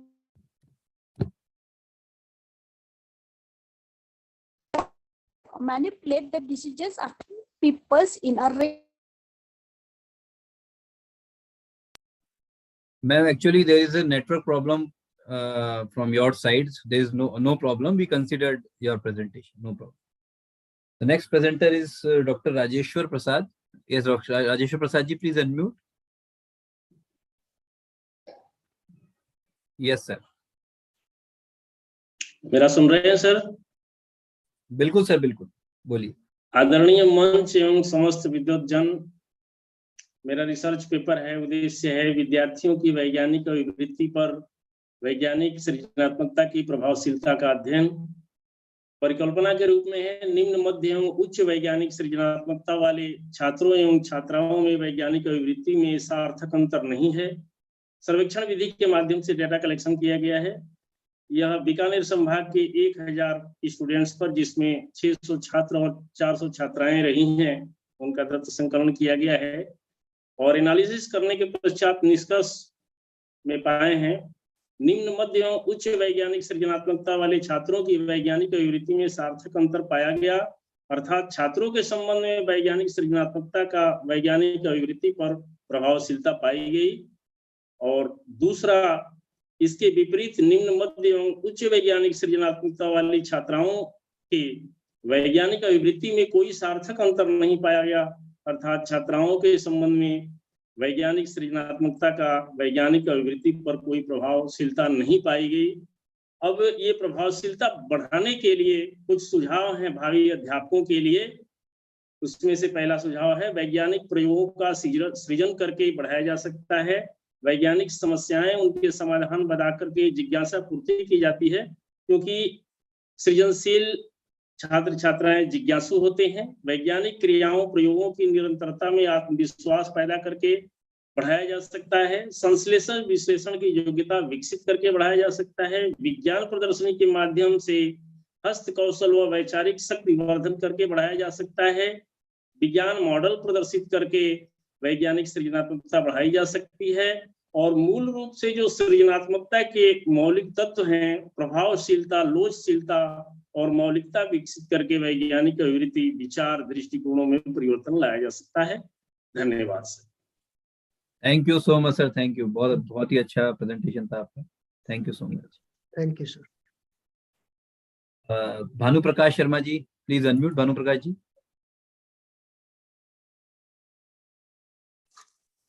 yes Bhanu Prakash ji. हाँ sir, मैं जो मेरा paper है वो मेरे research से संबंधित है। जी जी। ये संत साहित्य और उस पर ओशो पर मैं नया और मौलिक काम कर रहा हूँ।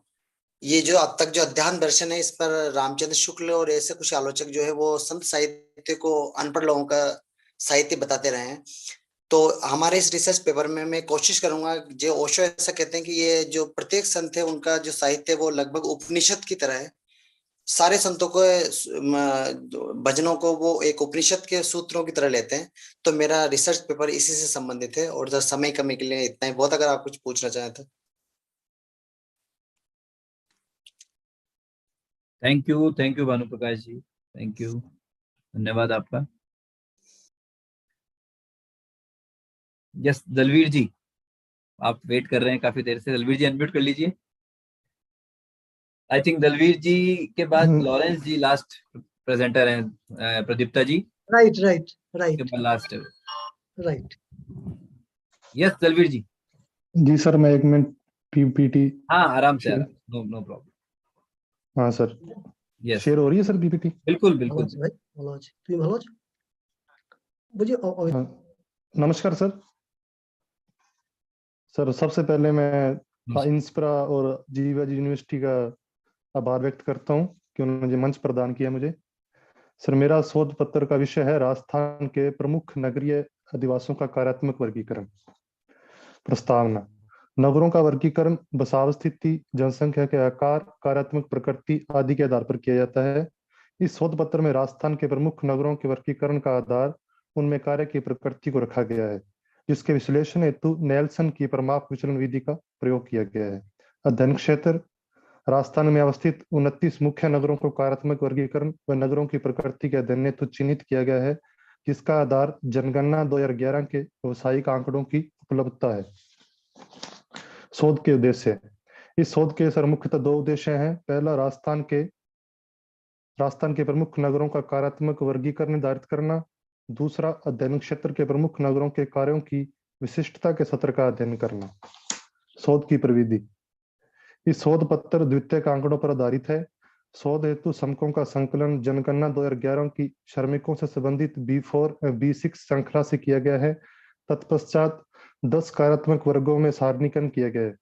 यह अध्ययन नेल्सन की परमाप विचलन विधि पर आधारित है। यह प्रविधि नेल्सन महोदय ने a service classification of American cities नामक शोध पत्र में प्रस्तुत की थी।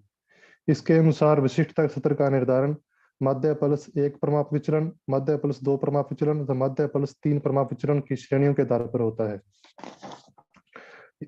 इसके पश्चात हम 10 का जो कार्यात्मक वर्गों के नगर हैं उसका वर्णन करते हैं।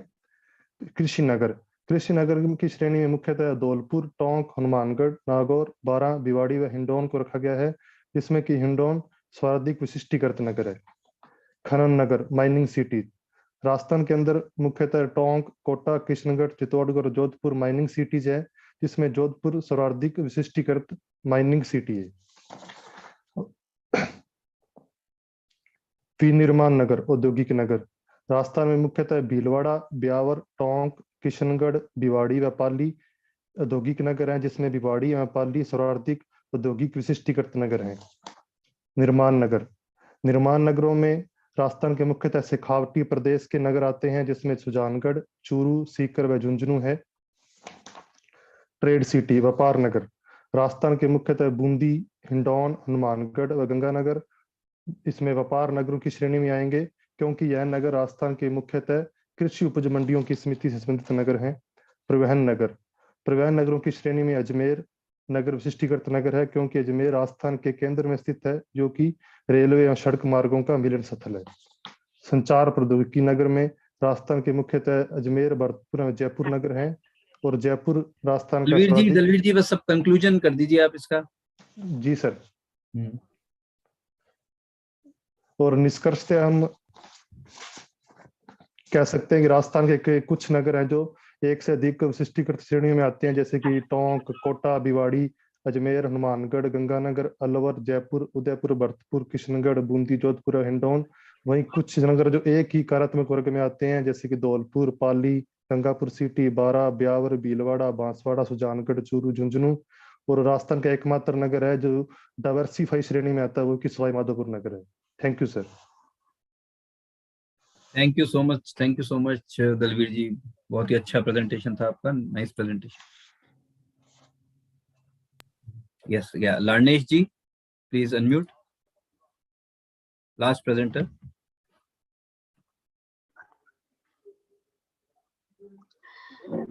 सर नमस्कार। पेपर प्रस्तुतिकरण के लिए आयोजन समिति को बहुत बहुत धन्यवाद। सर आवाज आ रही है?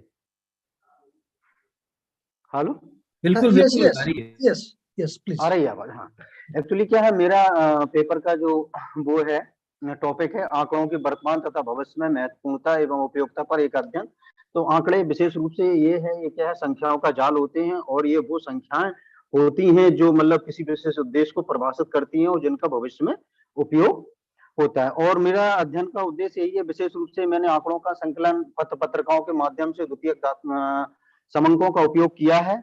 और वर्तमान में जैसा कि देखा जा रहा है कि आंकड़ों की महत्वपूर्णता सभी क्षेत्रों में बढ़ती जा रही है। अध्ययन के विशेष रूप से यही उद्देश्य है और वर्तमान में आंकड़ों के संकलन में भी मतलब ज्यादा समस्याएं नहीं आती हैं, बड़ा इजिली ही आंकड़े इकट्ठे होते संकलित हो रहे हैं और इनमें किसी भी प्रकार की अब वर्तमान में कॉस्ट भी नहीं, लागत भी ज्यादा नहीं आती है। और ये आंकड़े जो है ना विशेष रूप से सरकार के लिए विशेष उपयोगी होते हैं, जो किसी विशेष क्षेत्र के होते हैं या कोई विशेष प्रकार का इंसेंटिव प्लान है या योजना है या सरकार को लागू करनी है, तो आंकड़े उस दृष्टि से बहुत ही महत्वपूर्ण भूमिका निभाते हैं। किस क्षेत्र में कौन सी योजना और लागू करना है और कितनी बजट की आवश्यकता है, इस दृष्टि से आंकड़े बहुत ही महत्वपूर्ण है।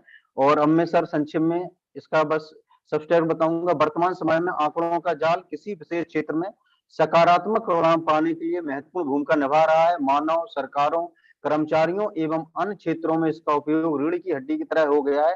कोई भी व्यक्ति बाजार से किसी भी वस्तु को खरीदने से पहले यह जानना चाहता है कि यह वस्तु कहां पर एवं किस बाजार में किस जगह मिलेगी, तभी वह घर से उस वस्तु को क्रय करने के लिए निकलता है। उसी प्रकार से सरकारें भी अपने कर्मचारियों की सतत निगरानी के साथ साथ उनकी कार्य क्षमता, दक्षता एवं योग्यता को जान सकती हैं, क्योंकि उनके पास समस्त कर्मचारियों के आंकड़े होते हैं और सरकारों को आंकड़ों के आधार पर विभिन्न प्रकार की योजना एवं लर्नेश अभियानों जी, थैंक यू ओके काफी सर, ओके लंबा सर, समय हो गया, आपका अच्छा प्रेजेंटेशन था, thank you.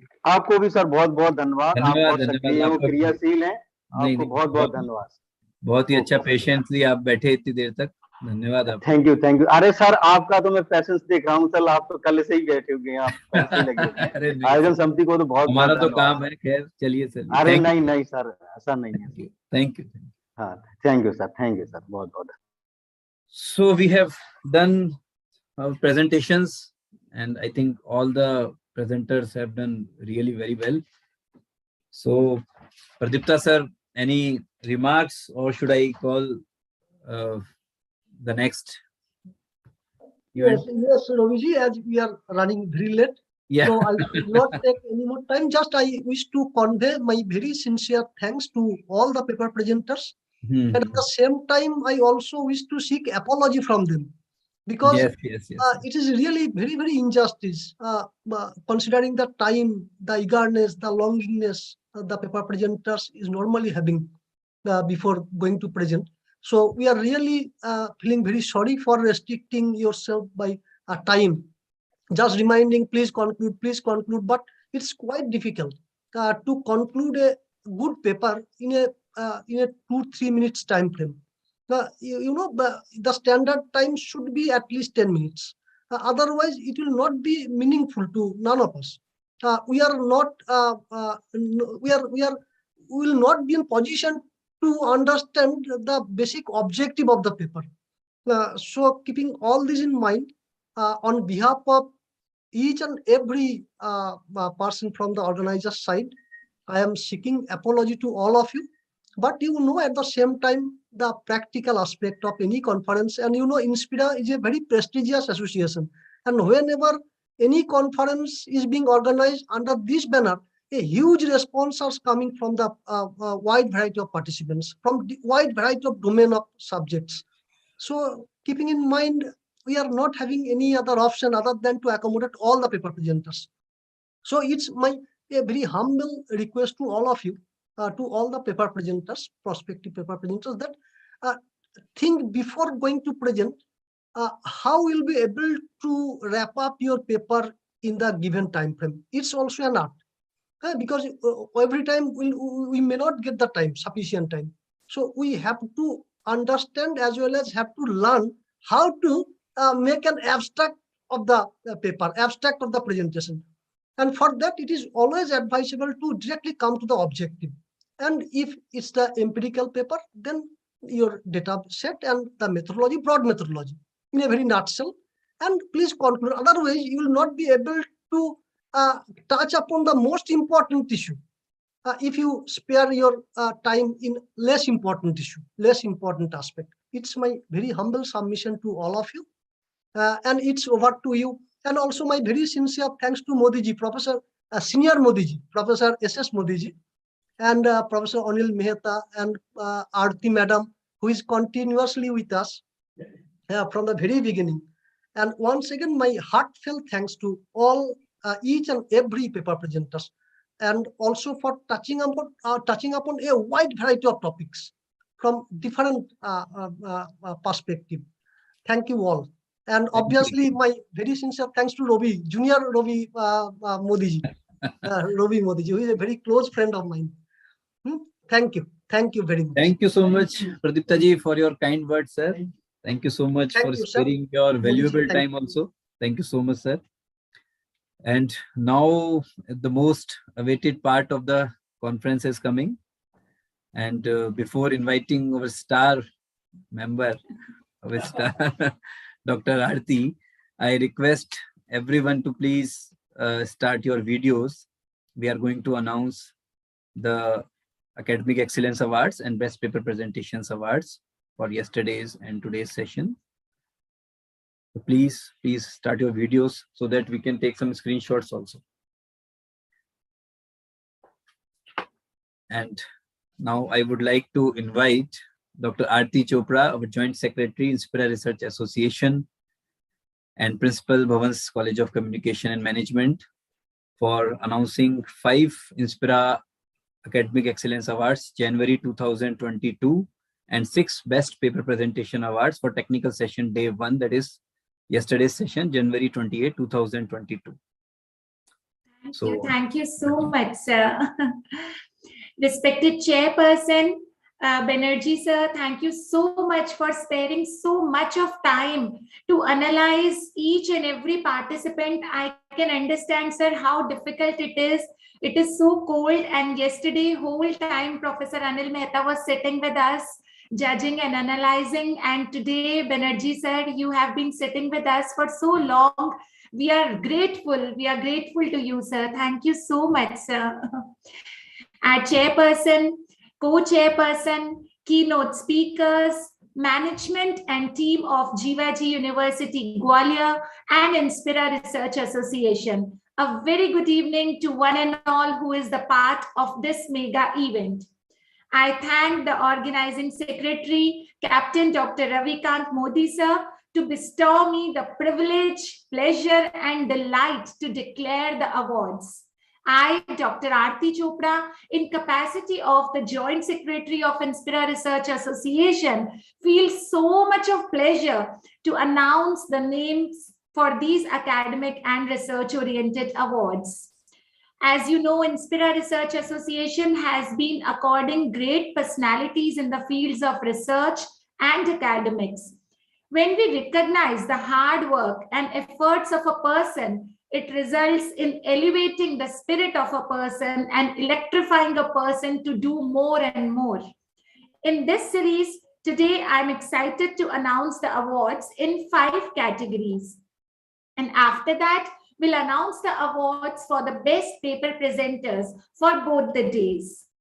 As the president of Inspira Research Association, Professor S.S. Modi, mentioned in his welcome address that IRA is a registered organization for the promotion of multidisciplinary research with its varied activities like hands-on workshops, FDPs, MDPs, national and international conferences, talk shows, motivational sessions, and the journals of high repute.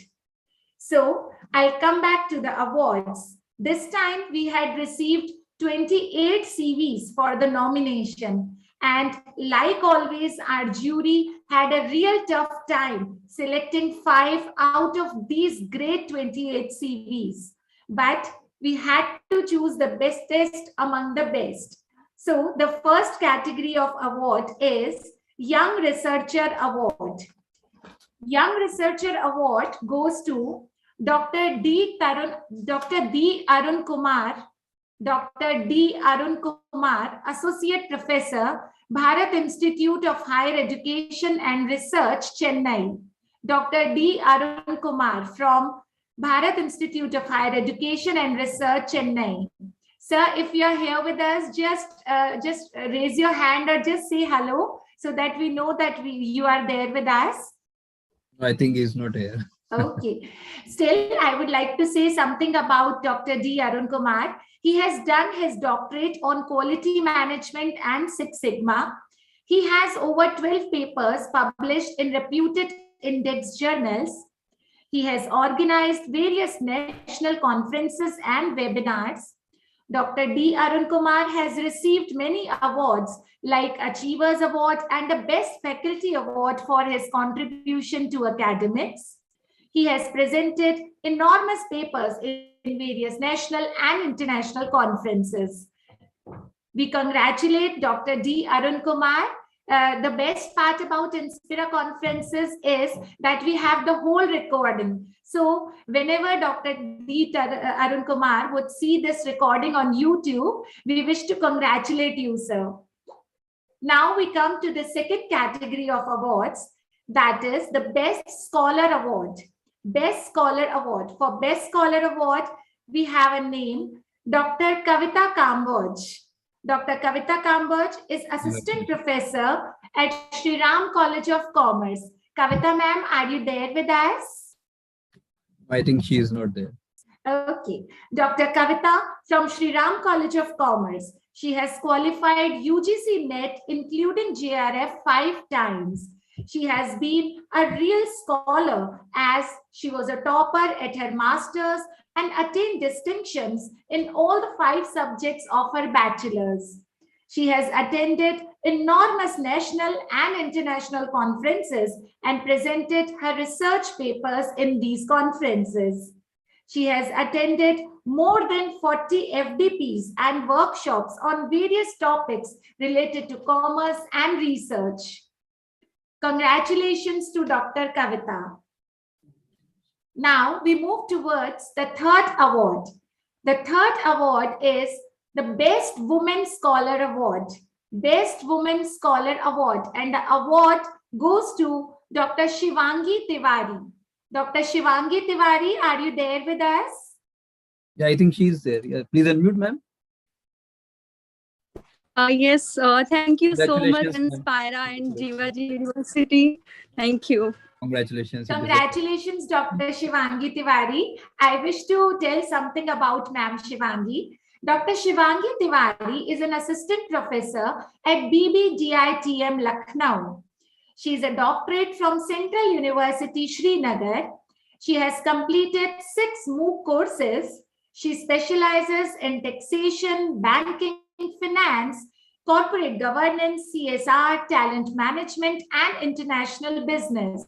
She has attended 30 FDPs on various topics. She has presented over 50 research papers in various national and international conferences.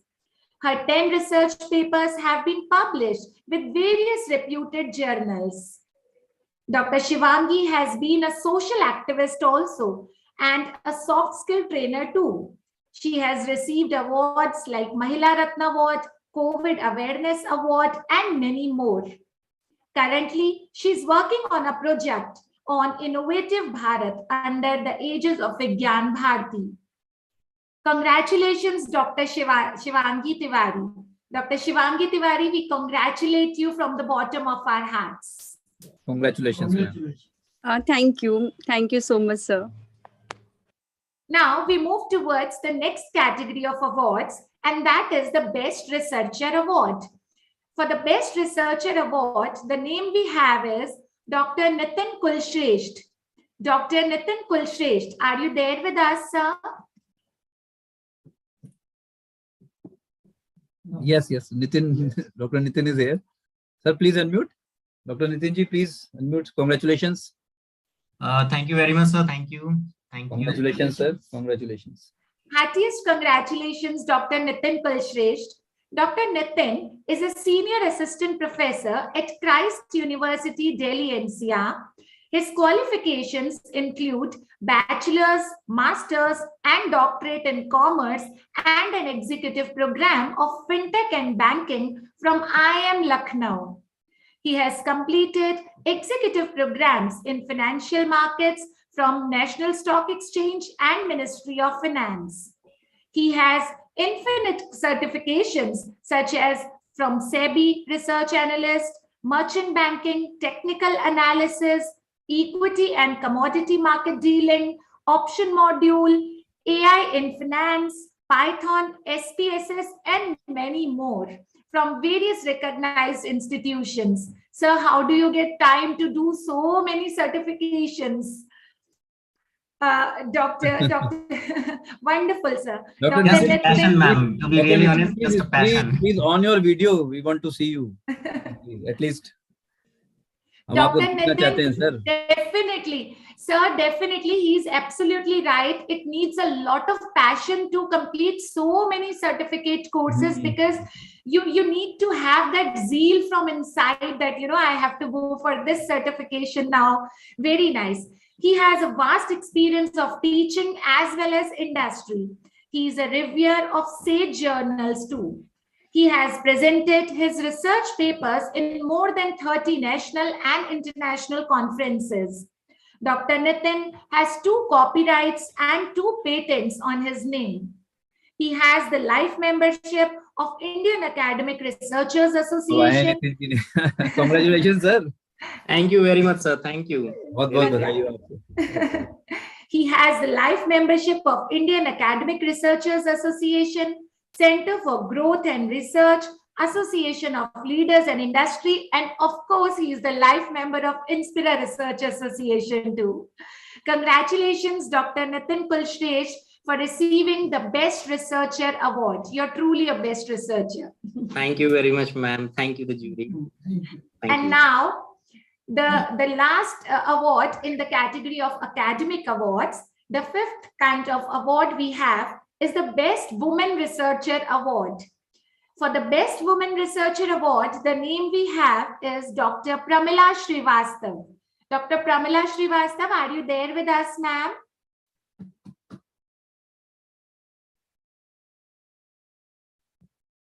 I don't think so. Okay, but I would like to tell you something about Dr. Pramila. Dr. Pramila is an associate professor of economics at Government PG College, Kota. She has 24 years of teaching experience. She has supervised 9 MPhil dissertations. She has completed 2 minor research projects from University Grants Commission. She has been the convener of Board of Studies, Kota University. She is the life member of Indian Economic Association and Rajasthan Economic Association. She has received various awards as Nation Builder Award, Indira Gandhi Gold Medal Award, etc. She has attended around 50 national and international conferences, and she has more than 24 papers published in many reputed journals. Congratulations, Dr. Pramila Srivastav. Congratulations. And now we move towards the second category of awards, that is the Best Paper Presentation Awards for Day 1. For Day 1, I would be announcing, and for Day 2, I would request Captain Dr. R.K. Modi to announce. So, I'm going to announce the Best Paper Presentation Awardees for Day 1, that is 28th of January 2022, and I'll start with the 3rd position. So, on the 3rd position, we have 2 winners. So the first winner on third position is Miss Neetu Sharma. Miss Neetu Sharma is a research scholar at Department of Commerce, AIM Center for Advanced Research Center, University of Mysore. Miss Neetu Sharma.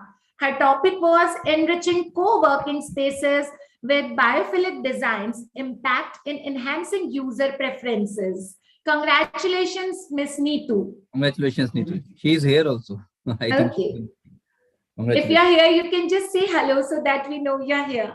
Thank you. Okay, thank you, Neetu. Thank you, Neetu, ma'am. Thank you, ma'am. Thank you.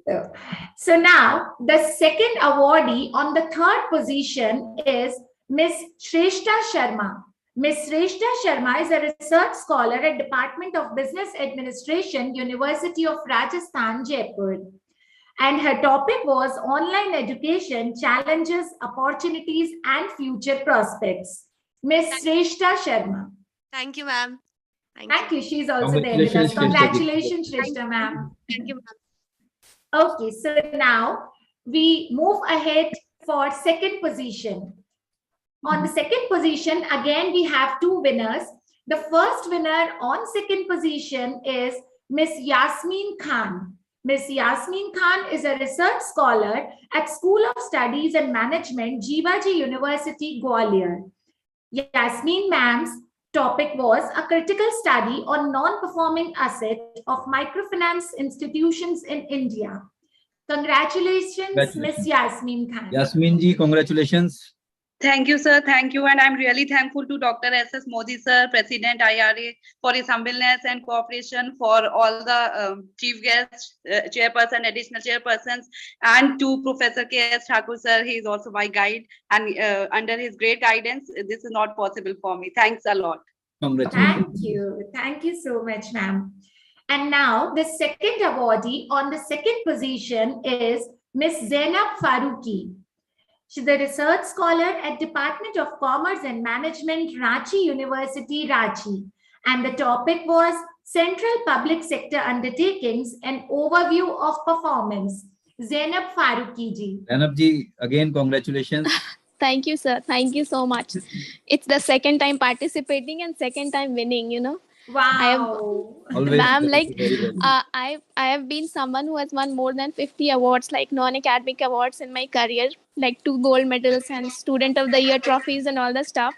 And this is just not an addition, but I'm like so overwhelmed to receive this award with like on this platform. Like truly, I don't have words. Thank you so much. It was a great experience. Keep giving your presentations and keep getting the awards. Sure, ma'am. Sure, ma'am. Thank you so much. It was great. Thank you so much.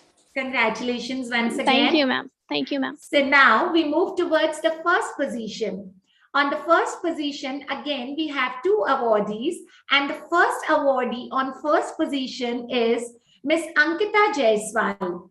Miss Ankita Jaiswal is a research scholar at School of Commerce and Business Studies, Jivaji University, Gwalior, and her topic was Boost in E-commerce before and during COVID-19, an overview. Congratulations, Miss Ankita Jaiswal. Is she here with us? Yeah, Ankita, yeah. ma'am. Thank you, ma'am. Thank you very much. Congratulations. Thank you, Ankita. sir. Congratulations. Heartiest Thank you to all the congratulations. professors. Congratulations. Thank you, ma'am. Thank you, Ankita, ma'am. Thank you, Now- sir. Thank you, Mehta, sir. Thank you. So now the second awardee on the first position is Miss Rashmi Mathur from Department of Commerce, IS deemed to be University, Jaipur. Rashmi Mathur ji, the topic was examining pre and post merger impact of the profitability position of Indian Overseas Bank. Rashmi Mathur ji, Yes, are ma'am. you there with us? No, I think she is not in the list.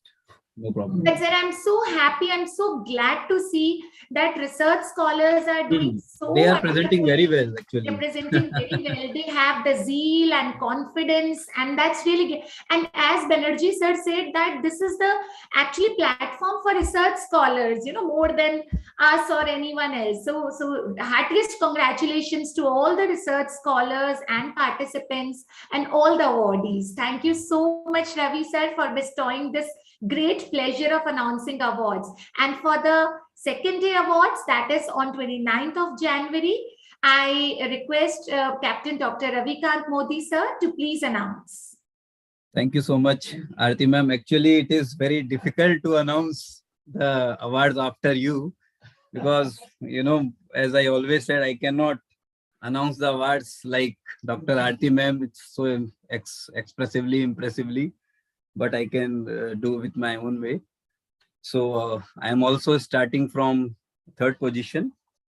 So on third position for today's session, on third position, the first awardee is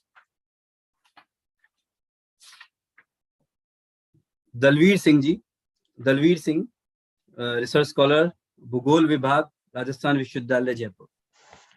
Thank you, sir. Actually, the thing is, Dalveer ji, Hindi का paper होते हुए आपने presentation दिया with PPT. That is very remarkable. Thank you, sir. So we want to promote Hindi papers also. So Inspira promotes everything. So those who wants to present their paper in Hindi, they can also do very effectively like Dalveer Singh ji. Thank you, sir. Congratulations, Dalveer ji. Congratulations. Thank you, sir. And the second awardee on third position is Vrinda Ojha, Miss Vrinda Ojha, research scholar, Gujarat University, Gujarat. And the topic was Urban French Transformation and Environmental Degradation, a case study of Ahmedabad. So congratulations to Vrinda ji. Congratulations. On second position, the first awardee is Prabha Arya, Ms. Prabha Arya, research scholar, R.A. Podar Institute of Management, University of Rajasthan. And the topic was a study on factors affecting strategic implementation of higher education policies. So congratulations to Prabha Arya ji. And the second one in on second position is Shruti Singh. Ms. Shruti Singh, research scholar, Department of Fashion and Textiles, IIS University, Jaipur. Shruti ji, are you there? Thank you. Congratulations. Congratulations, Shruti ji. Thank you, sir. And now the first position on today's technical session. On first position, the first winner is Ms. Charul Verma, research scholar, Tirthankar Mahavir University, Moradabad, and the topic was impact of digital marketing in women empowerment during COVID-19. So congratulations to Charul Verma. Congratulations. Thank you, sir. Congratulations, Charu. In fact, I was in Thank you so also, much, sir. as you recall. Congratulations, Charul. Thank you very much. And the second one is on first position is Miss Akansha Johar. Akansha Johar, it's faculty St. Xavier's College, Jaipur, and the topic was Bhagat's jail memoir in revisualizing his freedom struggle for a free independent India. So Akansha Johar ji, congratulations to you also. So congratulations to all the winners, all the awardees, all the academic excellence awardees, all the presenters. Actually, we have to decide someone. So actually, we are organizing conferences every month. So don't worry. You can present because I will announce at the last for our February conference, coming February conference. So you can try again. You can present with PPTs. Actually, with PPT presentation, the effect will give more. So try to present with PPT presentations. Thank you so much, Pradipta sir. Thank you so much for your guidance. And now I would like to invite. Thank you, Ravi. Thank you, Dr. Pradipta ji. Thank you. Thank you, sir. Thanks to all of you. Ravi Thanks. sir, I just wish to add one thing with the permission. I have already taken permission from Professor Mehta. Please So, say, please. Sir, we together, me and Professor Mehta, we wish to acknowledge one more person, you are right that everyone presented so well, and almost every month we have a conference. So those who have not been awarded today, that doesn't mean that they are not good. They are very good, They are very good, but yes. we have our own limitations. So next time they can obviously present. But me and Professor Mehta were discussing, and we wish to acknowledge one more person. There is one participant whose name is Winnie. Winnie ma'am was there, and we do not know her personally, but we wish to acknowledge that for 2 days continuously. Yesterday, Winnie, open your camera, please. Winnie, please open your camera. Winnie ma'am, if you are there, please open your camera, because No, actually, I think she's learning from yesterday. She's learning. oh, She's so going to continuously next she's Yes. such a cute Hello, innocent good face. evening. And Thank you so much, ma'am. Thank you so for much, joining ma'am, us. and thank you so much. Sir, and we Really, were it's a wonderful discussing- session. Yeah. I'm really enjoyed a lot and learn a lot. And learning is every student, every person is a good learner. Always lifelong learner is a lifelong journey, and I'm trying that only. And you're a very Wherever I good got listener. chance, I'm learning. Right, we all noticed that from the very beginning.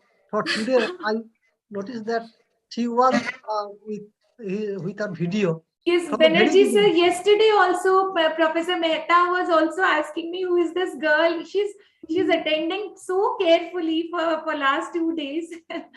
I think she has I'm sent, observing sent her all of PPT. you. See, with full enthusiasm, you were listening each and every paper, and myself and Dr. Aarti was talking about you, that Winnie is so enthusiastic and forward that you will be with the same zeal and enthusiasm in the successive conference of Inspira every time, and contributing more and more papers. Thank you. Thank you so sir. much, Thank you. sir. And thank you, Vinny ji, for joining us. I think she has sent her PPT also on our mail ID. So now I would like to invite Professor Anil Mehta, Vice President, Inspira Research Association and Professor, School of Legal Studies, Banastali University, Banastali, for delivering vote of thanks on behalf of Inspira Research Association. Yes, sir. Thank you, Professor. Thank you, Dr.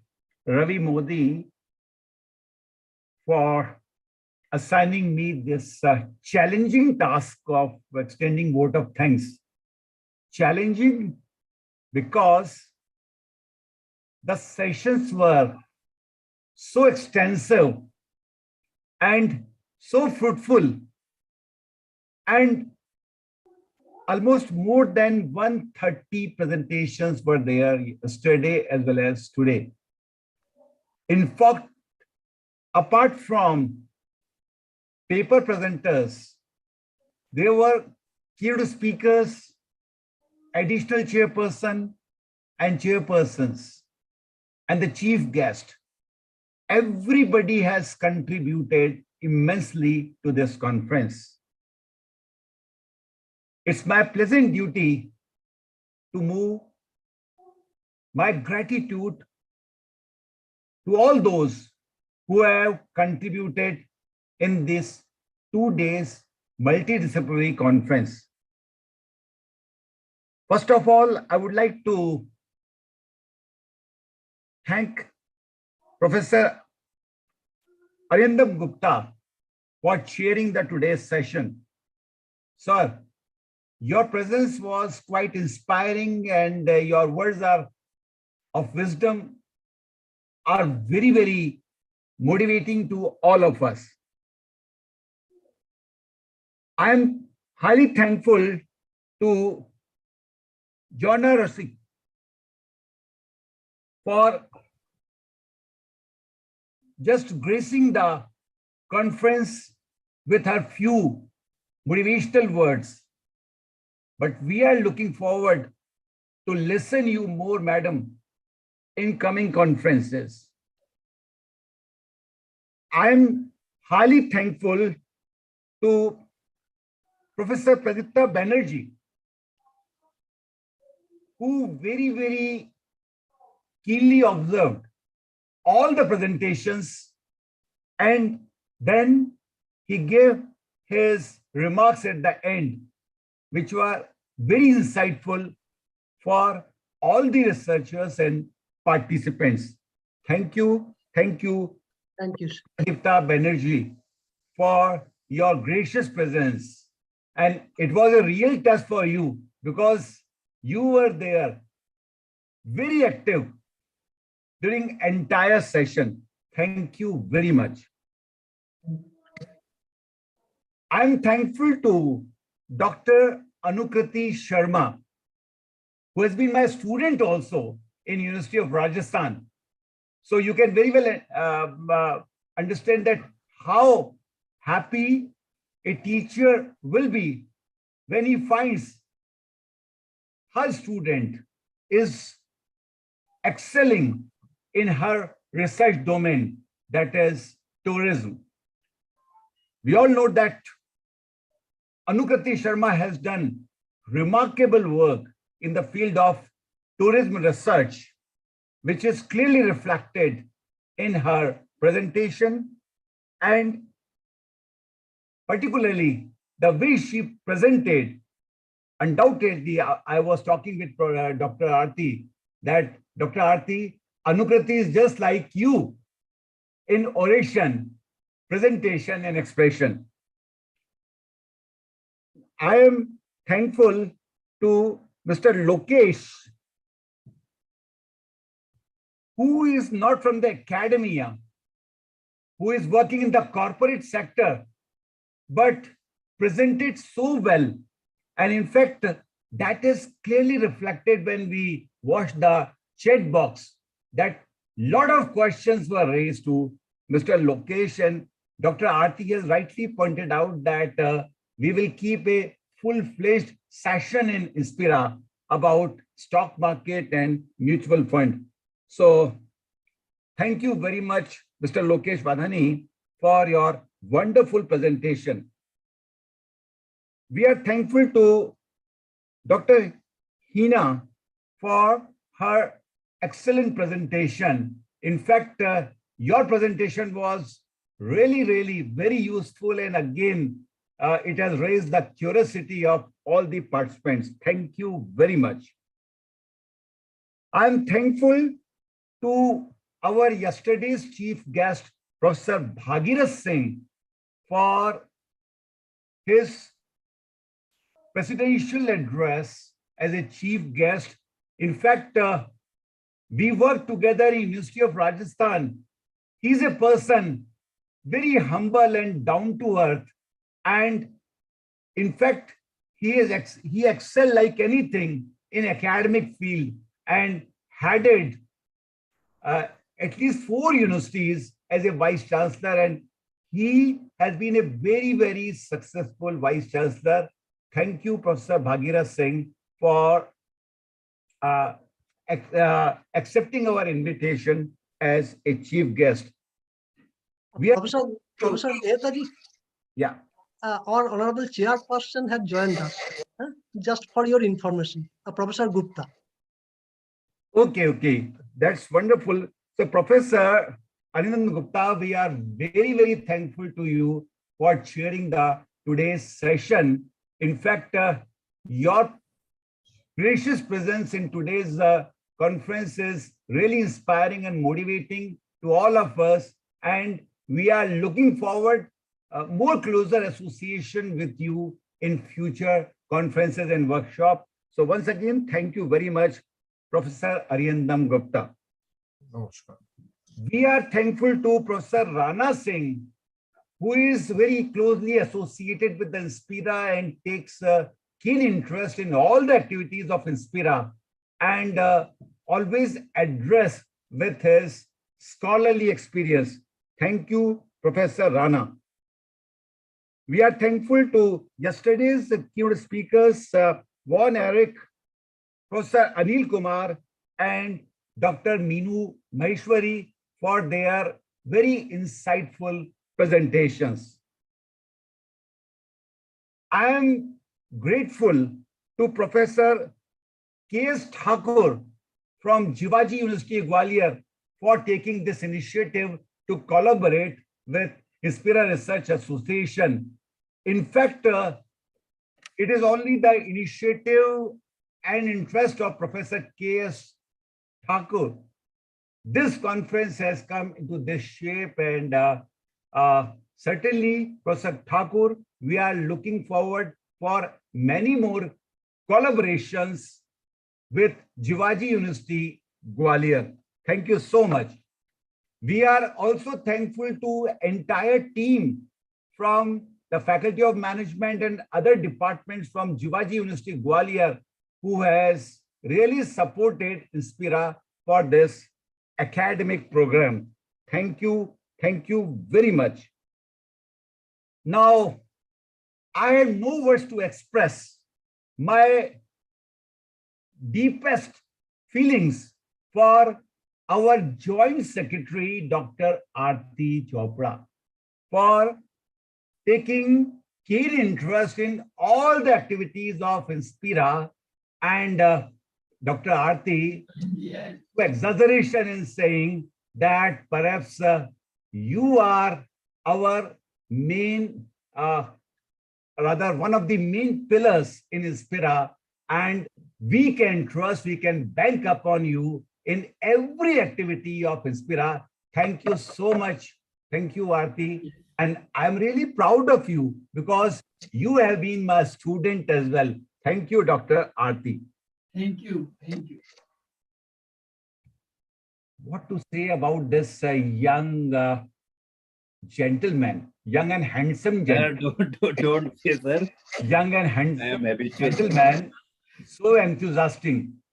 Even after 5 hours of this duration, still I found complete freshness in your face.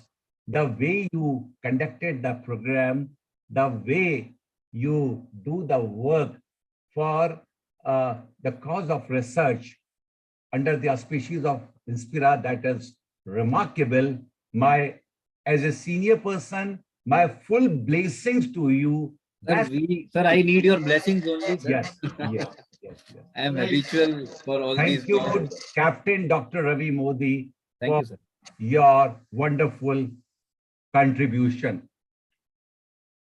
And Professor S.S. Modi, my colleague, my senior colleague in the University of Rajasthan, the pattern, the mentor, the leader under whose able guidance and leadership the entire Inspira team is working, and with full zeal and enthusiasm. It is only because of Professor S.S. Modi this institution has taken this kind of shape and doing a lot of work for academia and particularly for promotion of research. Thank you, Professor S.S. Modi. Thank you, Master. For your very dynamic leadership. Last but not least,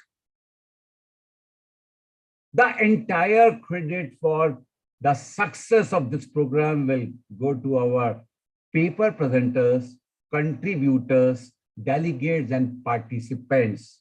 Without you, perhaps we wouldn't have been so successful. Where all the participants have really worked very hard. Of course, awards were very less and the number is so large, and you have made the job of the jury very, very challenging.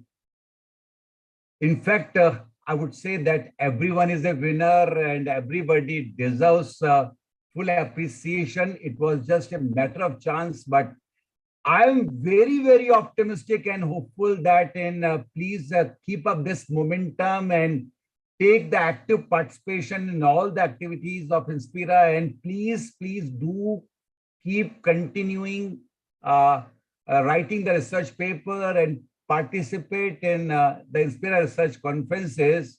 I'm quite sure, and you will agree with me, that the more you are participating in these conferences, not only Inspira, but other conferences relating research, right, it would always be a great learning experience for you. So looking forward for your similar enthusiasm and zeal and active participation in all the activities of this association particularly. Thank you very much, all the participants and delegates, for your active support to Inspira. Thank you. Once again, thank you everyone, and I wish all the researchers for their bright career and future success. Once again, thank you very much. Over to Dr. Thank you so much, Professor. Thank you. Thank you so much, sir, for your kind words and blessings. And now I would like to invite Dr. Anuja Bhadoria, Principal, Aditya College, Gwalior, for the vote of thanks on behalf of School of Commerce and Business Studies, Jivaji University, Gwalior. Dr. Anuja Bhadoria ji. Thank you, sir. A very good evening to one and all present here. I'm Dr. Anuja Bhadoria, Conference Joint Organizing Secretary and Principal, Aditya College, Gwalior. It is my privilege to have been asked to propose a vote of thanks on this occasion. First and foremost, I would like to express heartfelt thanks to our session chairperson, Professor Dr. Arindam Gupta, Professor, Department of Commerce, Vidyasagar University, West Bengal, and our additional chairperson, Ms. Zona Rozet Zairoka, Zastokova University of Technology, Poland, Professor Dr. Pradipta Banerjee, Dean Faculty Council of Commerce, SKB University, West Bengal, for your esteemed presence and encouragement. We are extremely grateful for the gift of your time and honor of your presence. I express my deep gratitude towards our keynote speakers, Dr. Anukriti Sharma, Associate Professor, Department of Commerce and Management, University of Kota, Rajasthan, CA Lokesh Modani ji, Vice President, Nav Back Office, IT Solutions Private Limited, Jaipur, Rajasthan, Dr. Hina Thaki, Faculty, Gujarat Technology University, Gujarat. Thank you all for enlightening us with your commendable expert talks and your words of wisdom. Next, I would like to thank our patron, Professor Avinash Tiwari ji, Vice Chancellor, Jivaji University, Gwalior, co-patron, Dr. Sushil Manderia ji, Registrar, Jivaji University, Gwalior, Conference Organizing Directors, Professor K.S. Thakur, Professor S.S. Modi ji, Conference Joint Organizing Directors, Professor A.K. Singh ji, Professor Anil Mehta ji, for their continuous guidance and support to ensure that we are always do the right thing in the right way. Well, an event like this cannot happen overnight. The wheels starts rolling months ago. It requires planning and a bird's eye for detail. I have been fortunate enough to be backed by a team of very motivated and dedicated organizing team who know their job and are result oriented. So I would like to thank our conference organizing secretaries, Dr. Rajan Khate and Dr. Ravikant Modi ji, conference joint organizing secretaries, Dr. Swarna Parmar, Dr. Aarti Chopra, Dr. Ashok Kumar, for their dedication and sheer hard work. Last but not the least, this vote of thanks will be partial without my acknowledgement for all the participants. It is because of their sheer hard work and diligent efforts that you all have witnessed such a fantastic and marvelous event. So thanks to all the participants once again. Without you, this event would not have been possible the way it is. At the end, I thank you all personally because you are what motivate us to embrace our futures. Thank you very much for your presence. Good night and God bless. Thank you so much, Anuja ma'am, for excellent delivery of vote of thanks, ma'am. Thank you so much. Thank you. Thank you, sir. And once again, I would like to thank the whole team of Jivaji University. And thanks to all the team of Inspira Research Association. Thanks to Professor Arindam sir once again for chairing the session. Professor Pradipta Banerjee, once again, thank you, sir. Our keynote speakers, Dr. Aarti ma'am, all the presenters, all the participants, our Vice President, Professor Anil Mehta, sir, always an inspiration for us. And now I am happy, as a General Secretary, I am happy to announce our forthcoming international conference, multidisciplinary conference on innovations, achievements, and challenges in global economy, commerce, and management, technology, and digital world, on February 25th and 26th, 2022. And this conference would be very knowledgeable and useful for all the faculty, research scholars, students, and academicians. And once again, we provide opportunity to publish articles in peer-reviewed, refereed national and international journals, ISBN edited books, conference proceeding with ISBN, and would also be the additional advantage for the participant in this forthcoming conference. And again, many awards would also be offered to the deserving participants. So you are cordially invited for this conference, and the detailed brochure we would send very early in the next week. So thank you so much. Good night. And I will